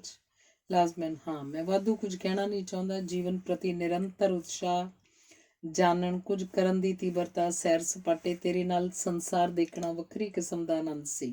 ਇਹ ਲੁਤਫ ਮੈਂ ਲਿਆ। ਲਿਖਦੀ ਹੈ, ਮੇਰੇ ਅੰਦਰ ਘਟੀਆਪਣ ਦੇ ਅਹਿਸਾਸ ਜਾਗ ਪਏ ਸਨ। ਲਾਂਸਮੈਨ ਦੇ ਆਉਣ ਨਾਲ ਸਿਹਤ ਠੀਕ ਹੋਈ। ਐਲਗ੍ਰਿਨ ਨੇ ਮੈਨੂੰ ਰੱਦ ਕੀਤਾ, ਮੈਂ ਟੁੱਟ ਗਈ। ਉਧਰ ਐਲਗ੍ਰਿਨ ਨੇ ਕਿਹਾ ਕਿ ਸਿਮੋਨ ਦੀ ਸ਼ਖਸੀਅਤ ਦੇਖ ਪਰਖ ਕੇ ਘਿਰਨਾ ਹੋਈ। ਤਲਾਕਸ਼ੁਦਾ ਬੀਵੀ ਇੰਨੀ ਚੰਗੀ ਲੱਗਣ ਲੱਗੀ ਕਿ ਖਿਮਾ ਮੰਗੀ ਤੇ ਵਾਪਸ ਮੋੜ ਲਿਆਂਦੀ। ਮੇਰਾ ਉਜੜਿਆ ਘਰ ਵਸ ਗਿਆ। ਲੱਗਦਾ ਸੀ ਲਾਂਸਮੈਨ ਦੇ ਆਉਣ ਨਾਲ ਸ਼ਾਇਦ ਸਾਰਤਰ ਨਾਲ ਵਕਫਾ ਵੱਧ ਜਾਏ। ਅਜਿਹਾ ਨਹੀਂ ਹੋਇਆ। ਸਾਰਤਰ ਆਪਣੇ ਨੇੜੇ ਸਿਮੋਨ ਨੂੰ ਹੀ ਚਾਹੁੰਦਾ ਸੀ, ਕਿਉਂਕਿ ਉਹਦੀ ਗੈਰ ਹਾਜ਼ਰੀ 'ਚ ਵਧੇਕ ਔਰਤਾਂ ਆਉਣ ਲੱਗ ਜਾਂਦੀਆਂ, ਥਕਾ ਦਿੰਦੀਆਂ। ਸਿਮੋਨ ਵਿੱਚ ਕੋਈ ਆਕਰਸ਼ਣ ਨਹੀਂ ਰਿਹਾ, ਸੋ ਵਧੀਆ ਪਹਿਰੇਦਾਰ ਬਣਦੀ। ਪਹਿਲਾਂ ਡੋਲੋਰ, ਫਿਰ ਮਿਸ਼ੇਲ ਤੇ ਫਿਰ ਲਾਂਸਮੈਨ ਦੀ ਅਭਿਨੇਤਰੀ ਭੈਣ ਐਵਲਿਨ, ਇੱਕ ਤੋਂ ਬਾਅਦ ਇੱਕ ਨੇ ਉਸ ਨਾਲ ਸੰਬੰਧ ਬਣਾਏ। ਵਧੇਕ ਸ਼ਰਾਬ, ਵਧੇਕ ਡਰੱਗਸ, ਮਨ ਤੇ ਜਿਸਮ ਦੋਹਾਂ ਤੋਂ ਵਧੇਕ ਕੰਮ ਲੈਣਾ ਸਦਕਾ ਬਿਮਾਰ ਹੋ ਗਿਆ। ਲਹੂ ਦਾ ਵਧੇਕ ਦਬਾਓ, ਦਿਲ ਦੀਆਂ ਦਿਮਾਗ ਦੀਆਂ ਤਕਲੀਫਾਂ ਘੇਰਦੀਆਂ ਗਈਆਂ। ਉਧਰ ਸਿਮੋਨ ਮਾਰੂ ਸੁਪਨਿਆਂ ਨੇ ਬੇਹਾਲ ਕਰ ਦਿੱਤੀ। ਉਹਨੂੰ ਤੇਜ਼ ਲਿਸ਼ਕ ਦੀ ਵੱਡੀ ਪੀਲੀ ਅੱਖ ਦਿਸਦੀ। ਉਸ ਅੱਖ ਵਿੱਚ ਸਵੈਟਰ ਬੁਣਨ ਵਾਲੀ ਸਿਲਾਈ ਧਸ ਜਾਂਦੀ, ਚੀਕਾਂ ਮਾਰਦੀ ਜਾਗ ਪੈਂਦੀ। ਸਾਰਤਰ ਨਾਲ ਸਿਮੋਨ ਰੋਮ ਚਲੀ ਜਾਂਦੀ, ਜਿੱਥੇ ਦੋਵਾਂ ਦੇ ਖੱਬੇ ਪੱਖੀ ਦੋਸਤ ਰਹਿੰਦੇ ਸਨ। ਬਿਮਾਰ ਸਿਮੋਨ ਬਿਮਾਰ ਸਾਰਤਰ ਲਈ ਚੰਗੀ ਨਰਸ ਹੁੰਦੀ। ਦੋਵੇਂ ਇਕੱਠੇ ਹੁੰਦੇ ਤਾਂ ਤੂਫਾਨੀ ਇਸ਼ਕਾਂ ਦੇ ਦੌਰੇ ਨਾ ਪੈਂਦੇ। ਸਾਰਤਰ ਦੀ ਮੌਤ ਤੱਕ ਇਹ ਇੰਤਜ਼ਾਮ ਠੀਕ ਚੱਲਦਾ ਰਿਹਾ। ਅਲਜੀਰੀਆ ਫਰਾਂਸ ਦੇ ਕਬਜ਼ੇ ਤੋਂ ਮੁਕਤ ਹੋਣਾ ਚਾਹੁੰਦਾ ਸੀ। ਫਰਾਂਸ ਵਿਰੁੱਧ ਵਿਦਰੋਹ ਸ਼ੁਰੂ ਹੋ ਗਿਆ। ਸਿਮੋਨ ਨੇ ਅਲਜੀਰੀਆ ਦੇ ਹੱਕ 'ਚ ਝੰਡਾ ਚੁੱਕਿਆ। ਫਰਾਂਸ ਨੇ ਐਲਾਨ ਕਰਕੇ ਕਿ ਅਲਜੀਰੀਆ ਤੋਂ ਕਬਜ਼ਾ ਨਹੀਂ ਹਟੇਗਾ, ਐਮਰਜੈਂਸੀ ਲਾ ਦਿੱਤੀ। ਸਾਰਤਰ ਤੇ ਸਿਮੋਨ ਰੈਲੀਆਂ 'ਚ ਭਾਸ਼ਣ ਦਿੰਦੇ, ਅਖਬਾਰਾਂ 'ਚ ਤਾਕਤਵਰ ਲੇਖ ਛਪਦੇ। ਫਰਾਂਸ ਸਰਕਾਰ ਨੇ ਉਹਨਾਂ ਦੀਆਂ ਸਰਗਰਮੀਆਂ ਕਾਰਨ ਦੇਸ਼ ਧਰੋਹ, ਧੋਖਾਧੜੀ ਤੇ ਲੋਕਾਂ ਨੂੰ ਗੁੰਮਰਾਹ ਕਰਨ ਦੇ ਦੋਸ਼ ਲਾਏ। ਫਰਾਂਸ ਦੀ ਕਮਿਊਨਿਸਟ ਪਾਰਟੀ ਅਲਜੀਰੀਆ ਦੀ ਆਜ਼ਾਦੀ ਵਿਰੁੱਧ ਸੀ, ਕਿਉਂਕਿ ਅਲਜੀਰੀਆ ਵਿੱਚੋਂ ਚੰਗੀ ਕਮਾਈ ਹੋ ਰਹੀ ਸੀ। ਫੌਜ ਵੱਲੋਂ ਦਿੱਤੇ ਜਾਂਦੇ ਤਸੀਹੇ ਤੇ ਬਲਾਤਕਾਰ ਦੇ ਕੇਸ ਸਿਮੋਨ ਦੀ ਕਲਮ ਰਾਹੀਂ ਅਖਬਾਰਾਂ 'ਚ ਆਉਣ ਲੱਗੇ। ਦੂਜੇ ਪਾਸੇ ਰੂਸ ਨੇ ਹੰਗਰੀ ਉੱਪਰ ਕਬਜ਼ਾ ਕਰ ਲਿਆ। ਸਾਰਤਰ ਤੇ ਸਿਮੋਨ ਨੇ ਇਸ ਦੀ ਪੁਰਜ਼ੋਰ ਨਿਖੇਧੀ ਕਰਦਿਆਂ ਰੂਸੀ ਦੋਸਤਾਂ ਨਾਲੋਂ ਸਬੰਧ ਤੋੜ ਲਏ। ਦੋਵਾਂ ਨੇ ਫਰਾਂਸੀਸੀ ਕਾਮਰੇਡਾਂ ਨੂੰ ਝੂਠੇ ਤੇ ਪਖੰਡੀ ਕਿਹਾ, ਜਿਹੜੇ ਹੰਗਰੀ ਤੇ ਅਲਜੀਰੀਆ ਨੂੰ ਗੁਲਾਮ ਰੱਖਣ ਦੇ ਹੱਕ 'ਚ ਸਨ। ਫਰਾਂਸ ਵਿੱਚ ਵਸਦੇ ਅਲਜੀਰੀਅਨ ਲੋਕ ਫੁੰਡੇ ਜਾਣ ਲੱਗੇ। ਰੋਜ਼ੀਅਰ ਮਿਊਲਰ ਅਖਬਾਰ ਵਿੱਚ ਫਰਾਂਸੀਸੀ ਸਿਪਾਹੀ ਵੱਲੋਂ ਦੱਸੇ ਭੇਦ ਛਪੇ, ਕਿਵੇਂ ਪੂਰੀ ਦੀ ਪੂਰੀ ਬਟਾਲੀਅਨ ਨਿਹੱਥੇ ਸਿਵਲ ਅਲਜੀਰੀਅਨ ਲੋਕਾਂ ਉੱਪਰ ਸ਼ੈਤਾਨ ਮੁਲਾਣੇ ਆਖ ਕੇ ਗੋਲੀਆਂ ਦਾਗਦੀ, ਲੁੱਟ-ਮਾਰ, ਅਗਜਣੀ, ਬਲਾਤਕਾਰ, ਅਤਿਆਚਾਰ ਕਰਦੀ। ਇਹ ਹਰ ਰੋਜ਼ ਦਾ ਵਰਤਾਰਾ ਸੀ। ਫਰਾਂਸ ਦੀ ਪਾਰਲੀਮੈਂਟ ਨੇ ਚਾਰਲਸ ਡੀ ਗਾਲ ਨੂੰ ਮਨਮਰਜ਼ੀ ਕਰਨ ਦੀਆਂ ਸ਼ਕਤੀਆਂ ਦੇ ਦਿੱਤੀਆਂ ਤਾਂ ਸਾਰਤਰ ਭੜਕ ਉੱਠਿਆ। ਉਹਨੇ ਮਾਰਸ਼ਲ ਕੋਰਟ ਦੇ ਨਾਮ ਪੱਤਰ ਲਿਖਿਆ, ਅਲਜੀਰੀਆ ਦੀ ਆਜ਼ਾਦੀ ਯਕੀਨੀ ਹੈ। ਜੇ ਕੋਈ ਚੀਜ਼ ਯਕੀਨੀ ਨਹੀਂ, ਉਹ ਫਰਾਂਸ ਦੀ ਆਪਣੀ ਆਜ਼ਾਦੀ ਹੈ। ਅਲਜੀਰੀਆ ਵਿਰੁੱਧ ਯੁੱਧ ਨੇ ਫਰਾਂਸ ਤਬਾਹ ਕਰ ਦੇਣਾ ਹੈ। ਸ਼ਖਸੀ ਆਜ਼ਾਦੀ ਉੱਪਰ ਰੋਕਾਂ, ਸਿਆਸੀ ਗਤੀਵਿਧੀਆਂ ਉੱਪਰ ਪਾਬੰਦੀਆਂ, ਤਸੀਆਂ ਦੇ ਕਾਰੋਬਾਰ, ਫੌਜੀ ਰਾਜ ਦੇ ਤੇ ਡੀ ਗਾਲ ਦੀ ਤਾਨਾਸ਼ਾਹੀ ਭਿਆਨਕ ਫਾਸੀਵਾਦ ਹੈ। ਫਰਾਂਸ ਖੁਦਕੁਸ਼ੀ ਦੇ ਰਸਤੇ ਉੱਪਰ ਹੈ। ਉਕਤ ਸਟੇਟਮੈਂਟ ਪਾਰਲੀਮੈਂਟ ਵਿੱਚ ਵਿਚਾਰ ਕੇ ਫੈਸਲਾ ਹੋਇਆ ਕਿ ਸਾਰਤਰ ਉੱਪਰ ਮੁਕੱਦਮਾ ਚਲਾਇਆ ਜਾਵੇ। 1960 ਵਿੱਚ ਅਲਜੀਰੀਅਨ ਕੁੜੀ ਜਮੀਲਾ ਬੋਪਾਸ਼ਾ ਨੇ ਸਿਮੋਨ ਨੂੰ ਕਿਹਾ, ਫੌਜ ਨੇ ਮੈਨੂੰ ਤਸੀਹੇ ਦਿੱਤੇ, ਮੈਂ ਫਰਾਂਸੀਸੀ ਫੌਜ ਉੱਪਰ ਮੁਕੱਦਮਾ ਦਾਇਰ ਕਰਨਾ ਚਾਹੁੰਦੀ ਹਾਂ। ਜਦੋਂ ਵਕੀਲ ਫਰਾਂਸ ਵਿੱਚ ਇਹ ਮੁਕੱਦਮਾ ਦਾਇਰ ਕਰਨ ਦੀ ਤਿਆਰੀ ਕਰ ਰਹੇ ਸਨ ਤਾਂ ਸਿਮੋਨ ਨੇ ਕੁੜੀ ਦੇ ਹੱਕ 'ਚ ਲੇਖ ਲਿਖਿਆ, ਜਿਸ ਨਾਲ ਇਹ ਕੇਸ ਅੰਤਰਰਾਸ਼ਟਰੀ ਲਹਿਰ ਬਣ ਗਿਆ। ਜਮੀਲਾ ਉੱਪਰ ਲਿਖੀ ਗਈ ਕਿਤਾਬ ਦਾ ਮੁੱਖ ਬੰਦ ਸਿਮੋਨ ਨੇ ਲਿਖਿਆ। ਫਰਾਂਸ ਦੇ ਮੂੰਹ ਤੇ ਕਾਲਕ ਪੋਚੀ ਗਈ। ਸਿਮੋਨ ਜਮੀਲਾ ਦੇ ਹੱਕ ਵਿੱਚ ਬਣੀ ਡਿਫੈਂਸ ਕਮੇਟੀ ਦੀ ਮੈਂਬਰ ਬਣੀ। ਸਾਰਤਰ ਤੇ ਸਿਮੋਨ ਨੇ ਬ੍ਰਾਜ਼ੀਲ ਵਿੱਚੋਂ ਬਿਆਨ ਦਿੱਤਾ, ਫਰਾਂਸੀਸੀਓ, ਫਾਸ਼ੀ ਸਰਕਾਰ ਵਿਰੁੱਧ ਬਗਾਵਤ ਕਰੋ। ਖਬਰ ਮਿਲੀ ਕਿ ਸਾਰਤਰ ਪੈਰਿਸ ਆ ਰਿਹਾ ਹੈ। 50,000 ਫਰਾਂਸੀਸੀਆਂ ਨੇ ਸਾਰਤਰ ਵਿਰੋਧ ਰੋਸ ਮਾਰਚ ਕੱਢਦਿਆਂ ਮੰਗ ਕੀਤੀ, ਗੱਦਾਰ ਸਾਰਤਰ ਦੀ ਹਿੱਕ ਵਿੱਚ ਗੋਲੀ ਦਾਗੋ। ਗੱਦਾਰੀ ਦਾ ਮੁਕੱਦਮਾ ਦਰਜ ਹੋਇਆ, ਦੋਸ਼ ਫਰੇਮ ਹੋਏ। ਖਬਰ ਸੀ ਹਵਾਈ ਅੱਡੇ ਉੱਪਰ ਉਤਰਦੇ ਸਾਰਤਰ ਨੂੰ ਫੜ ਲਿਆ ਜਾਏਗਾ।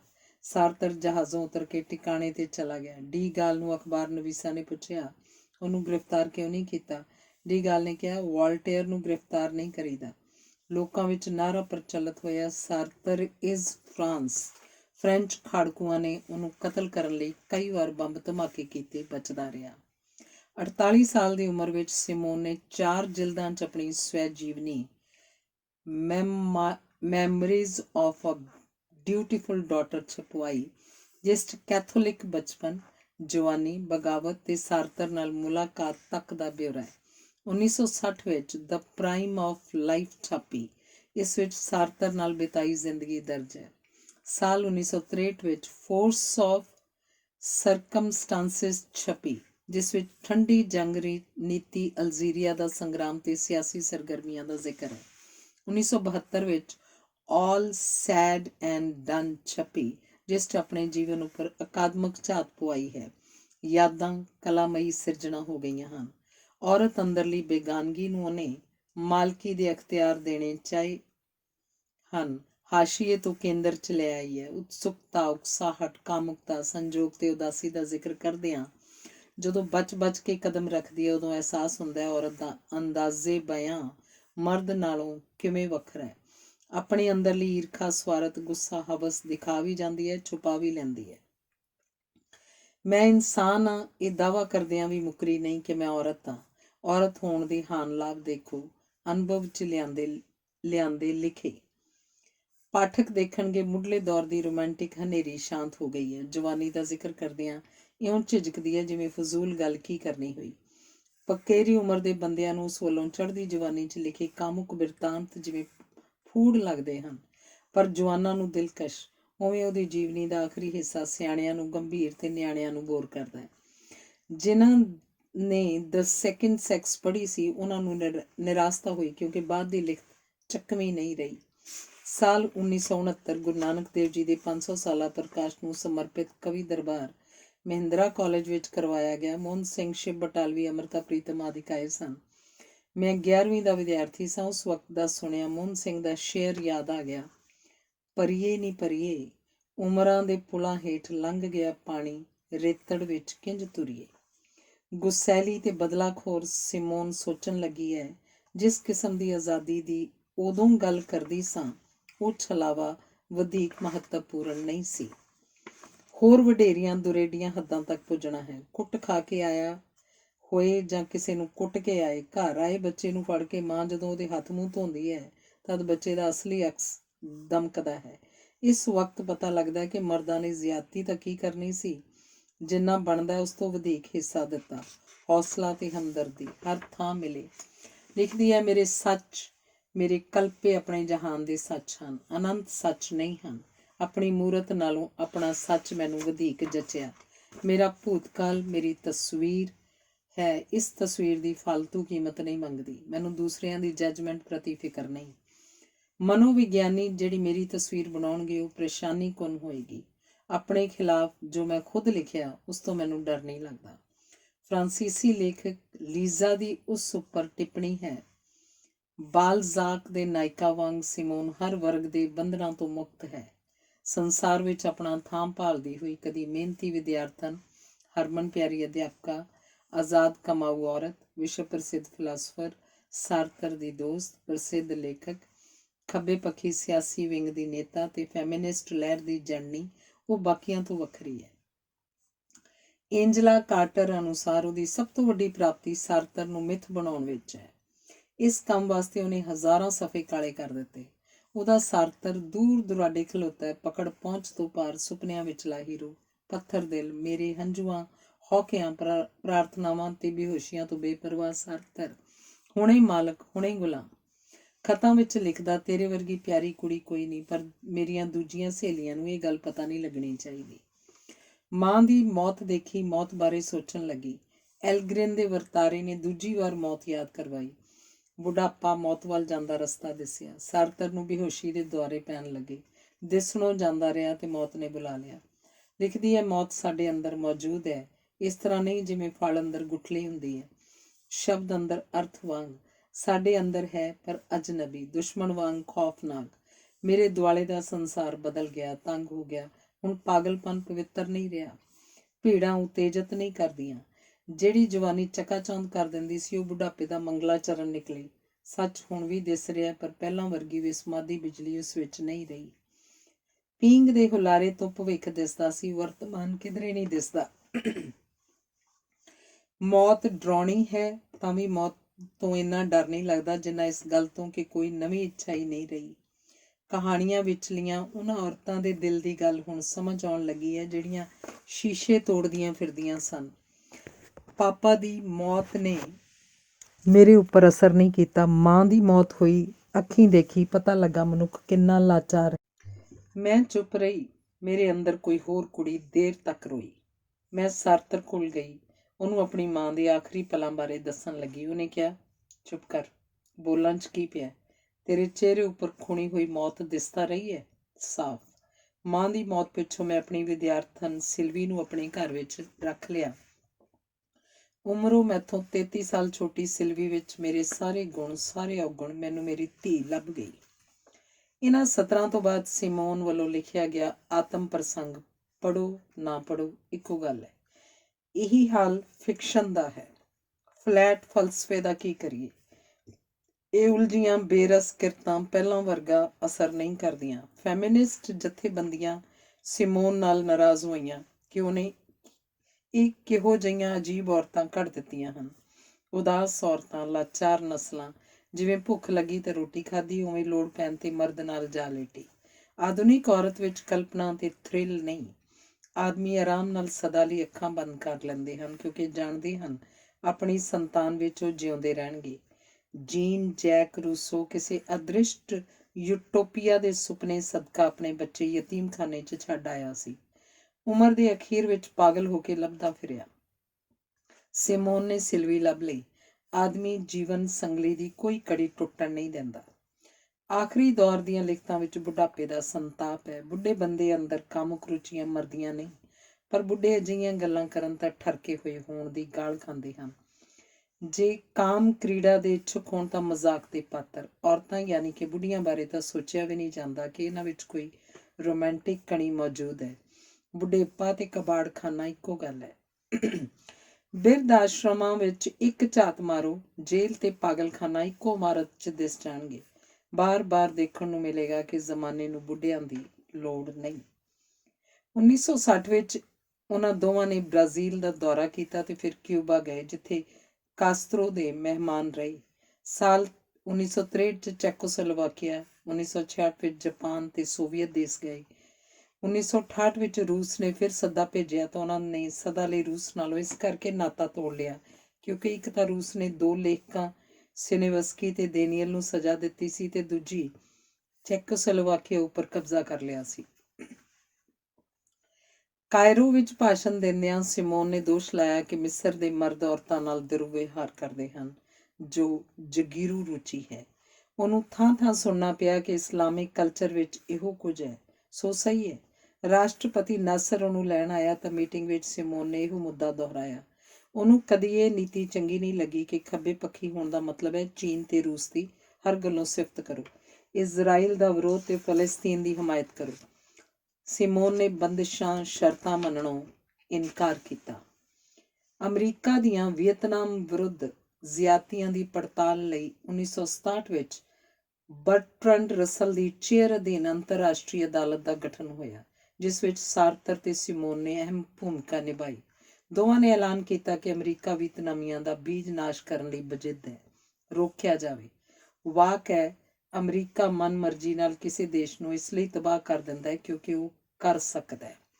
1970 ਵਿੱਚ ਉਹਨੇ ਗਰਭਪਾਤ ਨੂੰ ਕਾਨੂੰਨੀ ਮਾਨਤਾ ਦੇਣ ਹਿੱਤ ਸੰਘਰਸ਼ ਵਿੱਢ ਦਿੱਤਾ ਤੇ ਆਪਣੇ ਮੈਨੀਫੈਸਟੋ ਵਿੱਚ ਪਹਿਲੀ ਸਤਰ ਦਰਜ ਕੀਤੀ, ਮੈਂ ਗਰਭਪਾਤ ਕਰਵਾਇਆ ਸੀ, ਇਹ ਹੱਕ ਮੈਂ ਹਰ ਔਰਤ ਨੂੰ ਦਿਵਾ ਕੇ ਰਹਾਂਗੀ।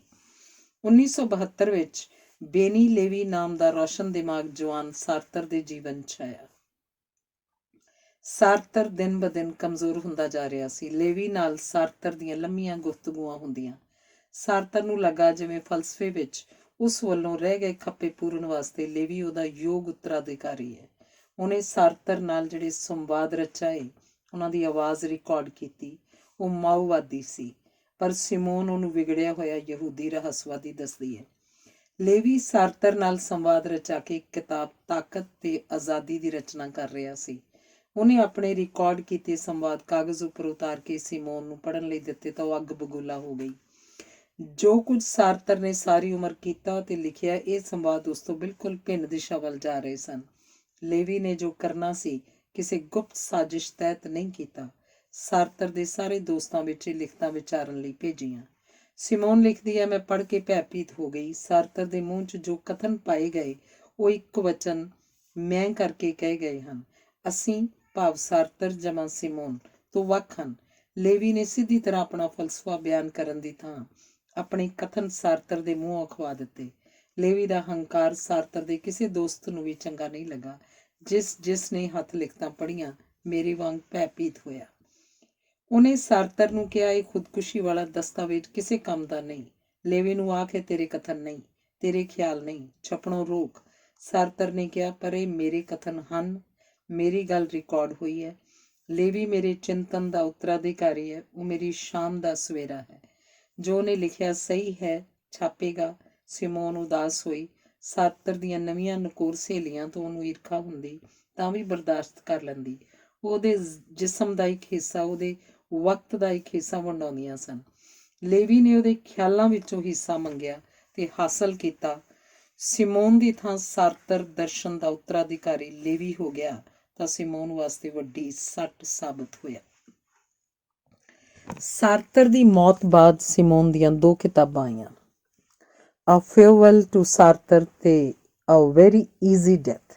ਇਹਨਾਂ ਕਿਤਾਬਾਂ ਵਿੱਚ ਸਿਮੋਨ ਦੀ ਜੀਵਨੀ ਦੇ ਅੰਤਮ ਸਮੇਂ ਦਾ ਹਿਰਦੇ ਵਿਦਿਕ ਵਰਣਨ ਹੈ। ਜੀਵਨ ਦੀ ਹੱਦ ਤੱਕ ਪੂਰਨ ਹਾਰ। ਸਾਰਤਰ ਨੂੰ ਯਾਦ ਕਰਦਿਆਂ ਲਿਖਦੀ ਹੈ, ਇਹ ਉਹ ਲਿਖਤਾਂ ਹਨ ਜਿਹੜੀਆਂ ਤੂੰ ਕਦੀ ਪੜ੍ਹੇਂਗਾ ਨਹੀਂ। ਛਪਣ ਤੋਂ ਪਹਿਲਾਂ ਤੂੰ ਮੇਰੀ ਤੇ ਮੈਂ ਤੇਰੀ ਹਰ ਹੱਥ ਲਿਖਤ ਪੜ੍ਹੀ। ਮੇਰੀਆਂ ਇਹ ਆਖਰੀ ਲਿਖਤਾਂ ਤੇਰੇ ਬਾਰੇ ਹਨ, ਤੈਨੂੰ ਸਮਰਪਿਤ ਹਨ, ਪਰ ਹੁਣ ਇਹ ਤੇਰੇ ਉੱਪਰ ਅਸਰ ਨਹੀਂ ਕਰਨਗੀਆਂ। ਬੇਸ਼ੱਕ ਮੈਨੂੰ ਤੇਰੀ ਕਬਰ ਦੇ ਐਨ ਨਜ਼ਦੀਕ ਦਫਨ ਕਰ ਦਿੱਤਾ ਜਾਏ ਤਾਂ ਵੀ ਤੇਰੀ ਤੇ ਮੇਰੀ ਮਿੱਟੀ ਵਿਚਕਾਰ ਕਦੀ ਗੁਫ਼ਤਗੂ ਨਹੀਂ ਹੋਏਗੀ। 14 ਅਪ੍ਰੈਲ 1986 ਨੂੰ ਪੈਰਿਸ ਵਿੱਚ ਸਿਮੋਨ ਦੀ ਮੌਤ ਹੋਈ। ਧੰਨਵਾਦ।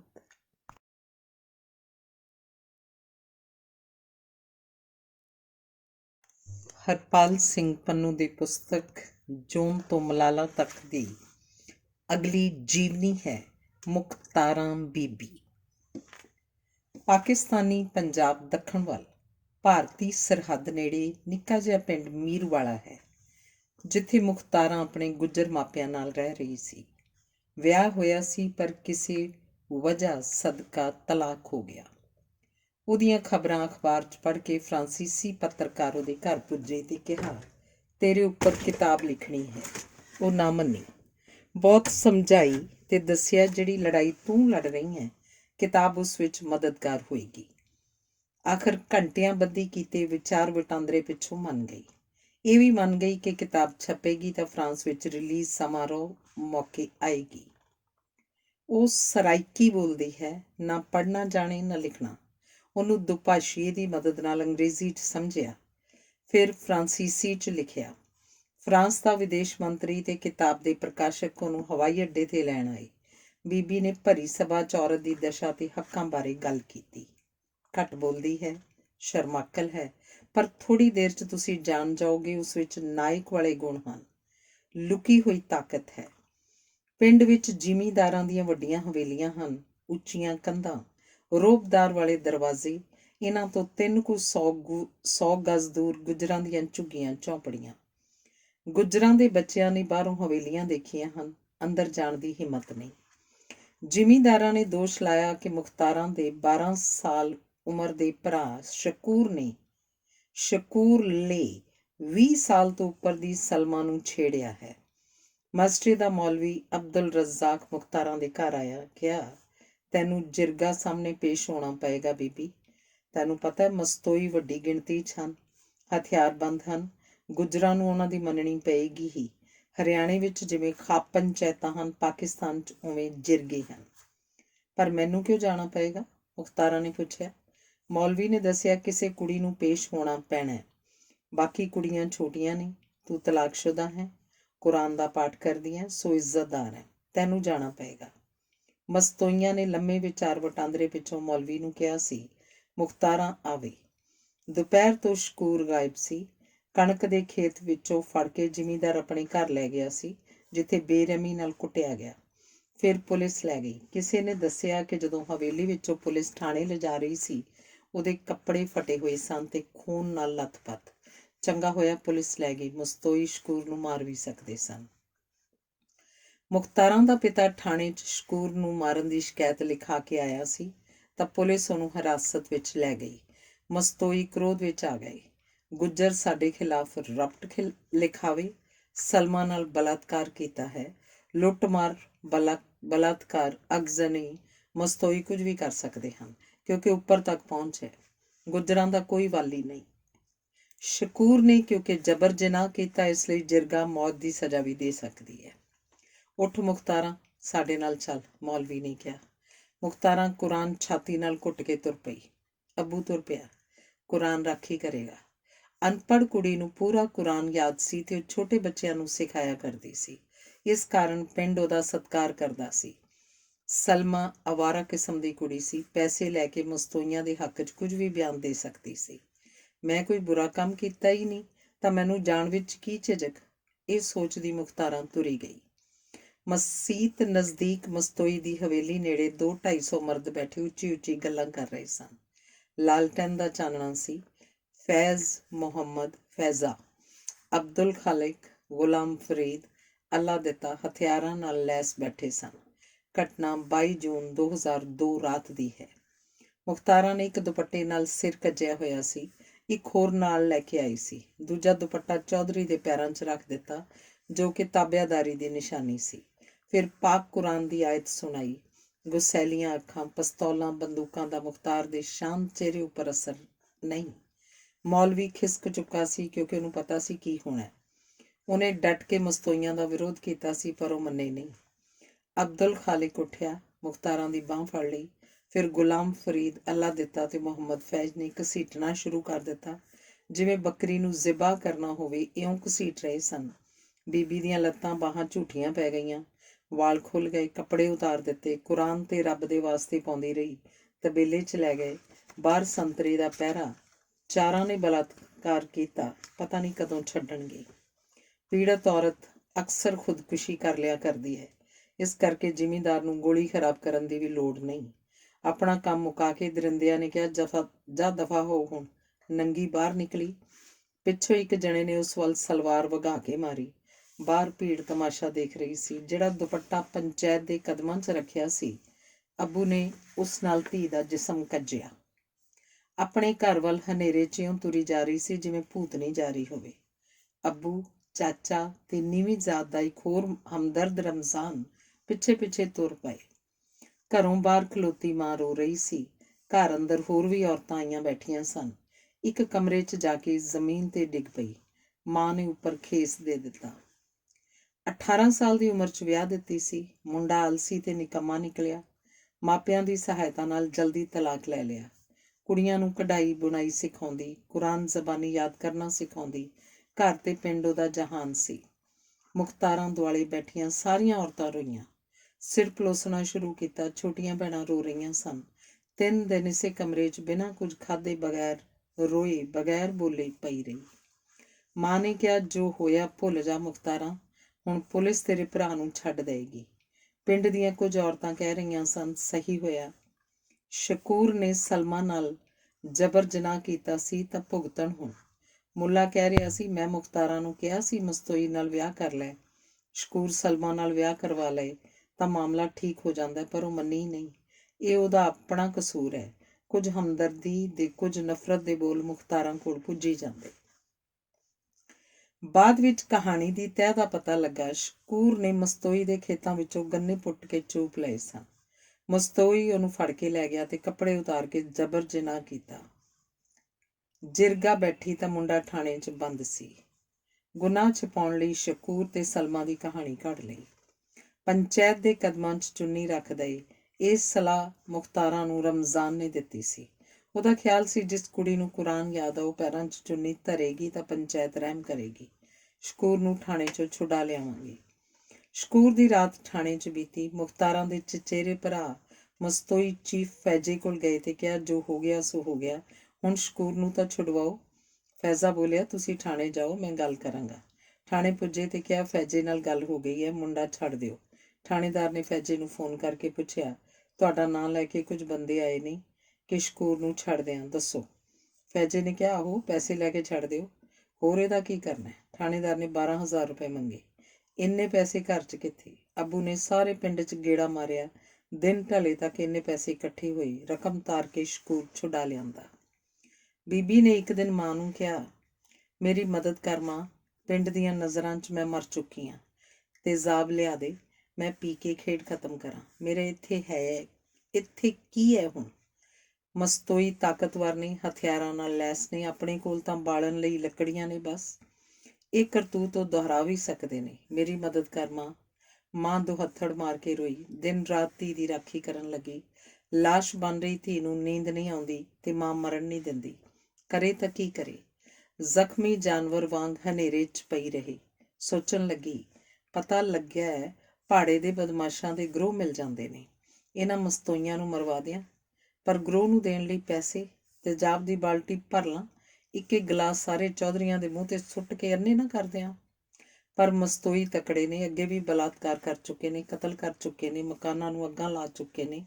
ਇਹ ਸ਼ਕੂਰ ਤੇ ਪਰਿਵਾਰ ਨੂੰ ਮਾਰ ਸਕਦੇ ਨੇ।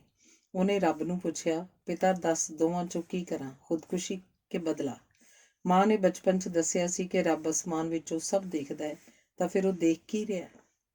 ਨਿੱਕੀ ਹੁੰਦੀ ਦਾਦੀ ਤੋਂ ਪੁੱਛਦੀ, ਦਾਦੀ ਮਾਂ, ਅਸਮਾਨ 'ਚ ਕੋਈ ਖਿੜਕੀ ਹੈ ਜਿਹਨੂੰ ਖੋਲ ਅੱਲਾ ਦੇਖ ਲੈਂਦਾ ਹੇਠਾਂ। ਦਾਦੀ ਹੱਸਦੀ, ਕਮਲੀਏ ਸਾਰਾ ਅਸਮਾਨ ਉਹਦੀ ਖਿੜਕੀ ਹੈ। ਬਚਪਨ ਗਰੀਬੀ 'ਚ ਬੀਤਿਆ ਸੀ, ਪਰ ਮਾਸੂਮ ਖੁਸ਼ੀਆਂ ਤੇ ਖੇੜਿਆਂ ਨਾਲ ਭਰਿਆ ਹੋਇਆ। ਥੱਪੜ ਤਾਂ ਕੀ, ਕਿਸੇ ਨੇ ਉੱਚਾ ਬੋਲ ਨਹੀਂ ਬੋਲਿਆ ਸੀ। ਹੁਣ ਇਸ ਸੰਕਟ ਦੇ ਮੌਕੇ ਆਪਣੀ ਇੱਜ਼ਤ ਕਿਵੇਂ ਕਾਇਮ ਰੱਖੇ? ਖੁਦਕੁਸ਼ੀ ਕਰਕੇ ਜਾਂ ਬਦਲਾ ਲੈ ਕੇ? ਰੱਬ ਕਰੇਗਾ ਕੁਝ ਮਦਦ। ਪਤਾ ਲੱਗਾ ਕਿ ਇਸ ਜੁਮੇ ਦੀ ਨਮਾਜ਼ ਤੋਂ ਬਾਅਦ ਮੌਲਵੀ ਨੇ ਆਪਣੇ ਭਾਸ਼ਣ 'ਚ ਕਿਹਾ ਸੀ ਕਿ ਪਿੰਡ 'ਚ ਜੋ ਹੋਇਆ ਉਹ ਗੁਨਾਹ ਹੈ ਤੇ ਅੱਲਾ ਨੂੰ ਮਨਜ਼ੂਰ ਨਹੀਂ। ਸਾਰੇ ਪਿੰਡ ਦੀ ਬਦਨਾਮੀ ਹੋਈ। ਮੈਂ ਤੁਹਾਨੂੰ ਪੁੱਛਦਾ, ਪਿੰਡ ਪੁਲਿਸ ਨਾਲ ਕਿਉਂ ਨਹੀਂ ਗੱਲ ਕਰਦਾ? ਇਹ ਭਾਸ਼ਣ ਉਹਨੇ ਲਾਊਡ ਸਪੀਕਰ 'ਚ ਦਿੱਤਾ ਸੀ। ਸਾਈਕਲ ਤੇ ਜਾ ਰਹੇ ਕਿਸੇ ਪੱਤਰਕਾਰ ਨੇ ਸੁਣ ਕੇ ਅਖਬਾਰ ਵਿੱਚ ਖਬਰ ਛਾਪ ਦਿੱਤੀ। ਇਹ ਗੱਲ ਸੁਣ ਕੇ ਮੁਖਤਾਰਾਂ ਰੋਈ, ਇੰਨੀ ਰੋਈ ਕਿ ਕਦੇ ਇੰਨੇ ਹੰਝੂ ਪਹਿਲਾਂ ਨਹੀਂ ਵਗੇ ਸਨ। ਉਹਦਾ ਦਿਲ ਹਲਕਾ ਹੋ ਗਿਆ। ਕੁਰਾਨ ਹੱਥਾਂ 'ਚ ਫੜ ਲਿਆ। ਯਾ ਅੱਲਾ, ਮੌਲਵੀ ਜੀ ਨੇ ਨਮਾਜ਼ੀਆਂ ਨੂੰ ਵੰਗਾਰਿਆ ਹੈ। ਕੋਈ ਤਾਂ ਮੇਰਾ ਹਮਦਰਦ ਮਿਲਿਆ। ਮੇਰਾ ਕੀ ਕਸੂਰ ਸੀ? ਫਿਰ ਮੈਂ ਇੰਨੀ ਬੇਇੱਜ਼ਤੀ ਕਿਉਂ ਮਹਿਸੂਸ ਕਰ ਰਹੀ ਹਾਂ? ਬੇਕਸੂਰ ਨੂੰ ਤਾਂ ਹੌਸਲਾ ਰੱਖਣਾ ਚਾਹੀਦਾ ਹੈ, ਕਿਉਂਕਿ ਅੱਲਾ ਉਸ ਵੱਲ ਹੈ। ਸ਼ਰਮਿੰਦੇ ਤਾਂ ਮਸਤੋਈ ਹੋਣੇ ਚਾਹੀਦੇ ਨੇ। ਅਗਲੇ ਦਿਨ ਘਰ ਪੁਲਿਸ ਆ ਗਈ। ਸਿਪਾਹੀ ਦੇਖਣ ਸਾਰ ਸ਼ਕੂਰ ਫੈਜੇ ਮਸਤੋਈ ਦੇ ਖੇਤਾਂ ਵੱਲ ਦੌੜ ਗਏ। ਪਿੱਛੇ ਅੱਬਾ ਦੌੜਿਆ। ਥਾਣੇਦਾਰ ਨੇ ਪੁੱਛਿਆ, ਮੁਖਤਾਰਾਂ ਕੌਣ ਹੈ? ਮੈਂ ਹਾਂ ਜੀ ਮੁਖਤਾਰਾਂ। ਤੁਹਾਨੂੰ ਆਪਣੇ ਭਰਾ ਤੇ ਅੱਬਾ ਨਾਲ ਥਾਣੇ ਜਾਣਾ ਪਏਗਾ। ਮੁਖਤਾਰਾਂ ਨੇ ਭਰਾ ਤੇ ਅੱਬਾ ਨੂੰ ਆਵਾਜ਼ਾਂ ਮਾਰ ਕੇ ਵਾਪਸ ਬੁਲਾ ਲਿਆ। ਚਾਚੇ ਨੂੰ ਨਾਲ ਲੈ ਕੇ ਚਾਰੇ ਜਣੇ ਪੁਲਿਸ ਵੈਨ 'ਚ ਬੈਠ ਕੇ ਜਤੋਈ ਪੁੱਜ ਗਏ। ਥਾਣੇਦਾਰ ਨੇ ਕਿਹਾ, ਸਾਹਿਬ ਸੁੱਤੇ ਪਏ ਨੇ, ਜਾਗੇ ਤਾਂ ਗੱਲ ਕਰਵਾਵਾਂਗਾ। ਕੁਰਸੀਆਂ ਖਾਲੀ ਪਈਆਂ ਸਨ। ਕਿਸੇ ਨੇ ਬੈਠਣ ਲਈ ਨਾ ਕਿਹਾ ਤਾਂ ਖਲੋਤੇ ਰਹੇ। ਪੱਤਰਕਾਰ ਪਹਿਲਾਂ ਹੀ ਆਏ ਹੋਏ ਸਨ। ਉਹ ਸਵਾਲ ਪੁੱਛਣ ਲੱਗੀ। ਬੀਬੀ ਜਵਾਬ ਦੇਈ ਗਈ। ਉਹਨੂੰ ਕਾਨੂੰਨ ਦਾ, ਅਦਾਲਤਾਂ ਦਾ ਕੋਈ ਇਲਮ ਨਹੀਂ ਸੀ, ਪਰ ਤਾਂ ਕੀ ਸੱਚ ਦੱਸਣਾ ਸੀ। ਪੂਰੇ ਆਤਮ ਵਿਸ਼ਵਾਸ ਨਾਲ ਦੱਸਦੀ ਗਈ, ਹਰ ਗੱਲ ਵਿਸਥਾਰ ਨਾਲ, ਆਪਣਾ ਸਨਮਾਨ ਖੋਏ ਬਗੈਰ। ਪਿੰਡੋਂ ਕੋਈ ਗਵਾਂਢੀ ਦੌੜਿਆ ਆਇਆ, ਕਹਿਣ ਲੱਗਾ, ਮਸਤੋਈਆਂ ਨੂੰ ਪਤਾ ਲੱਗ ਗਿਆ ਤੁਸੀਂ ਥਾਣੇ ਗਏ ਹੋ। ਉਹ ਬੈਠਕ ਕਰ ਰਹੇ ਨੇ। ਮੁਖਤਾਰਾਂ ਛੱਡ ਇਹ ਸਾਰਾ ਤਮਾਸ਼ਾ, ਵਾਪਸ ਚਲੋ। ਹੁਣ ਗੱਲ ਖਤਮ ਹੋ ਗਈ ਹੈ। ਜੇ ਪੁਲਿਸ ਕੋਲੇ ਸ਼ਿਕਾਇਤ ਹੋ ਗਈ, ਉਹ ਤੁਹਾਨੂੰ ਸਾਰਿਆਂ ਨੂੰ ਫੂਕ ਦੇਣਗੇ। ਪੱਤਰਕਾਰਾਂ 'ਚ ਘਿਰੀ ਬੀਬੀ ਨੇ ਕਿਹਾ, ਮੈਂ ਜੰਗ ਲੜਾਂਗੀ। ਖੁਦਕੁਸ਼ੀ ਕਰਨ ਨਾਲੋਂ ਉਹਨਾਂ ਦੀ ਗੋਲੀ ਨਾਲ ਮਰਨਾ ਚੰਗਾ। ਹੋਇਆ ਇਹ ਕਿ ਪਹਿਲਾਂ ਲੋਕਲ ਅਖਬਾਰ ਵਿੱਚ ਖਬਰ ਛਪੀ ਸੀ, ਫਿਰ ਨੈਸ਼ਨਲ, ਫਿਰ ਇੰਟਰਨੈਸ਼ਨਲ ਪ੍ਰੈਸ ਵਿੱਚ। ਇਸਲਾਮਾਬਾਦ ਵਿੱਚ ਸਰਕਾਰ ਖਬਰ ਪੜ੍ਹ ਰਹੀ ਸੀ। ਮੌਲਵੀ ਦੀ ਹਦਾਇਤ ਨੂੰ ਨਜ਼ਰਅੰਦਾਜ਼ ਕਰਕੇ ਜਿਰਗਾ ਨੇ ਇੱਕ ਔਰਤ ਨਾਲ ਬਲਾਤਕਾਰ ਕੀਤਾ। ਸਰਕਾਰ ਨੇ ਪੁਲਿਸ ਨੂੰ ਪੂਰੀ ਰਿਪੋਰਟ ਪੇਸ਼ ਕਰਨ ਲਈ ਕਿਹਾ ਸੀ। ਮੁਖਤਾਰਾਂ ਹੈਰਾਨ ਰਹਿ ਗਈ ਜਦੋਂ ਪਿਤਾ ਨੇ ਧੀ ਨੂੰ ਹੌਸਲਾ ਦਿੰਦਿਆਂ ਕਿਹਾ, ਆਪਾਂ ਲੜਾਂਗੇ ਮੁਖਤਾਰਾਂ, ਜੋ ਹੋ ਚੁੱਕਿਆ ਉਸ ਨਾਲੋਂ ਵੱਧ ਕੀ ਹੋਏਗਾ। ਇਹਨਾਂ ਨੇ ਕਦੀ ਕਿਸੇ ਵਕੀਲ ਨਾਲ ਗੱਲ ਨਹੀਂ ਕੀਤੀ ਸੀ। ਕੋਈ ਪਤਾ ਨਹੀਂ ਸੰਵਿਧਾਨ ਵੀ ਹੁੰਦਾ, ਪਤਾ ਨਹੀਂ ਔਰਤਾਂ ਤੇ ਗਰੀਬਾਂ ਦੇ ਹੱਕ 'ਚ ਕੁਝ ਲਿਖਿਆ ਹੋਇਆ, ਤਾਂ ਵੀ ਲੜਨ ਦਾ ਫੈਸਲਾ ਹੋ ਗਿਆ। ਇਨਸਾਫ ਵੀ ਮਿਲ ਸਕਦਾ, ਮੌਤ ਵੀ, ਦੋਵੇਂ ਵੀ। ਫਿਰ ਕੀ? ਥਾਣੇਦਾਰ ਨੇ ਅੰਦਰ ਬੁਲਾ ਲਈ। ਸਵਾਲ ਪੁੱਛੀ ਗਿਆ। ਫਿਰ ਆਪਣੇ ਅਫਸਰ ਕੋਲ ਜਾਂਦਾ, ਕੁਝ ਉਸ ਤੋਂ ਪੁੱਛ ਕੇ ਲਿਖ ਦਿੰਦਾ। ਕਿੱਸਾ ਲੰਮਾ ਸੁਣਾਇਆ ਸੀ, ਪਰ ਲਿਖਤ ਅੱਧਾ ਸਫ਼ਾ ਹੈ। ਮੁਖਤਾਰਾਂ ਨੇ ਕਿਹਾ, ਅੰਗੂਠਾ ਲਾ। ਮੁਖਤਾਰਾਂ ਨੂੰ ਕਿਹਾ, ਅੰਗੂਠਾ ਲਾ। ਅੰਗੂਠਾ ਲਾ ਦਿੱਤਾ। ਬਿਆਨ ਪੜ੍ਹ ਕੇ ਨਹੀਂ ਸੁਣਾਇਆ। ਮੁਖਤਾਰਾਂ ਨੂੰ ਮਾਮਲਾ ਕੁਝ ਸ਼ੱਕੀ ਲੱਗਾ, ਪਰ ਕੀ ਕਰ ਸਕਦੀ ਸੀ। ਅੱਧੀ ਰਾਤ ਕੰਮ ਮੁਕਾ ਕੇ ਥਾਣਿਓਂ ਬਾਹਰ ਨਿਕਲੇ ਤਾਂ ਆਮ ਰਸਤੇ ਪਿੰਡ ਨੂੰ ਨਹੀਂ ਗਏ। ਖੇਤਾਂ ਵਿੱਚ ਦੀ ਟੇਢੇ ਮੇਢੇ ਰਸਤੇ ਗਏ। ਮਸਤੋਈ ਰਾਹ 'ਚ ਘੇਰ ਸਕਦੇ ਸਨ। ਹੁਣ ਤੱਕ ਮੁਖਤਾਰਾਂ ਨੇ ਪੂਰਨ ਤਾਬਿਆਦਾਰੀ ਨਿਭਾਈ ਸੀ। ਹੁਣ ਉਸ ਅੰਦਰਲਾ ਗੁੱਸਾ ਬਗਾਵਤ ਕਰਨ ਲੱਗਾ।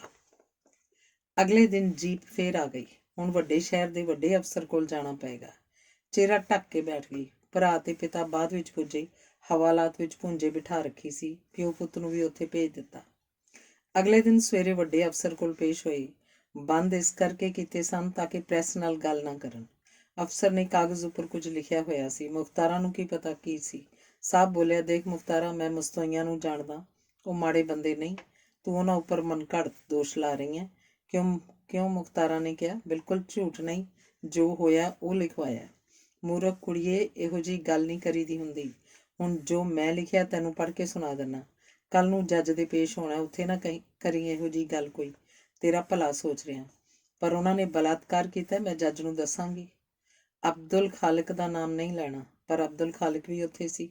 ਹਾਂ ਉੱਥੇ ਸੀ, ਪਿੰਡ ਜਾਣਦਾ, ਪਰ ਤੂੰ ਇਹ ਕਹੀਂ ਕਿ ਅਬਦੁਲ ਖਾਲਿਕ ਨੇ ਉੱਚੀ ਆਵਾਜ਼ 'ਚ ਕਿਹਾ ਸੀ ਕਿ ਇਸ ਕੁੜੀ ਨਾਲ ਜ਼ਿਆਦਤੀ ਨਾ ਕਰੋ, ਇਹਨੂੰ ਮਾਫ਼ ਕਰ ਦਿਓ। ਮੈਨੂੰ ਪਤਾ ਮੈਂ ਕੀ ਕਹਿਣਾ ਹੈ।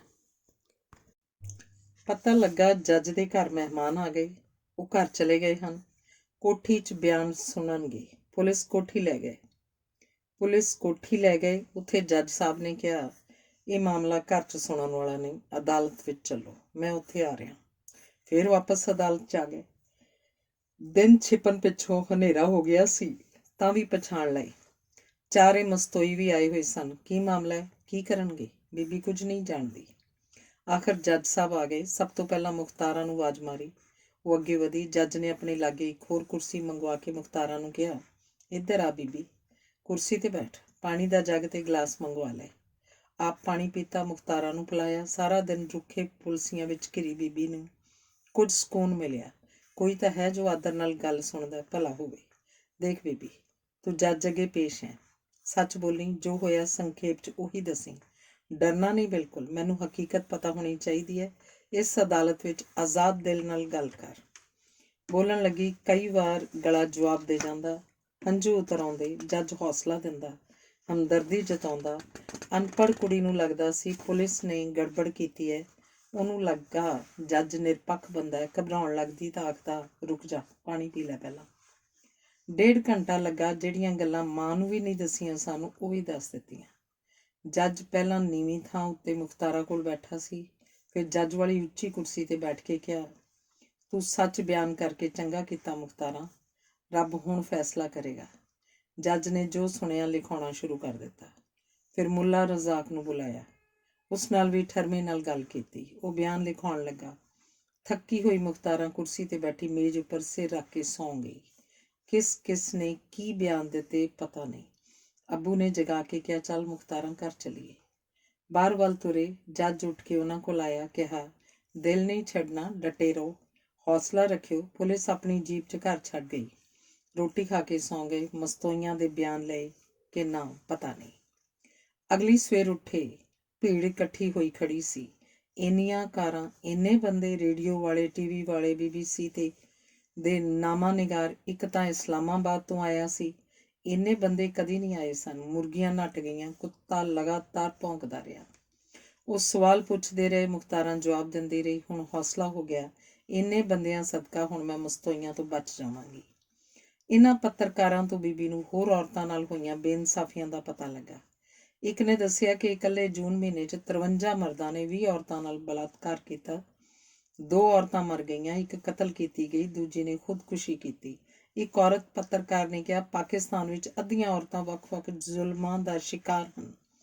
ਔਰਤਾਂ ਨੂੰ ਇਸ ਕਰਕੇ ਪੜ੍ਹਨ ਤੋਂ ਵਰਜਿਆ ਤਾਂ ਕਿ ਉਹਨਾਂ ਨੂੰ ਆਪਣੇ ਹੱਕਾਂ ਦਾ ਪਤਾ ਨਾ ਲੱਗੇ, ਹੱਕਾਂ ਵਾਸਤੇ ਲੜ ਨਾ ਸਕਣ। ਇੱਕ ਪੱਤਰਕਾਰ ਨੇ ਦੱਸਿਆ, ਬੀਬੀ, ਇਸ ਸਾਲ ਦੇ ਸ਼ੁਰੂ ਵਿੱਚ ਇਸ ਫੈਜੇ ਨੇ ਇੱਕ ਕੁੜੀ ਚੁੱਕ ਲਿਆਂਦੀ ਸੀ ਤੇ ਬੰਦ ਰੱਖ ਕੇ ਬਲਾਤਕਾਰ ਕਰਦਾ ਰਿਹਾ। ਕੁੜੀ ਦੀ ਮਾਂ ਨੇ ਮੈਨੂੰ ਦੱਸਿਆ ਕਿ ਮੇਰੀ ਕਿਧਰੇ ਸੁਣਵਾਈ ਨਹੀਂ ਹੋਈ। ਮੈਂ ਉਹਦੀ ਖਬਰ ਲਾਈ। ਲੋਕਲ ਪ੍ਰੈਸ ਵੀ ਹਰਕਤ 'ਚ ਆ ਗਈ ਤਾਂ ਕਿਤੇ ਕੁੜੀ ਮੁਕਤ ਹੋਈ। ਖਬਰਾਂ ਨਹੀਂ, ਕੇਵਲ ਅਖਬਾਰਾਂ ਨੇ ਲੰਮੇ ਲੇਖ ਛਾਪੇ, ਪੂਰੇ ਪਾਕਿਸਤਾਨ ਦੀ ਤਸਵੀਰ ਪੇਸ਼ ਕੀਤੀ। ਟੀਵੀ ਚੈਨਲਾਂ ਨੇ ਲੰਮੀਆਂ ਗੱਲਾਂ ਬਾਤਾਂ ਕੀਤੀਆਂ। ਅਫਸੋਸ ਕਿ ਬੀਬੀ ਪੜ੍ਹ ਨਹੀਂ ਸਕਦੀ। ਉਸ ਕੋਲ ਕੁਰਾਨ ਨਾਮ ਦੀ ਕਿਤਾਬ ਹੈ ਕੇਵਲ, ਉਹ ਵੀ ਪੜ੍ਹਨੀ ਨਹੀਂ ਆਉਂਦੀ, ਪਰ ਸਾਰੀ ਜ਼ਬਾਨੀ ਯਾਦ ਹੈ। ਹੋਰਾਂ ਨੂੰ ਯਾਦ ਕਰਵਾਏਗੀ। ਜਿਹੜੀਆਂ ਕੁੜੀਆਂ ਸਿੱਖਣ ਆਇਆ ਕਰਦੀਆਂ ਸਨ, ਇਸ ਘਟਨਾ ਤੋਂ ਬਾਅਦ ਮਾਪਿਆਂ ਨੇ ਹਟਾ ਲਈਆਂ। ਪਿੰਡ ਵਾਲੇ ਆਖ ਰਹੇ ਨੇ, ਇਹ ਕੁੜੀ ਅਖਬਾਰਾਂ ਦੇ ਵਰੋਲੇ ਵਿੱਚ ਪਿੰਡ ਦੀ ਬਦਨਾਮੀ ਕਰਵਾ ਰਹੀ ਹੈ। ਮਰ ਜਾਂਦੀ ਠੀਕ ਸੀ। ਇਹੋ ਜਿਹੀਆਂ ਗੱਲਾਂ ਅਜਨਬੀ ਮਰਦਾਂ ਨਾਲ ਕਰਨ ਦਾ ਕੀ ਮਤਲਬ? 5 ਦਿਨਾਂ ਬਾਅਦ ਫਿਰ ਪੁਲਿਸ ਵੈਨ ਆ ਗਈ। ਵੱਡੇ ਸ਼ਹਿਰ ਹੋਰ ਵੱਡੇ ਪੁਲਿਸ ਅਫਸਰ ਕੋਲ ਜਾਣਾ ਹੈ। ਬੀਬੀ ਦਾ ਖਿਆਲ ਸੀ ਜੋ ਪੁੱਛਿਆ ਦੱਸ ਦਿੱਤਾ। ਹੁਣ ਹੋਰ ਕੀ ਕਰਨਾ? ਪਿਤਾ, ਮੌਲਵੀ ਤੇ ਸ਼ਕੂਰ ਬੀਬੀ ਨਾਲ ਬੈਠ ਗਏ। ਦੇਖਿਆ ਮੁਜ਼ੱਫਰਗੜ੍ਹ ਵੱਡੇ ਅਫਸਰ ਸਾਹਮਣੇ ਉਹ ਦੋਵੇਂ ਪੁਲਿਸ ਅਫਸਰ ਬੈਠੇ ਸਨ ਜਿਹੜੇ ਬੀਬੀ ਨੂੰ ਕਹਿ ਰਹੇ ਸਨ ਕਿ ਮਸਤੋਈਆਂ ਖਿਲਾਫ ਬਿਆਨ ਨਹੀਂ ਦੇਣਾ। ਇੱਕ ਜਣਾ ਆਪਣੇ ਸੀਨੀਅਰ ਨੂੰ ਕੁਝ ਕਹਿਣ ਲੱਗਾ ਤਾਂ ਉਹਨੇ ਕਿਹਾ, ਚੁੱਪ ਰਹਿ, ਬੀਬੀ ਮੁਖਤਾਰਾਂ ਨਾਲ ਗੱਲ ਕਰਨੀ ਹੈ। ਧੀਏ, ਇਹਨਾਂ ਪੁਲਸੀਆਂ ਨੇ ਤੇਰੇ ਨਾਲ ਕੋਈ ਵਧੀਕੀ ਕੀਤੀ? ਕੋਈ ਗਲਤ ਗੱਲ ਹੋਈ? ਅਫਸਰ ਨੇ ਪੁੱਛਿਆ। ਨਹੀਂ, ਵਧੀਕੀ ਕੋਈ ਨਹੀਂ। ਇਹ ਤਾਂ ਇਹ ਕਹਿੰਦੇ ਰਹੇ ਕਿ ਜੋ ਮੇਰੇ ਨਾਲ ਹੋਇਆ ਉਹ ਮੈਂ ਜੱਜ ਨੂੰ ਨਾ ਦੱਸਾਂ। ਦੂਜਾ, ਮੈਥੋਂ ਮੇਰੇ ਭਰਾ ਤੇ ਪਿਤਾ ਤੋਂ ਕੋਰੇ ਕਾਗਜ਼ਾਂ ਤੇ ਅੰਗੂਠੇ ਲਵਾ ਲਏ। ਕਹਿੰਦੇ ਬਿਆਨ ਬਾਅਦ 'ਚ ਲਿਖਾਂਗੇ। ਅੱਛਾ, ਕਮਾਲ ਹੈ। ਇਹਨਾਂ ਪੁਲਸੀਆਂ ਦੇ ਨਾਮ ਕੀ ਸਨ? ਜੀ, ਨਾਵਾਂ ਦਾ ਮੈਨੂੰ ਵੀ ਪਤਾ, ਪਛਾਣ ਸਕਦੀ ਹਾਂ ਉਹਨਾਂ ਨੂੰ। ਠੀਕ ਹੈ, ਅੱਜ ਫਾਈਲ ਵੀ ਨਹੀਂ, ਉਹ ਬੰਦੇ ਵੀ ਨਹੀਂ, ਮੈਂ ਫਿਰ ਬੁਲਾਵਾਂਗਾ। 4 ਦਿਨਾਂ ਬਾਅਦ ਪੁਲਿਸ ਫਿਰ ਬੁਲਾ ਲਿਆਈ। ਐਤਕੀ ਪੁਲਿਸ ਅਫਸਰ ਕੋਲ ਨਹੀਂ, ਇੱਕ ਡਾਕਟਰ ਕੋਲ ਲੈ ਗਏ। ਸਲਮਾ ਪਹਿਲੋਂ ਆਈ ਬੈਠੀ ਸੀ। ਮਸਤੋਈਆਂ ਨੇ ਬਿਆਨ 'ਚ ਕਿਹਾ ਸੀ ਸ਼ਕੂਰ ਨੇ ਉਹਨੂੰ ਰੇਪ ਕੀਤਾ ਸੀ। ਡਾਕਟਰ ਦੋਵਾਂ ਦੀ ਜਾਂਚ ਕਰੇਗਾ। ਪਰ ਮੁਖਤਾਰਾਂ ਨੂੰ ਕਿਉਂ ਬੁਲਾਇਆ? ਉਹਦਾ ਵੀ ਮੈਡੀਕਲ ਕਰਨਗੇ। 8 ਦਿਨ ਉਸ ਘਟਨਾ ਨੂੰ ਬੀਤ ਗਏ ਹਨ। ਇਸ ਦਿਨ ਪਹਿਨੇ ਕੱਪੜੇ ਮਾਂ ਨੇ ਧੋ ਦਿੱਤੇ ਸਨ, ਉਹ ਕੰਮ ਆ ਸਕਦੇ ਸਨ। ਡਾਕਟਰ ਨੇ ਰਿਪੋਰਟ 'ਚ ਲਿਖਿਆ ਮੁਖਤਾਰਾਂ ਦਾ ਦਿਮਾਗ ਠੀਕ ਹੈ, ਹੋਰ ਕੀ ਲਿਖਿਆ ਉਹਨੂੰ ਪਤਾ ਨਹੀਂ। ਸਲਮਾ ਬੁਲਾ ਲਈ, ਉਹਨੂੰ ਕਿਵੇਂ ਟੈਸਟ ਕਰੇਗਾ ਡਾਕਟਰ? ਸ਼ਕੂਰ ਸੱਦ ਲਿਆ। ਡਾਕਟਰ ਨੇ 12 ਸਾਲ ਦਾ ਮੁੰਡਾ ਗੌਰ ਨਾਲ ਦੇਖਿਆ। ਪਤਾ ਲੱਗਾ ਕਿ ਸਲਮਾ ਅਚਾਨਕ ਮੁੱਕਰ ਗਈ। ਜਦੋਂ ਡਾਕਟਰ ਨੇ ਕਿਹਾ ਕਿ ਉਹ ਸਲਮਾ ਤੇ ਸ਼ਕੂਰ ਦੇ ਕੁਝ ਤਰਲ ਪਰਖੇਗਾ, ਫਿਰ ਪਤਾ ਲੱਗ ਜਾਏਗਾ ਕਿ ਗੱਲ ਸੱਚ ਹੈ ਕਿ ਝੂਠ। ਲੈਬ ਟੈਸਟਾਂ ਦੀ ਗੱਲ ਸੁਣ ਕੇ ਸਲਮਾ ਡਰ ਗਈ। ਬਿਆਨ ਬਦਲ ਕੇ ਕਹਿਣ ਲੱਗੀ, ਨਹੀਂ, ਸ਼ਕੂਰ ਨੇ ਜ਼ਬਰ ਜਨਾਹ ਨਹੀਂ ਕੀਤਾ, ਇਹਨੇ ਮੇਰੀਆਂ ਬਾਹਾਂ ਫੜ ਲਈਆਂ। ਇਹਦੇ ਵੱਡੇ ਭਰਾ ਤੇ ਚਾਚੇ ਦੇ 3 ਮੁੰਡਿਆਂ ਨੇ ਕੀਤਾ। ਤੂੰ ਮਜ਼ਾਕ ਸੁਣਾ ਰਹੀ ਹੈ? ਤੈਨੂੰ ਹੱਟੀ ਕੱਟੀ ਜਨਾਨੀ ਨੂੰ ਬਾਹਾਂ ਫੜ ਕੇ 12 ਸਾਲ ਦੇ ਮੁੰਡੇ ਨੇ ਕਾਬੂ ਕਰ ਲਿਆ। ਡਾਕਟਰ ਨੇ ਉਹਦੀ ਉਮਰ 27 ਸਾਲ ਅੰਗੀ ਤੇ ਲਿਖਿਆ ਕਿ 3 ਸਾਲ ਪਹਿਲਾਂ ਤੋਂ ਇਹ ਮਰਦਾਂ ਨਾਲ ਮਿਲਦੀ ਰਹੀ ਤੇ ਇੱਕ ਵਾਰ ਗਰਭਪਾਤ ਵੀ ਹੋਇਆ। ਇਸ 22 ਜੂਨ ਨੂੰ ਬਹੁਤ ਸਮਾਂ ਪਹਿਲਾਂ ਉਹਨੇ ਕਿਸੇ ਨਾਲ ਹਮਬਿਸਤਰੀ ਕੀਤੀ ਹੈ। DNA ਟੈਸਟ ਰਿਪੋਰਟਾਂ ਨੇ ਦੱਸਿਆ ਕਿ ਸ਼ਕੂਰ ਬੇਕਸੂਰ ਹੈ। ਸ਼ਕੂਰ ਨੇ ਜੱਜ ਕੋਲ ਬਿਆਨ ਦਿੱਤਾ ਕਿ ਖੇਤ ਵਿੱਚੋਂ ਚੁੱਕ ਕੇ ਉਹਨੂੰ ਇੱਕ ਕੋਠੇ 'ਚ ਲੈ ਗਏ, ਜਿੱਥੇ 3 ਬੰਦਿਆਂ ਨੇ ਉਸ ਨਾਲ ਜ਼ਬਰ ਜਨਾਹ ਕੀਤਾ। ਜਦੋਂ ਚੀਕਾਂ ਮਾਰੀਆਂ ਤੇ ਕਿਹਾ ਅੱਬੂ ਨੂੰ ਤੇ ਪੁਲਿਸ ਨੂੰ ਦੱਸਾਂਗਾ, ਫਿਰ ਡੰਡਿਆਂ ਨਾਲ ਕੁੱਟਿਆ। ਦੁਬਾਰਾ ਫੇਰ ਕੁਕਰਮ ਕੀਤਾ ਤੇ ਕਿਹਾ ਜੇ ਕਿਸੇ ਨੂੰ ਦੱਸਿਆ ਗੋਲੀ ਮਾਰ ਦਿਆਂਗੇ। ਪਾਕਿਸਤਾਨ ਕਾਨੂੰਨ ਅਨੁਸਾਰ ਰੇਪ ਕੇਸ ਸਾਬਤ ਕਰਨ ਲਈ 4 ਚਸ਼ਮਦੀਦ ਗਵਾਹ ਚਾਹੀਦੇ ਹਨ। ਚਸ਼ਮਦੀਦ ਗਵਾਹ ਤਾਂ ਉਹੀ ਹੁੰਦੇ ਨੇ ਜਿਨ੍ਹਾਂ ਨੇ ਰੇਪ ਕੀਤਾ, ਹੋਰ ਉਹ ਗਵਾਹ ਕਿੱਥੋਂ ਆਉਣ? ਕੁਝ ਦਿਨਾਂ ਬਾਅਦ ਪੁਲਿਸ ਫੇਰ ਆਈ। ਸ਼ਕੂਰ ਤੇ ਬੀਬੀ ਨੂੰ ਇੱਕ ਔਰਤ ਕੋਲ ਲੈ ਗਏ। ਇਹ ਬੀਬੀ ਵਜ਼ੀਰ ਸੀ ਤੇ ਮੁਖਤਾਰਾਂ ਨੂੰ 5 ਲੱਖ ਰੁਪਏ ਦੀ ਰਾਹਤ ਦੇਣ ਆਈ ਸੀ। ਮੁਖਤਾਰਾਂ ਨੂੰ ਇਹਨਾਂ ਗੱਲਾਂ ਦਾ ਕੀ ਪਤਾ, ਡਰ ਗਈ ਕਿ ਕੋਈ ਨਵਾਂ ਫੰਦਾ ਹੈ। ਵਜ਼ੀਰ ਨੇ ਬੀਬੀ ਨੂੰ ਚੈੱਕ ਫੜਾ ਦਿੱਤਾ। ਮੁਖਤਾਰਾਂ ਨੇ ਚੈੱਕ ਫਰਸ਼ ਤੇ ਸੁੱਟ ਕੇ ਕਿਹਾ, ਮੈਨੂੰ ਨਹੀਂ ਚਾਹੀਦੇ ਪੈਸੇ, ਮੈਂ ਉਹਨਾਂ ਨਾਲ ਰਾਜੀਨਾਮਾ ਪੈਸੇ ਲੈ ਕੇ ਕਰ ਲਾਂ। ਵਜ਼ੀਰ ਨੇ ਸਾਰੀ ਗੱਲ ਠਰਮੇ ਨਾਲ ਦੱਸੀ ਤੇ ਕਿਹਾ, ਕੋਈ ਰਾਜੀਨਾਮਾ ਨਹੀਂ ਕਰਨਾ, ਤੈਨੂੰ ਦੁੱਖ ਮਿਲੇ, ਸਰਕਾਰ ਨੇ ਭਲਾਈ ਫੰਡ ਨੇ ਇਹ ਪੈਸੇ ਦਿੱਤੇ ਨੇ, ਚੈੱਕ ਨਹੀਂ, ਮੈਨੂੰ ਤਾਂ ਸਕੂਲ ਚਾਹੀਦਾ। ਸਕੂਲ ਕੀ ਮਤਲਬ? ਪਿੰਡ ਕੁੜੀਆਂ ਲਈ ਸਕੂਲ ਨਹੀਂ, ਮੁੰਡਿਆਂ ਦੇ ਸਕੂਲ 'ਚ ਮਾਪੇ ਭੇਜਦੇ ਨਹੀਂ। ਮੈਂ ਪੜ੍ਹੀ ਲਿਖੀ ਹੁੰਦੀ, ਧੋਖਿਆਂ 'ਚ ਨਾ ਘਿਰਦੀ। ਸਕੂਲ ਵੀ ਦੇ ਦਿਆਂਗੇ, ਪਹਿਲਾਂ ਇਹ ਚੈੱਕ ਫੜ। ਮੁਖਤਾਰਾਂ ਨੂੰ ਇਸ ਬੀਬੀ ਨੇ ਦੱਸਿਆ ਕਿ ਸਾਰੀ ਦੁਨੀਆ ਦੀ ਤੇਰੇ ਨਾਲ ਹਮਦਰਦੀ ਹੈ, ਇਹ ਚੈੱਕ ਰਾਸ਼ਟਰਪਤੀ ਨੇ ਭੇਜਿਆ ਹੈ। ਮੁਖਤਾਰਾਂ ਬੋਲੀ, ਪਰ ਮੈਨੂੰ ਇਹਨਾਂ ਦਰਿੰਦਿਆਂ ਤੋਂ ਡਰ ਲੱਗਦਾ, ਮੇਰੀ ਹਰ ਖਬਰ ਪਹੁੰਚਦੀ ਹੈ। ਪੁਲਿਸ ਨੇ ਫੜੇ ਤਾਂ ਸਨ, ਪਰ ਥੋੜੇ ਦਿਨਾਂ ਬਾਅਦ ਘਰ ਆ ਗਏ। ਵਜ਼ੀਰ ਨੇ ਦੱਸਿਆ, ਜੱਜ ਨੇ ਪੁਲਿਸ ਅਫਸਰਾਂ ਦੀ ਖਿਚਾਈ ਕਰ ਦਿੱਤੀ ਹੈ। ਪਾਕਿਸਤਾਨ ਦੇ ਕਾਨੂੰਨ ਮੰਤਰੀ ਦਾ BBC ਉੱਪਰ ਬਿਆਨ ਆਇਆ ਹੈ ਕਿ ਮਸਤੋਈ ਜਿਰਗੇ ਖਿਲਾਫ ਦਹਿਸ਼ਤਗਰਦੀ ਵਿਰੋਧੀ ਐਕਟ ਅਧੀਨ ਮੁਕੱਦਮਾ ਚਲਾਇਆ ਜਾਵੇ। ਉਹਨਾਂ ਨੇ ਦਹਿਸ਼ਤਗਰਦੀ ਕੀਤੀ ਹੈ। ਮਨੁੱਖੀ ਹੱਕਾਂ ਦੇ ਕਾਰਕੁਨਾਂ ਨੇ ਜਲੂਸ ਕੱਢੇ ਨੇ, 4 ਬੰਦੇ ਫੜ ਲਏ ਤੇ 4 ਭਗੌੜੇ ਹੋ ਗਏ। ਸਟੇਟ ਗੰਭੀਰਤਾ ਨਾਲ ਕੇਸ ਦੇਖਣ ਲੱਗੀ। ਪੂਰੀ ਜਿਰਗਾ ਦੇ 14 ਮੈਂਬਰ ਹਿਰਾਸਤ ਵਿੱਚ ਲੈ ਗਏ। ਵਜ਼ੀਰ ਨੇ ਕਿਹਾ, ਬੈਂਕ ਮੈਨੇਜਰ ਨੂੰ ਕਹਿ ਦਿੱਤਾ, ਤੁਹਾਡਾ ਪਿਓ ਧੀ ਦਾ ਖਾਤਾ ਖੋਲ੍ਹ ਦੇਣਗੇ, 2 ਗਵਾਹ ਲੈ ਜਾਓ। ਪਹਿਲੀ ਵਾਰ ਬੈਂਕ 'ਚ ਗਏ ਤੇ ਖਾਤਾ ਖੁਲਵਾ ਕੇ ਚੈੱਕ ਜਮ੍ਹਾਂ ਕਰਵਾਇਆ। ਮੈਨੇਜਰ ਨੇ ਚੈੱਕ ਬੁੱਕ ਦੇ ਕੇ ਕਿਹਾ, ਜਦੋਂ ਕਢਵਾਉਣੇ ਹੋਣ ਮੇਰੇ ਕੋਲ ਆ ਜਾਇਆ ਕਰਿਓ। ਹਾਲਾਤ ਤੇਜ਼ੀ ਨਾਲ ਬਦਲਣ ਲੱਗੇ। ਜਦੋਂ ਘਰ ਵਾਪਸ ਆਏ, 15 ਪੁਲਿਸੀਏ ਖਲੋਤੇ ਸਨ। ਥੋੜ੍ਹੀ ਦੇਰ ਬਾਅਦ 50 ਬੰਦਿਆਂ ਦੀ ਫਲੀਟ ਗਵਰਨਰ ਨੂੰ ਲੈ ਆਈ। ਗਵਰਨਰ ਨੇ ਕਿਹਾ, ਤੂੰ ਮੇਰੀ ਧੀ ਹੈ ਮੁਖਤਾਰਾਂ ਬੀਬੀ, ਸਭ ਠੀਕ ਹੋਏਗਾ, ਤੇਰੀ ਰਾਖੀ ਕਰਾਂਗੇ। ਜਦੋਂ ਚਲਾ ਗਿਆ, ਮੁਖਤਾਰਾਂ ਨੇ ਕਿਹਾ, ਅੱਬਾ ਕਾਸੇ ਜੋਗਾ ਨਹੀਂ ਇਹ ਆਦਮੀ, ਫੋਟੋਆਂ ਖਿਚਾਉਣ ਆ ਗਿਆ, ਅਖਬਾਰਾਂ ਵਿੱਚ ਛਾਪਣਗੇ, ਆਪਾਂ ਖੁਦ ਲੜਾਂਗੇ। ਪੁਲਿਸ ਦਾ ਪਹਿਰਾ ਲੱਗ ਗਿਆ। ਇਹ ਹੋਰ ਤਰ੍ਹਾਂ ਦੀ ਮੁਸੀਬਤ ਸੀ। ਇੱਕ ਕਮਰਾ ਇਹਨਾਂ ਨੂੰ ਦੇਣਾ ਪਿਆ ਤੇ ਰੋਟੀ ਮੁਖਤਾਰਾਂ ਦੇ ਘਰੋਂ ਖਾਣਗੇ, ਤਨਖਾਹ ਸਰਕਾਰ ਦੇਏਗੀ, ਮਿਲੇ ਪੈਸੇ ਇਹੀ ਖਾ ਜਾਣਗੇ। ਦੂਰੋਂ ਪਾਰੋਂ ਇੱਕ ਮਾਮਾ ਆਇਆ ਹੋਇਆ ਸੀ, 10 ਸਾਲ ਬਾਅਦ ਆਇਆ। ਉਹਦਾ ਮੁੰਡਾ ਮੁਖਤਾਰਾਂ ਦਾ ਹਾਣੀ, ਵਿਆਹਿਆ ਵਰਿਆ, ਬਾਲ ਬੱਚੇਦਾਰ। ਗਵਰਨਰ ਨਾਲ ਫੋਟੋਆਂ ਤੇ 5 ਲੱਖ ਦਾ ਚੈੱਕ। ਕਹਿਣ ਲੱਗਾ, ਟੁੱਟੀ ਟਾਹਣੀ ਸੁੱਟਣੀ ਨਹੀਂ ਚਾਹੀਦੀ, ਫੇਰ ਜੋੜਨੀ ਜ਼ਰੂਰੀ ਹੈ। ਆਗਿਆ ਹੋਵੇ ਤਾਂ ਮੁਖਤਾਰਾਂ ਨੂੰ ਮੇਰੇ ਮੁੰਡੇ ਨਾਲ ਵਿਆਹ ਦੇਈਏ। ਮੁਖਤਾਰਾਂ ਹੱਸ ਪਈ, ਸਕੂਲ ਦੀ ਉਸਾਰੀ ਕਰਾਂਗੀ ਮਾਮਾ ਜਾਨ, ਵਿਆਹ ਦੀ ਲੋੜ ਨਹੀਂ। ਕੇਸ ਐਂਟੀ ਟੈਰਰਿਸਟ ਅਦਾਲਤ ਦੇ ਸਪੁਰਦ ਕਰ ਦਿੱਤਾ। ਸਿੰਧ ਦਰਿਆ ਕਿਨਾਰੇ ਇਹ ਅਦਾਲਤ ਡੇਰਾ ਗਾਜ਼ੀ ਖਾਂ ਵਿੱਚ ਹੈ। ਇੱਥੇ ਇਨਸਾਫ ਛੇਤੀ ਮਿਲ ਜਾਂਦਾ ਹੈ। ਪੁਲਿਸ ਨੇ ਮਸਤੋਈਆਂ ਦੇ ਘਰਾਂ ਦੀ ਤਲਾਸ਼ੀ ਲਈ, ਨਾਜਾਇਜ਼ ਹਥਿਆਰ ਫੜੇ ਗਏ। ਮੈਡੀਕਲ ਰਿਪੋਰਟ ਨੇ ਰੇਪ ਕਨਫਰਮ ਕਰ ਦਿੱਤੀ। 3 ਹਫ਼ਤੇ ਗਵਾਹੀਆਂ ਭੁਗਤਣੀਆਂ ਸਨ। ਮੁਖਤਾਰਾਂ ਹਰ ਰੋਜ਼ ਚਾਹੀਦੀ ਸੀ। ਇੰਨੀ ਦੂਰ ਰੋਜ਼ ਕਿਵੇਂ ਜਾਏ?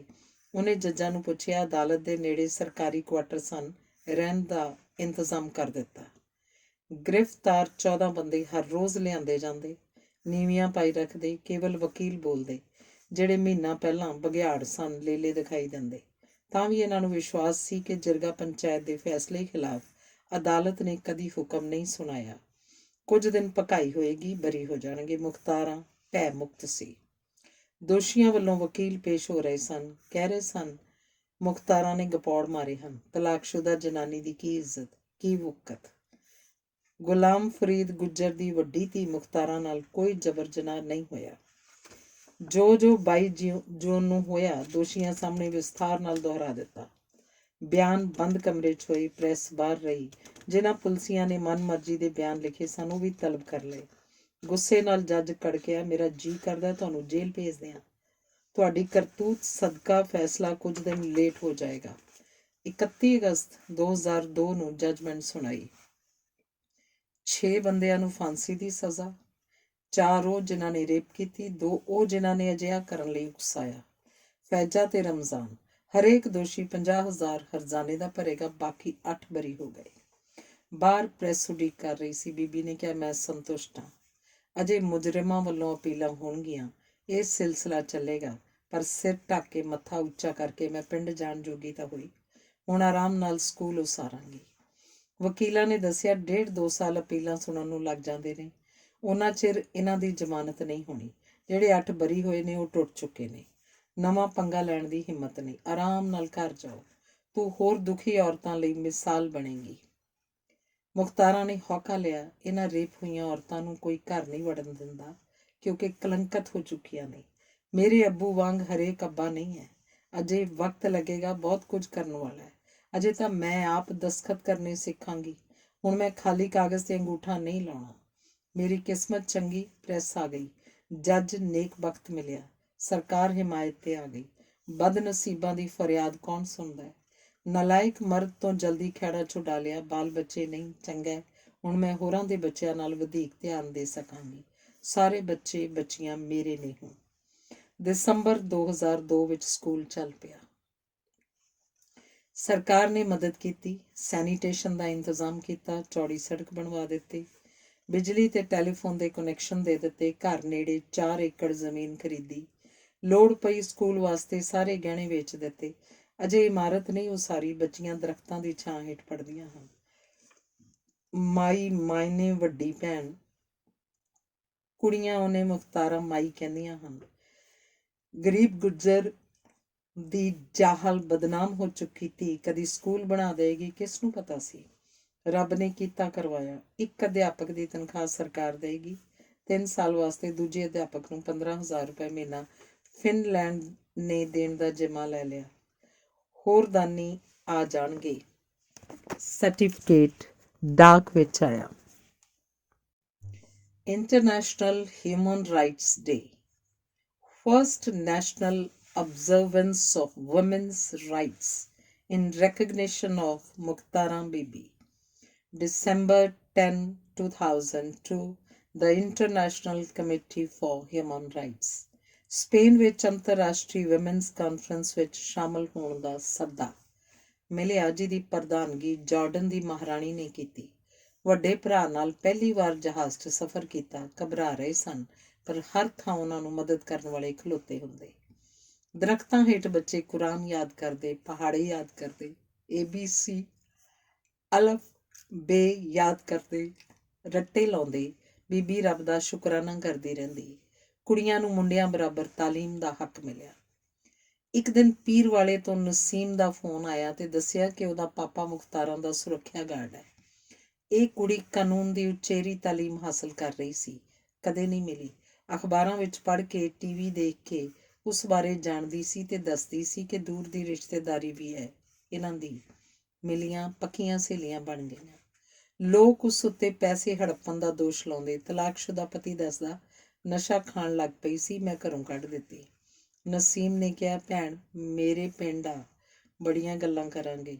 ਮੁਖਤਾਰਾ ਨੇ ਕਿਹਾ, ਨਹੀਂ, ਸਗੋਂ ਤੂੰ ਆ ਜਾ, ਮੈਨੂੰ ਮਿਲਣ ਆਈ ਰਹਿੰਦੇ ਨੇ, ਸਕੂਲ ਦੇ ਵੀ ਕੰਮ ਨੇ। ਉਹ ਆ ਗਈ। ਇੱਕ ਦੂਜੀ ਵਿੱਚ ਘੁਲ ਮਿਲ ਗਈਆਂ। ਨਸੀਮ ਨੇ ਕਿਹਾ, ਤੂੰ ਚੁੱਪ ਕਿਉਂ ਰਹਿੰਦੀ ਹੈ, ਹੱਸਦੀ ਕਿਉਂ ਨਹੀਂ? ਮੈਨੂੰ ਬਚਪਨ ਤੋਂ ਲੈ ਕੇ ਹੁਣ ਤੱਕ ਦੀ ਆਪਣੀ ਕਹਾਣੀ ਸੁਣਾ। ਸਾਰੀ ਹੱਡਬੀਤੀ ਸੁਣਾਈ, ਜਿਹੜੀ ਕਿਸੇ ਨੂੰ ਨਹੀਂ ਸੁਣਾਈ ਸੀ। ਇਹ ਤਾਂ ਬੜੀ ਹਸਮੁਖ ਚੁਲਬੁਲੀ ਕੁੜੀ ਹੁੰਦੀ ਸੀ।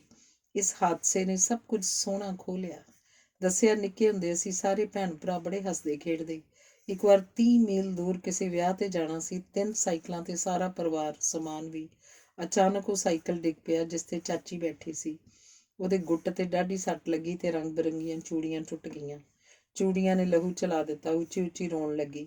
ਪਹਿਲਾਂ ਤਾਂ ਅਸੀਂ ਸਾਰੇ ਚੁੱਪਚਾਪ ਦੇਖਦੇ ਰਹੇ। ਫਿਰ ਪੁੱਛਿਆ, ਸੱਟ ਲੱਗੀ ਹੈ ਚਾਚੀ ਕਿ ਚੂੜੀਆਂ ਟੁੱਟਣ ਕਰਕੇ ਰੋਣੀ ਹੈ? ਸਾਰੇ ਬੱਚੇ ਉੱਚੀ ਉੱਚੀ ਹੱਸਣ ਲੱਗੇ। ਫਿਰ ਵੱਡੇ ਹੱਸ ਪਏ। ਰੋਂਦੀ ਰੋਂਦੀ ਚਾਚੀ ਵੀ ਹੱਸ ਪਈ। ਅਸੀਂ ਇਸ ਤਰ੍ਹਾਂ ਦੇ ਸਾਂ। ਨਸੀਮ ਨੇ ਕਿਹਾ, ਹੁਣ ਫਿਰ ਤੈਨੂੰ ਪਹਿਲਾਂ ਵਰਗੀ ਕਰਕੇ ਜਾਵਾਂਗੀ। ਕਮਾਲ ਹੋਈ। ਮੁਖਤਾਰਾਂ ਦਾ ਮੁਰਝਾਇਆ ਚਿਹਰਾ ਖਿੜਨ ਲੱਗਾ। ਉਦਾਸ ਅੱਖਾਂ 'ਚ ਚਮਕ ਆਉਣ ਲੱਗੀ। ਕਿਸੇ ਹਮਦਰਦ ਕੋਲ ਆਪਣੇ ਦੁੱਖ ਦੱਸਣ ਨਾਲ ਰਾਹਤ ਮਿਲਦੀ ਹੈ। ਉਹਨੂੰ ਹੁਣ ਪਤਾ ਲੱਗਾ। ਮੁਖਤਾਰਾਂ ਤੇ ਕੁਝ ਲਾਡ ਮਸਤੋਈਆਂ ਨਾਲ ਮਿਲਣ ਜੁਲਣ ਲੱਗੇ ਸਨ। ਮੁਖਤਾਰਾਂ ਦੇ ਕੁਝ ਗਾਰਡ ਮਸਤੋਈਆਂ ਨਾਲ ਮਿਲਣ ਜੁਲਣ ਲੱਗੇ ਸਨ। ਨਸੀਮ ਦੇ ਅੱਬੂ ਨੇ ਸ਼ਿਕਾਇਤ ਕਰਕੇ ਬਦਲੀ ਕਰਵਾ ਦਿੱਤੀ। ਮੁਖਤਾਰਾਂ ਨੇ ਆਪਣੇ ਵਿਆਹ ਦੀ ਗੱਲ ਦੱਸੀ। ਅੱਬੂ ਨੇ ਨਹੀਂ, ਚਾਚੇ ਨੇ ਮੁੰਡਾ ਪਸੰਦ ਕੀਤਾ ਸੀ। ਮਾਪੇ ਫੌਤ ਹੋ ਚੁੱਕੇ ਸਨ। ਆਪਣੇ ਵੱਡੇ ਭਰਾ ਨਾਲ ਇਹਨਾਂ ਦੇ ਘਰ ਆਇਆ ਸੀ। ਚਿਹਰਾ ਠੀਕ ਸੀ, ਪਰ ਪੋਲੀਓ ਕਾਰਨ ਇੱਕ ਲੱਤ ਕਮਜ਼ੋਰ ਸੀ। ਬਾਕੀ ਕਮਜ਼ੋਰੀਆਂ ਬਾਅਦ 'ਚ ਪਤਾ ਲੱਗੀਆਂ। ਕੁੜੀ ਦੀ ਮਰਜ਼ੀ ਕੌਣ ਪੁੱਛਦਾ। ਵਿਆਹ ਦਾ ਦਿਨ ਮਿੱਥਣ ਲੱਗ ਪਏ। ਇੱਕ ਨੇ ਕਿਹਾ, ਫਲਾਣਾ ਜੁੰਮਾ ਠੀਕ ਰਹੇਗਾ। ਦੂਜੇ ਨੇ ਕਿਹਾ, ਨਹੀਂ, ਇਸ ਦਿਨ ਤਾਂ ਫਲਾਣੇ ਦਾ ਵਿਆਹ ਹੈ। ਫਿਰ ਹੋਰ ਦਿਨ ਬਾਰੇ ਗੱਲ ਹੋਈ ਤਾਂ ਇੱਕ ਨੇ ਕਿਹਾ, ਨਹੀਂ, ਇਸ ਦਿਨ ਮੇਰੀ ਪਾਣੀ ਲਾਉਣ ਦੀ ਵਾਰੀ ਹੈ, ਹੋਰ ਦਿਨ ਰੱਖੋ। ਰਮਜ਼ਾਨ ਤੋਂ ਇੱਕ ਦਿਨ ਪਹਿਲਾਂ ਵਿਆਹ ਹੋ ਗਿਆ। ਰਿਵਾਜ਼ ਮੁਤਾਬਕ ਮੰਗੇਤਰ ਕੁੜੀ 2 ਗੁੱਤਾਂ ਕਰਦੀ ਹੈ। ਵਿਆਹ ਤੋਂ ਕੁਝ ਦਿਨ ਪਹਿਲਾਂ ਮੁੰਡੇ ਦੇ ਘਰ ਦੀਆਂ ਔਰਤਾਂ ਦੋਵੇਂ ਗੁੱਤਾਂ ਖੋਲ ਕੇ ਕੇਸ ਵਾਹੁੰਦੀਆਂ ਹਨ ਤੇ ਜੂੜਾ ਕਰਦੀਆਂ ਹਨ। ਵਿਆਹ ਵਾਲੇ ਦਿਨ ਲਾਲ ਲਹਿੰਗਾ ਜਾਂ ਸੂਟ ਪਹਿਨਿਆ ਜਾਂਦਾ ਹੈ। ਮੁੰਡੇ ਵੱਲੋਂ ਭੇਜਿਆ ਹਾਰ ਪਹਿਨਿਆ ਜਾਂਦਾ ਹੈ। ਹੱਥਾਂ ਪੈਰਾਂ ਤੇ ਮਹਿੰਦੀ ਲਾਈ ਜਾਂਦੀ ਹੈ। ਸਾਰੀਆਂ ਰਸਮਾਂ ਦੌਰਾਨ ਗੀਤ ਗਾਏ ਜਾਂਦੇ ਹਨ। ਵਿਆਹ ਮਗਰੋਂ ਕੁੜੀਆਂ ਪੇਕਿਓਂ ਪਰਾਈਆਂ ਹੋ ਜਾਂਦੀਆਂ ਹਨ। ਵਿਆਹ ਪਿੱਛੋਂ ਮਾਸੂਮ ਹਾਸੇ, ਮਾਸੂਮ ਸ਼ਰਾਰਤਾਂ ਖਤਮ। ਮਾਪਿਆਂ ਕੋਲ ਬੱਚਿਆਂ ਦਾ ਬਚਪਨ ਹੁੰਦਾ ਹੈ। ਸਹੁਰੇ ਘਰ ਬੰਦਿਸ਼ਾਂ ਤੇ ਬੰਦਿਸ਼ਾਂ। ਲਾੜਾ ਆਇਆ, ਰਸਮਾਂ ਹੋਈਆਂ। ਫਿਰ ਵੱਡੇ ਭਰਾ ਨੇ ਟਰਾਲੀ ਵਿੱਚ ਬਿਠਾ ਦਿੱਤੀ। ਟਰੈਕਟਰ ਸਟਾਰਟ ਹੋਇਆ ਤੇ ਸਹੁਰੇ ਘਰ ਵੱਲ ਰਵਾਨਗੀ।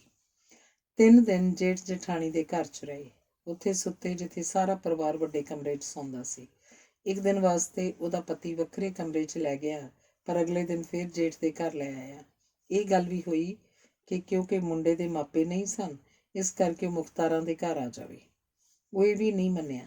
ਜਦੋਂ ਉਹਨੂੰ ਤਲਾਕ ਦੇਣ ਬਾਰੇ ਪੁੱਛਿਆ, ਉਹਨੇ ਇੱਕ ਵਾਰ ਵੀ ਨਾ ਨਹੀਂ ਕੀਤੀ, ਜਿਵੇਂ ਪਹਿਲਾਂ ਹੀ ਤਿਆਰ ਹੋਵੇ। ਉਸ ਵੱਲੋਂ ਦਿੱਤੇ ਗਹਿਣੇ ਵਾਪਸ ਕਰ ਦਿੱਤੇ।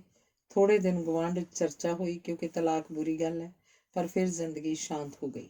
ਘਰ ਬਥੇਰੇ ਕੰਮ ਸਨ। ਰੋਟੀ ਟੁੱਕ ਕਰਨਾ, ਸਾਫ਼ ਸਫਾਈਆਂ, ਕਢਾਈ ਬੁਣਾਈ, ਕੁਰਾਨ ਸਿਖਾਉਣਾ, ਪੱਠੇ ਕੁਤਰਨੇ, ਪਸ਼ੂਆਂ ਦੀ ਸੰਭਾਲ ਕਰਨੀ।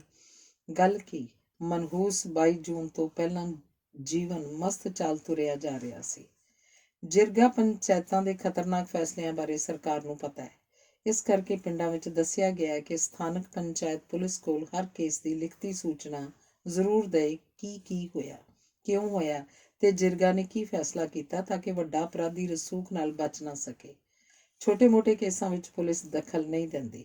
ਏਡੇ ਵੱਡੇ ਅਪਰਾਧ ਪਿੱਛੋਂ ਪੁਲਿਸ ਮੁਖਤਾਰਾਂ ਤੋਂ ਖਾਲੀ ਕਾਗਜ਼ਾਂ ਤੇ ਅੰਗੂਠਾ ਲਵਾਉਂਦੀ ਰਹੀ ਤੇ ਮਨਮਰਜ਼ੀ ਦਾ ਬਿਆਨ ਲਿਖਦੀ ਰਹੀ, ਜਿਹੜਾ ਦੋਸ਼ੀਆਂ ਦੇ ਹੱਕ 'ਚ ਹੁੰਦਾ। ਉੱਚੀ ਜਾਤ ਦੇ ਜ਼ਿਮੀਂਦਾਰਾਂ ਦੀ ਇੱਜ਼ਤ ਬਚੀ ਰਹਿਣੀ ਚਾਹੀਦੀ ਹੈ। ਵੱਡੀ ਟੁੱਕੀ ਜਾਤ ਦੀ ਕੌਣ ਸੁਣੇ।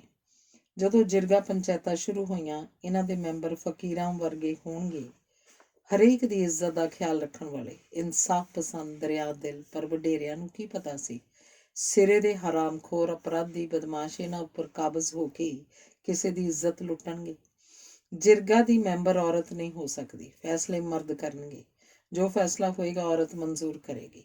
2 ਪਰਿਵਾਰਾਂ ਦਾ ਝਗੜਾ ਹੋ ਗਿਆ। ਦੋਸ਼ੀ ਕੌਣ ਹੈ, ਜਿਰਗਾ ਫੈਸਲਾ ਕਰੇਗੀ ਤੇ ਜਿਰਗਾ ਜਿਹਨੂੰ ਦੋਸ਼ੀ ਮੰਨੇ, ਉਹ ਆਪਣੀ ਧੀ ਦੂਜੀ ਧਿਰ ਦੇ ਮੁੰਡੇ ਨੂੰ ਵਿਆਹੇਗਾ। ਜੇ ਧੀ ਵਾਲੇ ਨਾ ਮੰਨਣ ਤਾਂ ਦੂਜੀ ਧਿਰ ਨੂੰ ਰੇਪ ਕਰਨ ਦਾ ਅਖਤਿਆਰ ਹੈ। ਕੁੜੀ ਤੇ ਮੁੰਡੇ ਦੀ ਉਮਰ 'ਚ ਕਿੰਨਾ ਫਰਕ ਹੈ, ਕੋਈ ਪਰਵਾਹ ਨਹੀਂ। ਝਗੜਾ ਮਰਦਾਂ ਦਾ ਸੀ, ਨਿਬੇੜਾ ਔਰਤ ਦੀ ਬਲੀ ਨਾਲ ਹੋਏਗਾ।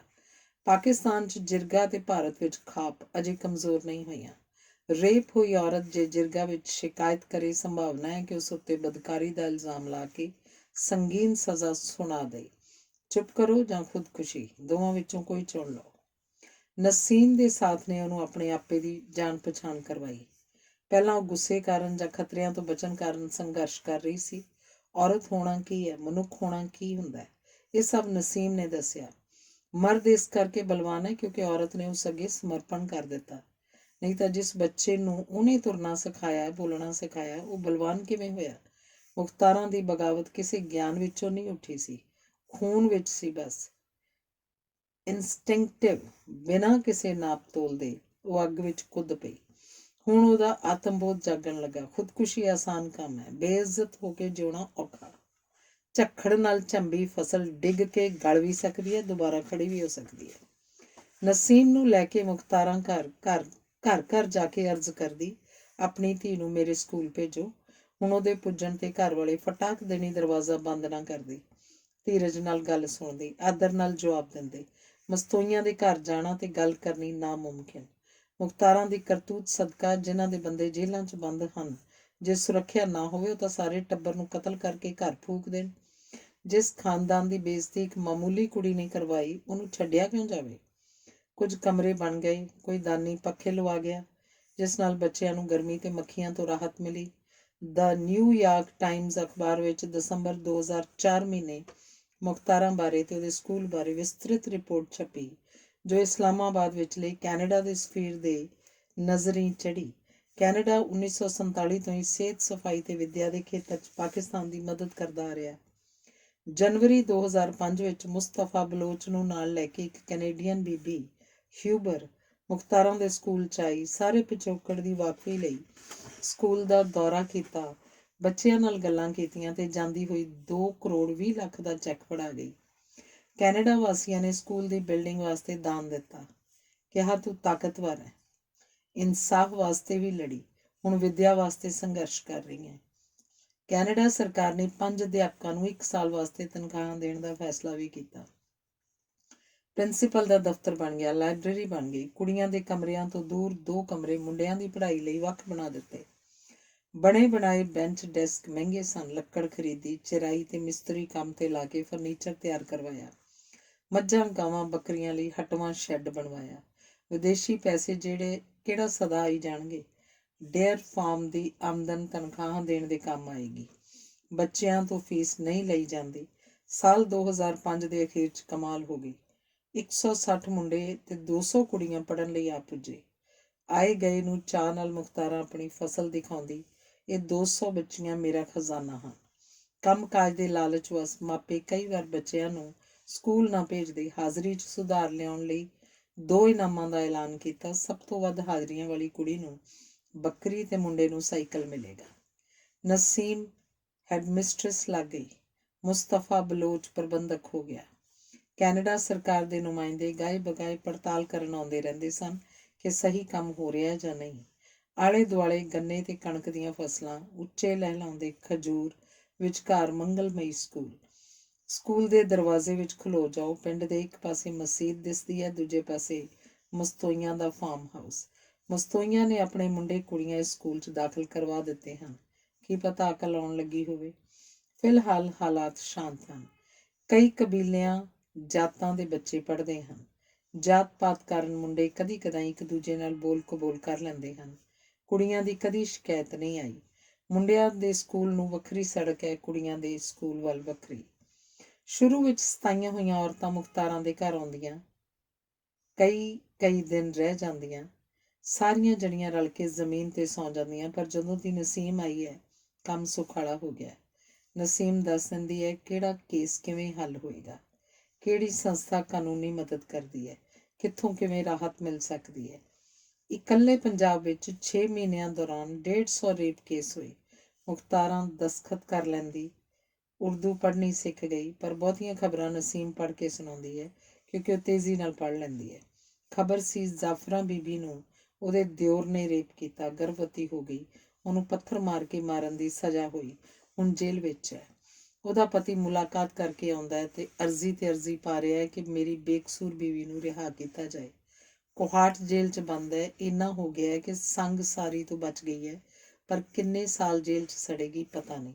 ਬਲਾਤਕਾਰੀ ਨੂੰ ਕੋਈ ਸਜ਼ਾ ਨਹੀਂ ਹੋਈ। ਫਹੀਮੋਦੀਨ ਨੇ ਹਜ਼ੀਰਾ ਕੁੜੀ ਨਾਲ ਵਿਆਹ ਕਰਵਾ ਲਿਆ। ਦੋਵਾਂ ਦੀਆਂ ਜਾਤਾਂ ਵੱਖ-ਵੱਖ ਸਨ। ਕੁੜੀ ਦੇ ਮਾਪਿਆਂ ਨੇ ਪੁਲਿਸ ਕੋਲ ਰੇਪ ਕੇਸ ਦਰਜ ਕਰਵਾ ਦਿੱਤਾ। ਕੁੜੀ ਤੇ ਮੁੰਡੇ ਨੇ ਬਿਆਨ ਦਿੱਤੇ ਕਿ ਉਹ ਬਾਲਗ ਹਨ ਤੇ ਦੋਵਾਂ ਦੀ ਰਜ਼ਾਮੰਦੀ ਨਾਲ ਵਿਆਹ ਹੋਇਆ। ਅਦਾਲਤ ਨੇ ਬਰੀ ਕਰ ਦਿੱਤੇ। ਬਰੀ ਹੋ ਕੇ ਆਉਂਦਿਆਂ ਨੂੰ ਕੁੜੀ ਵਾਲਿਆਂ ਨੇ ਵੱਢ ਦਿੱਤਾ। ਕਾਤਲ ਅੰਦਰ ਹਨ, ਬਰੀ ਹੋਣਗੇ, ਗਵਾਹ ਨਹੀਂ। ਕੁੱਤਾ ਭੌਂਕਣ ਦੀ ਵਜ੍ਹਾ ਕਰਕੇ 2 ਪਰਿਵਾਰਾਂ ਦੀ ਲੜਾਈ ਹੋ ਗਈ। ਇੱਕ ਬੰਦਾ ਕਤਲ ਹੋ ਗਿਆ। ਜਿਰਗਾ ਨੇ ਫੈਸਲਾ ਸੁਣਾਇਆ, ਕਾਤਲ ਦੀਆਂ 2 ਕੁੜੀਆਂ ਹਨ, ਵੱਡੀ 11 ਸਾਲ ਦੀ, ਛੋਟੀ 6 ਸਾਲ ਦੀ। ਵੱਡੀ ਮਕਤੂਲ ਦੇ ਘਰ 46 ਸਾਲ ਦੇ ਬੰਦੇ ਨਾਲ ਵਿਆਹ ਦਿਓ, ਛੋਟੀ 8 ਸਾਲ ਦੇ ਮੁੰਡੇ ਨਾਲ। ਦੋਵਾਂ ਪਰਿਵਾਰਾਂ ਨੇ ਫੈਸਲਾ ਮੰਨ ਲਿਆ। ਨਸੀਮ ਆਖਦੀ, ਅਸੀਂ ਤਾਂ ਬੱਕਰੀਆਂ ਤੋਂ ਬੱਤਰ ਹਾਂ, ਅਸੀਂ ਤਾਂ ਮਰਦ ਦੇ ਪੈਰ ਦੀ ਜੁੱਤੀਆਂ, ਪੁਰਾਣੀ ਉਤਾਰੋ, ਨਵੀਂ ਪਹਿਨ ਲਓ। 1 ਮਾਰਚ 2005 ਨੂੰ ਲਾਹੌਰ ਹਾਈ ਕੋਰਟ ਨੇ ਅਪੀਲਾਂ ਦੀ ਸੁਣਵਾਈ ਕਰਨੀ ਸੀ। ਦੋਸ਼ੀ ਆਪਣੇ ਆਪ ਨੂੰ ਬੇਕਸੂਰ ਦੱਸ ਰਹੇ ਸਨ, ਜਦੋਂ ਕਿ ਮੁਖਤਾਰਾਂ ਦਾ ਵਕੀਲ ਕਹਿ ਰਿਹਾ ਸੀ, ਜਿਹੜੇ 8 ਬੰਦੇ ਛੱਡੇ ਹਨ ਉਹਨਾਂ ਨੂੰ ਸਜ਼ਾ ਦਿਓ ਤੇ ਦੋਸ਼ੀਆਂ ਨੂੰ ਫਾਹੇ ਲਾਓ। ਡਿਫੈਂਸ ਅਜੀਬ ਇਸ਼ੂ ਚੁੱਕ ਰਿਹਾ ਸੀ। ਮੁਖਤਾਰਾਂ ਨੇ ਥਾਣੇ ਰਿਪੋਰਟ ਲਿਖਾਉਣ ਵਿੱਚ ਇੰਨੀ ਦੇਰ ਕਿਉਂ ਕੀਤੀ? ਦੇਰ ਕਰਨ ਦੇ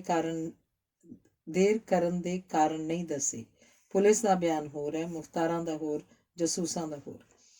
ਚਸ਼ਮਦੀਦ ਗਵਾਹ ਇੱਕ ਵੀ ਨਹੀਂ। ਕੌਣ ਕਹੇ ਕਿ ਚਸ਼ਮਦੀਦ ਗਵਾਹ ਸਾਰਾ ਪਿੰਡ ਸੀ, ਪਰ ਗਵਾਹੀ ਦੇਣ ਨਹੀਂ ਆਇਆ। ਕਾਰਨ ਸਭ ਜਾਣਦੇ ਨੇ। ਸਾਰੀ ਕਾਰਵਾਈ ਅੰਗਰੇਜ਼ੀ 'ਚ ਚੱਲ ਰਹੀ ਸੀ।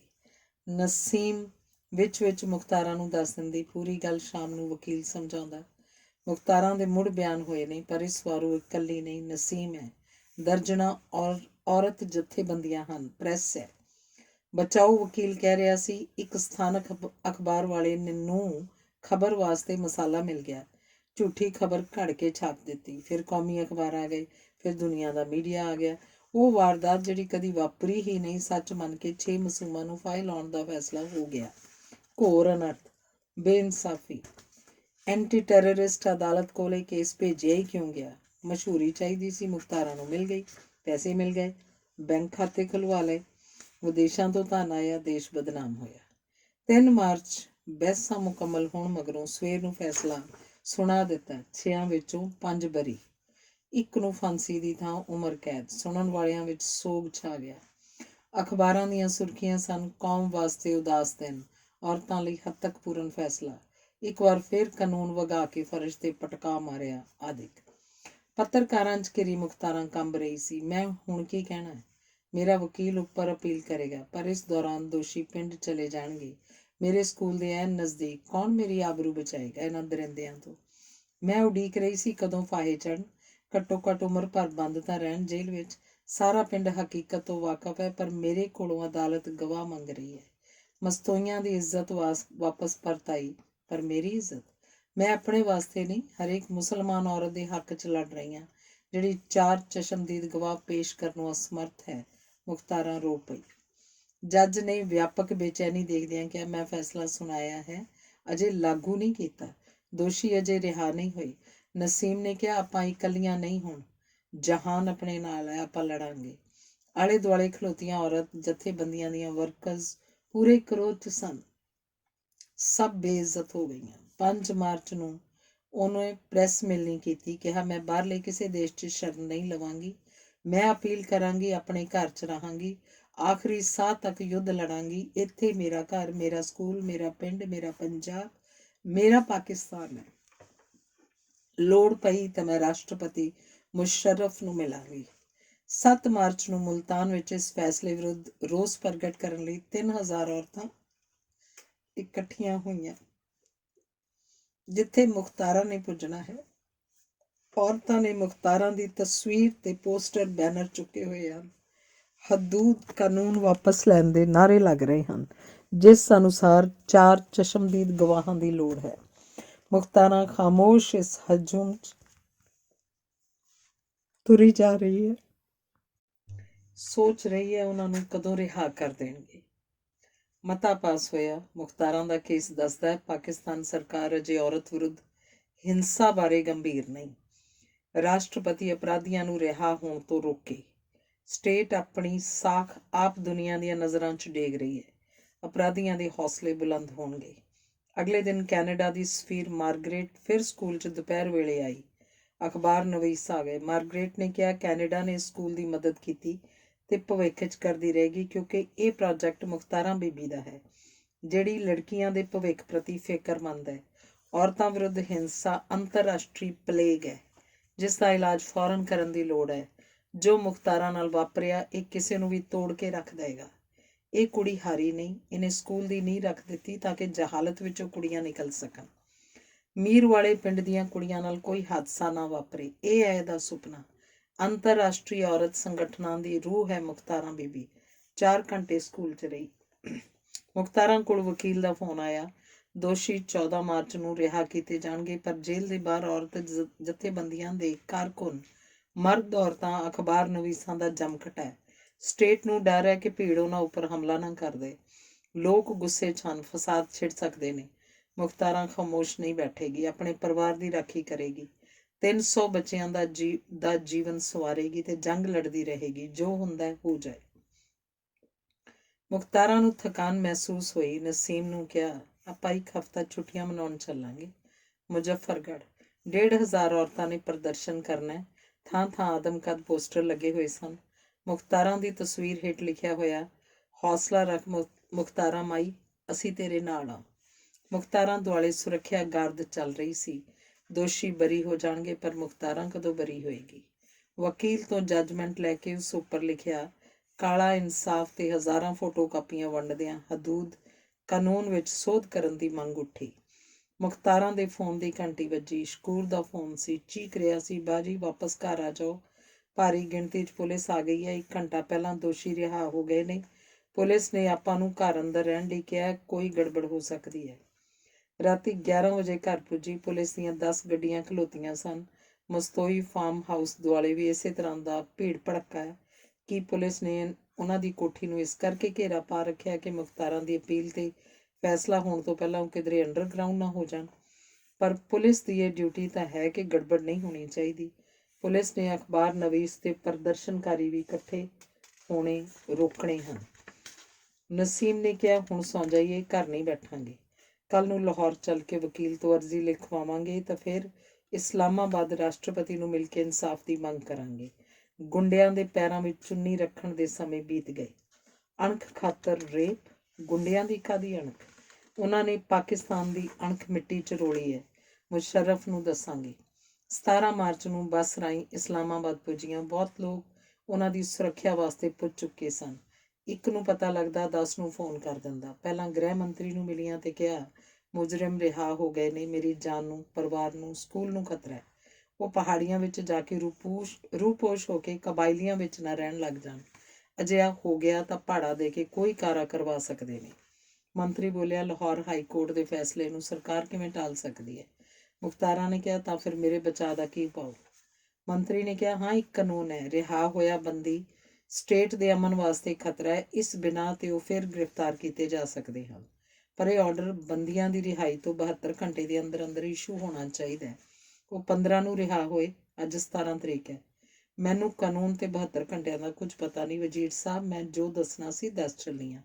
ਅੱਗੇ ਤੁਸੀਂ ਜਾਣੋ, ਤੁਹਾਡਾ ਕਾਨੂੰਨ ਜਾਣੇ। ਵਜ਼ੀਰ ਨੇ ਭਰੋਸਾ ਦਿੱਤਾ, ਜੋ ਮੇਰੇ ਅਧਿਕਾਰ ਖੇਤਰ 'ਚ ਹੋਏਗਾ ਕਰਾਂਗਾ। ਪ੍ਰੈਸ ਬੁਲਾ ਕੇ ਵਜ਼ੀਰ ਨਾਲ ਹੋਈ ਮੀਟਿੰਗ ਦਾ ਖੁਲਾਸਾ ਕਰ ਦਿੱਤਾ।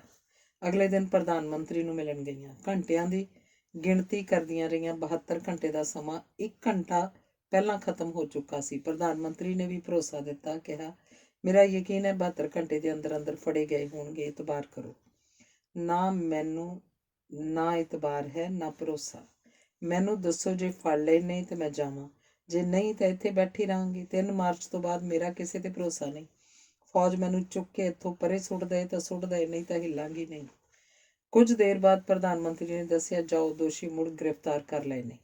ਪੁਲਿਸ ਹੱਥਕੜੀਆਂ ਜੜ ਕੇ ਥਾਣੇ ਲੈ ਗਈ ਹੈ। ਦੋਵੇਂ ਜਣੀਆਂ ਦਫ਼ਤਰੋਂ ਬਾਹਰ ਤਾਂ ਆ ਗਈਆਂ, ਪਰ ਯਕੀਨ ਨਹੀਂ ਸੀ। ਸੋ ਪਿੰਡ ਚਾਚੇ ਦੇ ਘਰ ਫੋਨ ਕੀਤਾ। ਚਚੇਰੇ ਭਰਾ ਨੇ ਦੱਸਿਆ, ਹਾਂ, ਪੁਲਿਸ ਹੱਥਕੜੀਆਂ ਲਾ ਕੇ ਲਿਜਾਂਦੀ ਸਭ ਨੇ ਦੇਖੀ ਹੈ। ਜੁਮੇ ਦੀ ਨਮਾਜ਼ ਪਿੱਛੋਂ ਪੁਲਿਸ ਆਈ। ਇਹਨਾਂ 5 ਨੂੰ ਤਾਂ ਫੜਿਆ ਹੀ, ਜਿਹੜੇ 8 ਬਰੀ ਹੋਏ ਸਨ ਉਹਨਾਂ ਨੂੰ ਵੀ ਨਾਲ ਲੈ ਗਈ।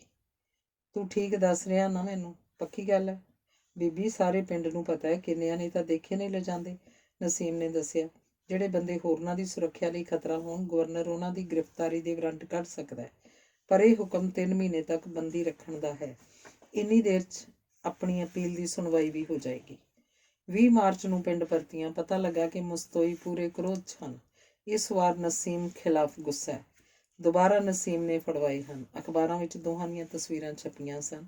ਜਦੋਂ ਗ੍ਰਹਿ ਮੰਤਰੀ ਤੇ ਪ੍ਰਧਾਨ ਮੰਤਰੀ ਨੂੰ ਮਿਲੀਆਂ, ਇਹ ਗੱਲ ਸਹੀ ਵੀ ਹੈ। ਨਸੀਮ ਪੜ੍ਹੀ ਲਿਖੀ, ਕਾਨੂੰਨ ਦੀ ਜਾਣਕਾਰ, ਸਲਾਹਕਾਰ, ਆਪਣੀ ਮਦਦ ਲਈ ਆ ਬੜੀ ਸੀ। 11 ਜੂਨ ਨੂੰ ਪੁਲਿਸ ਨੇ ਦੱਸਿਆ ਕਿ ਸਫ਼ਰ ਨਹੀਂ ਕਰਨਾ, ਤੁਹਾਨੂੰ ਖਤਰਾ ਹੈ। ਨਸੀਮ ਇਸ ਅਕਸਰ ਫੋਨ ਚੁੱਕਦੀ ਹੁੰਦੀ ਸੀ। ਅਮਰੀਕਾ ਤੇ ਕੈਨੇਡਾ ਦੋਵਾਂ ਦੇਸ਼ਾਂ ਨੇ ਸੱਦਾ ਦਿੱਤਾ ਸੀ ਕਿ ਸਾਡੇ ਦੇਸ਼ ਆ ਜਾਓ, ਪਰ ਇਹ ਵੀ ਪਤਾ ਲੱਗਾ ਕਿ ਪਾਕਿਸਤਾਨ ਸਰਕਾਰ ਨੇ ਦੇਸ਼ ਛੱਡਣ ਉੱਪਰ ਪਾਬੰਦੀ ਲਾਈ ਹੋਈ ਹੈ। ਉਹਦਾ ਪਾਸਪੋਰਟ ਜ਼ਬਤ ਕਰ ਲਿਆ। ਵਕੀਲ ਨੇ ਪ੍ਰੈਸ ਸੱਦ ਕੇ ਦੱਸਿਆ ਕਿ ਮੇਰੀ ਕਲਾਇੰਟ ਨਜ਼ਰਬੰਦ ਕੀਤੀ ਹੋਈ ਹੈ ਤੇ ਪਾਸਪੋਰਟ ਜ਼ਬਤ ਕਰ ਲਿਆ। ਮਨੁੱਖੀ ਅਧਿਕਾਰ ਜਥੇਬੰਦੀਆਂ ਮੁੜ ਰੋਚ ਆ ਗਈਆਂ। ਸਰਕਾਰ ਨੇ ਕਿਹਾ ਮੁਖਤਾਰਾਂ ਨੂੰ ਖਤਰਾ ਭਾਂਪਦਿਆਂ ਉਹਨੂੰ ਸੁਰੱਖਿਅਤ ਰੱਖਿਆ ਹੋਇਆ। ਅਖਬਾਰਾਂ 'ਚ ਬਦਨਾਮੀ ਹੁੰਦੀ ਹੈ। ਪਾਸਪੋਰਟ ਇਸ ਲਈ ਲੈ ਲਿਆ ਕਿ ਵਿਦੇਸ਼ 'ਚ ਸਿਆਸੀ ਪਨਾਹ ਨਾ ਲੈ ਲਵੇ, ਦੇਸ਼ ਬਦਨਾਮ ਹੋ ਜਾਏਗਾ। ਬਹਿਸ ਦੌਰਾਨ ਪੰਜਾਬ ਅਸੈਂਬਲੀ 'ਚ ਇੱਕ ਵਿਧਾਇਕ ਔਰਤ ਬੋਲੀ, ਮੁਖਤਾਰਾਂ ਬੀਬੀ ਨੂੰ ਜ਼ਾਬਤੇ ਵਿੱਚ ਰਹਿਣਾ ਚਾਹੀਦਾ ਹੈ। ਉਹ ਪੱਛਮੀ ਦੇਸ਼ਾਂ ਦੇ ਇਸ਼ਾਰਿਆਂ ਤੇ ਚੱਲ ਰਹੀ ਹੈ। ਦੇਸ਼ ਦੀ ਬਦਨਾਮੀ ਹੋ ਰਹੀ ਹੈ। ਕੁੜੀਆਂ ਦਾ ਕੰਮ ਆਪਣੇ ਪਿੰਡ ਰਹਿਣਾ ਹੁੰਦਾ ਹੈ। ਇਨਸਾਫ ਰੱਬ ਆਪੇ ਦੇ ਦਿਆ ਕਰਦਾ ਹੈ। ਕੁਝ ਖਾੜਕੂ ਜਥੇਬੰਦੀਆਂ ਵੀ ਗੁੱਸੇ 'ਚ ਸਨ ਕਿ ਇਹ ਕੁੜੀ ਸ਼ਰੀਅਤ ਭੰਗ ਕਰ ਰਹੀ ਹੈ, ਇਸਲਾਮ ਨੂੰ ਬਦਨਾਮ ਕਰ ਰਹੀ ਹੈ। ਦੇਸ਼ ਦਾ ਸਖਤ ਵਿਰੋਧ ਦੇਖਦਿਆਂ ਪ੍ਰਧਾਨ ਮੰਤਰੀ ਨੇ ਮੁਖਤਾਰਾਂ ਦਾ ਨਾਮ ਉਸ ਲਿਸਟ ਵਿੱਚੋਂ ਕਟਵਾ ਦਿੱਤਾ ਜਿਸ ਵਿੱਚ ਬਾਹਰਲੇ ਦੇਸ਼ ਜਾਣੇ ਰੋਕੇ ਜਾਣ ਵਾਲਿਆਂ ਦੇ ਨਾਮ ਦਰਜ ਸਨ। 28 ਜੂਨ ਨੂੰ ਸੁਪਰੀਮ ਕੋਰਟ ਨੇ 2 ਦਿਨ ਬਹਿਸ ਸੁਣਨ ਪਿੱਛੋਂ ਫੈਸਲਾ ਸੁਣਾ ਦਿੱਤਾ, ਮੁਖਤਾਰਾਂ ਦਾ ਕੇਸ ਮੁੜ ਖੋਲ੍ਹਿਆ ਜਾਵੇ। ਵਕੀਲ ਨੇ ਮੁਖਤਾਰਾਂ ਨੂੰ ਕਿਹਾ ਹੋਇਆ ਸੀ ਕਿ ਅਪੀਲ ਦੀ ਸੁਣਵਾਈ ਨੇੜੇ ਅਖਬਾਰ ਨਵੀਸਾਂ ਨਾਲ ਗੱਲ ਨਹੀਂ ਕਰਨੀ। ਫੈਸਲਾ ਸੁਣ ਕੇ ਵਕੀਲ ਤੇ ਮੁਖਤਾਰਾਂ ਦੇ ਚਿਹਰੇ ਤੇ ਮੁਸਕਾਨ ਆ ਗਈ। ਵਕੀਲ ਨੇ ਕਿਹਾ, ਹੁਣ ਜਿਹਨੂੰ ਮਰਜ਼ੀ ਮਿਲ, ਜੋ ਮਰਜ਼ੀ ਆ। ਪਾਸਪੋਰਟ ਮਿਲ ਗਿਆ, ਅਪੀਲ ਮਨਜ਼ੂਰ ਹੋ ਗਈ। ਬਾਹਰ ਹਮਦਰਦ ਔਰਤ ਜਥੇਬੰਦੀਆਂ ਦਾ ਇਕੱਠ ਜੱਫੀਆਂ ਪਾ ਕੇ ਮਿਲਿਆ। ਅਖਬਾਰ ਵਾਲਿਆਂ ਨੇ ਸਵਾਲ ਪੁੱਛੇ। ਵਕੀਲ ਨੇ ਪ੍ਰੈਸ ਨੂੰ ਦੱਸਿਆ ਕਿ ਪਹਿਲਾਂ ਬਰੀ ਹੋ ਚੁੱਕੇ 8 ਬੰਦੇ ਵੀ ਜੇਲ੍ਹ ਅੰਦਰ ਬੰਦ ਹਨ। ਇਹ ਕੇਵਲ ਰੇਪ ਕੇਸ ਨਹੀਂ, ਖਤਰਨਾਕ ਦਹਿਸ਼ਤਗਰਦੀ ਦਾ ਕੇਸ ਹੈ। ਆਲੇ ਦੁਆਲੇ ਦੀ ਆਬਾਦੀ ਨੂੰ ਆਤੰਕਿਤ ਕਰਨ ਲਈ ਇਹ ਸਭ ਕੁਝ ਕੀਤਾ। ਸੁਪਰੀਮ ਕੋਰਟ ਦੀ ਸੁਣਵਾਈ ਕਰੇਗੀ ਤਾਂ ਸਾਰੇ ਸਹੀ ਹਾਲਾਤ ਸਾਹਮਣੇ ਆਉਣਗੇ। ਅਸੀਂ ਇਸ ਫੈਸਲੇ ਦਾ ਸਵਾਗਤ ਕਰਦੇ ਹਾਂ। ਖੁਸ਼ ਪਿੰਡ ਆਈ, ਸੁਰੱਖਿਆ ਘਟਦੀ ਗਈ। ਕੇਵਲ ਇੱਕ ਸਿਪਾਹੀ ਪਹਿਰਾ ਦੇਣ ਲਈ ਰਹਿ ਗਿਆ। ਹਾਂ, ਜਦੋਂ ਕੋਈ ਵਿਦੇਸ਼ੀ ਆਉਂਦਾ, ਅਖਬਾਰ ਨਵੀਸ ਆਉਂਦੇ, ਤਾਂ ਸੁਰੱਖਿਆ ਕਾਰਨਾਂ ਸਦਕਾ ਪੁਲਿਸ ਨਫਰੀ ਵੱਧ ਜਾਂਦੀ। ਅਸਲ 'ਚ ਸਰਕਾਰ ਨੇ ਸੂਹ ਲੈਣੀ ਹੁੰਦੀ ਕਿ ਕੀ ਗੱਲਾਂ ਕਰ ਰਹੀ ਹੈ। ਭਾਂਤ ਸੁਭਾਤੀਆਂ ਗੱਲਾਂ ਸੁਣਨ ਨੂੰ ਮਿਲਦੀਆਂ। ਕਈਆਂ ਨੂੰ ਕ੍ਰੋਧ ਸੀ ਕਿ ਮੁਖਤਾਰਾਂ ਨੇ ਦੇਸ਼ ਬਦਨਾਮ ਕਰਵਾ ਦਿੱਤਾ। ਵੱਡੇ ਘਰਾਂ ਦੇ ਬੰਦਿਆਂ ਨੇ ਅਜਿਹੇ ਕਮੈਂਟ ਵੀ ਦਿੱਤੇ, ਰੇਪ ਹੋ ਜਾਓ, ਕਰੋੜਾਂ ਰੁਪਏ ਵਿਦੇਸ਼ਾਂ ਤੋਂ ਮਿਲ ਜਾਣਗੇ, ਵੀਜ਼ੇ ਮਿਲ ਜਾਣਗੇ। ਮੁਖਤਾਰਾਂ ਨੇ ਪ੍ਰੈਸ ਨੂੰ ਸਵਾਲ ਕੀਤਾ, ਜੇ ਔਰਤ ਮਰਦ ਦੀ ਅਣਖ ਦਾ ਚਿੰਨ੍ਹ ਹੈ ਤਾਂ ਮਰਦ ਆਪਣੀ ਅਣਖ ਨੂੰ ਰੇਪ ਕਿਉਂ ਕਰਦਾ, ਕਤਲ ਕਿਉਂ ਕਰਦਾ? ਇੱਕ ਪੱਤਰਕਾਰ ਬੀਬੀ ਮਿਲਣ ਆਈ।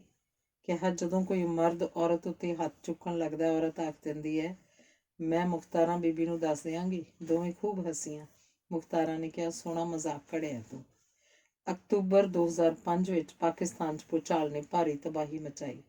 ਮੁਖਤਾਰਾਂ ਨੇ ਫੈਸਲਾ ਕੀਤਾ, ਅਮਰੀਕਾ ਜਾਵਾਂਗੀ, ਉਜੜੇ ਪਰਿਵਾਰਾਂ ਵਾਸਤੇ ਰਾਹਤ ਫੰਡ ਮੰਗਾਂਗੀ, ਆਪਣੇ ਸਕੂਲ ਬਾਰੇ ਦੱਸਾਂਗੀ, ਨਾਲੇ ਦੱਸਾਂਗੀ ਥੋੜ੍ਹੇ ਦਿਨਾਂ ਲਈ ਆਈ ਹਾਂ, ਪਾਕਿਸਤਾਨ ਛੱਡ ਕੇ ਕਿਤੇ ਨਹੀਂ ਜਾਵਾਂਗੀ। ਸਰਕਾਰ ਨੇ ਉਹਦੇ ਜਾਣ ਦਾ ਵਿਰੋਧ ਨਹੀਂ ਕੀਤਾ। ਅਮਰੀਕਾ ਵਾਈਟ ਹਾਊਸ ਵਿੱਚ ਰਾਸ਼ਟਰਪਤੀ ਨੇ ਉਹਦਾ ਸਵਾਗਤ ਕੀਤਾ, ਖਾਣਾ ਖਵਾਇਆ, ਸੈਨੇਟਰਾਂ ਨੂੰ ਮਿਲੀ, ਰਾਹਤ ਫੰਡ ਮਿਲਿਆ, ਸਕੂਲ ਲਈ ਸਹਾਇਤਾ ਮਿਲੀ, ਥਾਂ ਸਨਮਾਨ ਮਿਲੇ, ਹੌਸਲਾ ਮਿਲਿਆ। ਪਾਕਿਸਤਾਨ ਜਾਣ ਵਾਸਤੇ ਦਿਨ ਗਿਣਦੀ ਰਹਿੰਦੀ, ਹਰ ਵਕਤ ਸਿਰ ਢੱਕ ਕੇ ਰੱਖਦੀ। ਸਾਰੀ ਦੁਨੀਆ ਨੇ ਸਤਿਕਾਰ ਦੀ ਨਜ਼ਰ ਨਾਲ ਦੇਖੀ। ਪਾਕਿਸਤਾਨ 'ਚ ਉਹਦਾ ਪਾਸਪੋਰਟ ਜ਼ਬਤ ਕਰਨ ਦਾ ਹੁਕਮ ਰਾਸ਼ਟਰਪਤੀ ਮੁਸ਼ਰਫ ਨੇ ਦਿੱਤਾ ਸੀ ਤੇ ਬ੍ਰਿਗੇਡੀਅਰ ਇਜਾਜ਼ ਸ਼ਾਹ ਦੀ ਡਿਊਟੀ ਲਾਈ ਕਿ ਇਸ ਸਿਰਫਿਰੀ ਕੁੜੀ ਨੂੰ ਅਕਲ ਸਿਖਾ ਕੇ ਆ। ਆਮਨਾ ਬੁੱਟਰ ਮੁਖਤਾਰਾਂ ਲਈ ਤਰਜਮਾਕਾਰ ਵਜੋਂ ਵਿਦੇਸ਼ੀਆਂ ਨਾਲ ਆਉਂਦੀ। ਉਹ ਲੇਡੀ ਡਾਕਟਰ ਹੈ ਤੇ ਅਮਰੀਕਾ 'ਚ ਵਿਸਕਾਂਸਿਨ ਵਿਖੇ ਮਨੁੱਖੀ ਅਧਿਕਾਰ ਸੰਸਥਾ ਚਲਾਉਂਦੀ ਹੈ। ਬ੍ਰਿਗੇਡੀਅਰ ਨੇ ਆਮਨਾ ਤੇ ਮੁਖਤਾਰਾਂ ਨੂੰ ਕਿਹਾ, ਖੁਫੀਆ ਵਿੰਗ ਤੁਹਾਡੇ ਪਿੱਛੇ ਫਿਰ ਰਿਹਾ ਹੈ, ਸ਼ਰਾਰਤਾਂ ਬੰਦ ਕਰ ਦਿਓ। ਅਸੀਂ ਕੁਝ ਵੀ ਕਰ ਸਕਦੇ ਹਾਂ। ਭਾੜੇ ਦੇ ਨੀਗਰੋ ਮੁਜਰਮਾਂ ਤੋਂ ਦੋਵਾਂ ਨੂੰ ਨਿਊਯਾਰਕ ਵਿੱਚ ਕਤਲ ਵੀ ਕਰਵਾ ਸਕਦੇ ਹਾਂ। ਆਮਨਾ ਨੇ ਪ੍ਰੈਸ ਸੱਦ ਕੇ ਖਬਰ ਦੇ ਦਿੱਤੀ। ਸ਼ਾਹ ਨੂੰ ਪੁੱਛਿਆ ਗਿਆ, ਉਹਨੇ ਗੱਲ ਕਬੂਲੀ ਕਿ ਉਹ ਮਿਲਿਆ ਦੋਵਾਂ ਨੂੰ ਹੈ, ਪਰ ਧਮਕੀ ਦੇਣ ਦੀ ਗੱਲ ਮੁੱਕਰ ਗਿਆ। ਯੂਨਾਈਟਿਡ ਨੇਸ਼ਨਸ ਨੇ ਭਾਸ਼ਣ ਦੇਣ ਲਈ ਸੱਦਾ ਭੇਜਿਆ। ਆਮਨਾ ਉਹਨੂੰ ਆਪਣੇ ਘਰ ਲੈ ਗਈ। ਭਾਸ਼ਣ ਤਿਆਰ ਕੀਤਾ ਗਿਆ। ਪਾਕਿਸਤਾਨ ਸਰਕਾਰ ਨੇ ਭਾਸ਼ਣ ਰੱਦ ਕਰਵਾਉਣ ਦੇ ਆਰਡਰ ਦਿੱਤੇ। ਪੱਤਰਕਾਰਾਂ ਦਾ ਆਮਨਾ ਦੇ ਘਰ ਹੜ੍ਹ ਆ ਗਿਆ। ਸਾਰੇ ਮੀਡੀਆ ਨੇ ਪਾਕਿਸਤਾਨੀ ਸਰਕਾਰ ਦੇ ਆਰਡਰ ਦੀ ਖਬਰ ਨਸ਼ਰ ਕੀਤੀ। ਭਾਸ਼ਣ ਅਖਬਾਰਾਂ 'ਚ ਛਪ ਗਿਆ। ਜਿਸ ਨੂੰ ਨਹੀਂ ਪਤਾ ਲੱਗਣਾ ਸੀ ਉਹ ਵੀ ਮੁਖਤਾਰਾਂ ਨੂੰ ਜਾਣ ਗਿਆ। ਦੁਨੀਆ ਵਿੱਚ ਚਰਚਾ ਹੋਈ। ਪਾਕਿਸਤਾਨ ਵਿੱਚ ਉਹਦੀ ਹਰੇਕ ਚਿੱਠੀ ਸਰਕਾਰ ਪੜ੍ਹਦੀ ਹੈ, ਟੈਲੀਫੋਨ ਰਿਕਾਰਡ ਕੀਤਾ ਜਾਂਦਾ ਹੈ। ਸਰਕਾਰ ਦੇ ਹਮਾਇਤੀ ਅਖਬਾਰ ਉਸ ਵਿਰੁੱਧ ਲੇਖ ਛਾਪਦੇ ਹਨ, ਦੱਸਦੇ ਹਨ ਕਿ ਉਹ ਗੱਦਾਰ ਹੈ, ਵਿਦੇਸ਼ੀਆਂ ਖਾਸ ਕਰ ਭਾਰਤੀਆਂ ਦੇ ਹੱਥਾਂ ਦੀ ਕਠਪੁਤਲੀ ਹੈ, ਤਾਂ ਕਿ ਪਾਕਿਸਤਾਨ ਦੀ ਵੱਧ ਤੋਂ ਵੱਧ ਬਦਨਾਮੀ ਕਰ ਸਕੇ। ਹੁਣ ਤੱਕ ਉਹਦਾ ਸ਼ਾਨਦਾਰ ਸਕੂਲ ਬਣ ਚੁੱਕਿਆ ਹੈ। ਅੰਗਰੇਜ਼ੀ ਪੜ੍ਹਾਉਣ ਵਾਲੇ ਮਾਸਟਰਾਂ ਨੂੰ ਅੰਗਰੇਜ਼ੀ ਬੋਲਣੀ ਆਉਂਦੀ ਹੈ। ਸ਼ਾਨਦਾਰ ਓਪਨ ਏਅਰ ਥੀਏਟਰ ਹੈ ਅਤੇ ਖੇਡ ਮੈਦਾਨ ਹੈ। ਚੌਥੀ 'ਚ ਪੜ੍ਹਦੀ ਇੱਕ ਕੁੜੀ ਸਿਦਰਾ ਨੂੰ ਮਾਪਿਆਂ ਨੇ ਹਟਾ ਲਿਆ। ਪਤਾ ਲੱਗਾ ਵਿਆਹ ਕਰਨ ਲੱਗੇ ਨੇ। ਉਹਦੇ ਘਰ ਗਈ, ਮਾਪਿਆਂ ਨੂੰ ਖੂਬ ਖੜਕਾ ਦਿੱਤਾ, ਫਿਰ ਪੜ੍ਹਨ ਲਾ ਦਿੱਤੀ। ਉਹ ਕਹਿੰਦੀ ਹੈ ਡਾਕਟਰ ਬਣਾਂਗੀ। ਇਹੀ ਕਾਰਨ ਹਨ ਕਿ ਖਤਰਾ ਹੁੰਦਿਆਂ ਵੀ ਨਾ ਸ਼ਹਿਰ 'ਚ ਰਹਿੰਦੀ ਹੈ, ਨਾ ਵਿਦੇਸ਼ ਬਹੁਤੇ ਦਿਨ ਲਾਉਂਦੀ ਹੈ। ਫਿਰ ਤਾਂ ਉਹਦਾ ਮਿਸ਼ਨ ਹੀ ਫੇਲ ਹੋ ਜਾਏਗਾ। ਉਹਦਾ ਘਰ ਦੁਖੀ ਔਰਤਾਂ ਦੀ ਫਰਿਆਦ ਸੁਣਨ ਵਾਲੀ ਇਬਾਦਤਗਾਹ ਹੈ। ਅਜਿਹੀਆਂ ਔਰਤਾਂ ਆਉਂਦੀਆਂ ਹਨ ਉਮਰ ਭਰ ਦੀ ਜਿੱਲਤ ਝੱਲਣ ਲਈ, ਜਿਨ੍ਹਾਂ ਦੇ ਨੱਕ ਕੱਟ ਦਿੱਤੇ। ਹੁਣ ਰੇਪ ਵਿਕਟਿਮਸ ਖੁਦਕੁਸ਼ੀ ਕਰਨ ਦੀ ਥਾਂ ਮੁਖਤਾਰਾਂ ਕੋਲ ਪੁੱਜ ਜਾਂਦੀਆਂ ਹਨ। ਮੁਖਤਾਰਾਂ ਡਾਕਟਰਾਂ ਅਤੇ ਵਕੀਲਾਂ ਦਾ ਪ੍ਰਬੰਧ ਕਰਦੀ ਹੈ, ਪਲਾਸਟਿਕ ਸਰਜਰੀ ਕਰਵਾਉਂਦੀ ਹੈ। ਮੀਰਵਾਲਾ ਪਿੰਡ ਦੇ ਆਲੇ ਦੁਆਲੇ ਆਬਾਦ ਪਿੰਡਾਂ ਵਿੱਚ ਔਰਤਾਂ ਦੀ ਦੁਰਦਸ਼ਾ ਘਟ ਗਈ ਹੈ। ਔਰਤਾਂ ਨੂੰ ਧਰਵਾਸ ਮਿਲਿਆ। ਮੁਖਤਾਰਾਂ ਬੀਬੀ ਹੈ ਨਾ ਆਪਣੀ ਮੀਰਵਾਲੇ ਦੀ, ਉਹਨੂੰ ਆਪਣੀਆਂ ਮੁਸ਼ਕਲਾਂ ਦੱਸਾਂਗੀਆਂ। ਧੰਨਵਾਦ।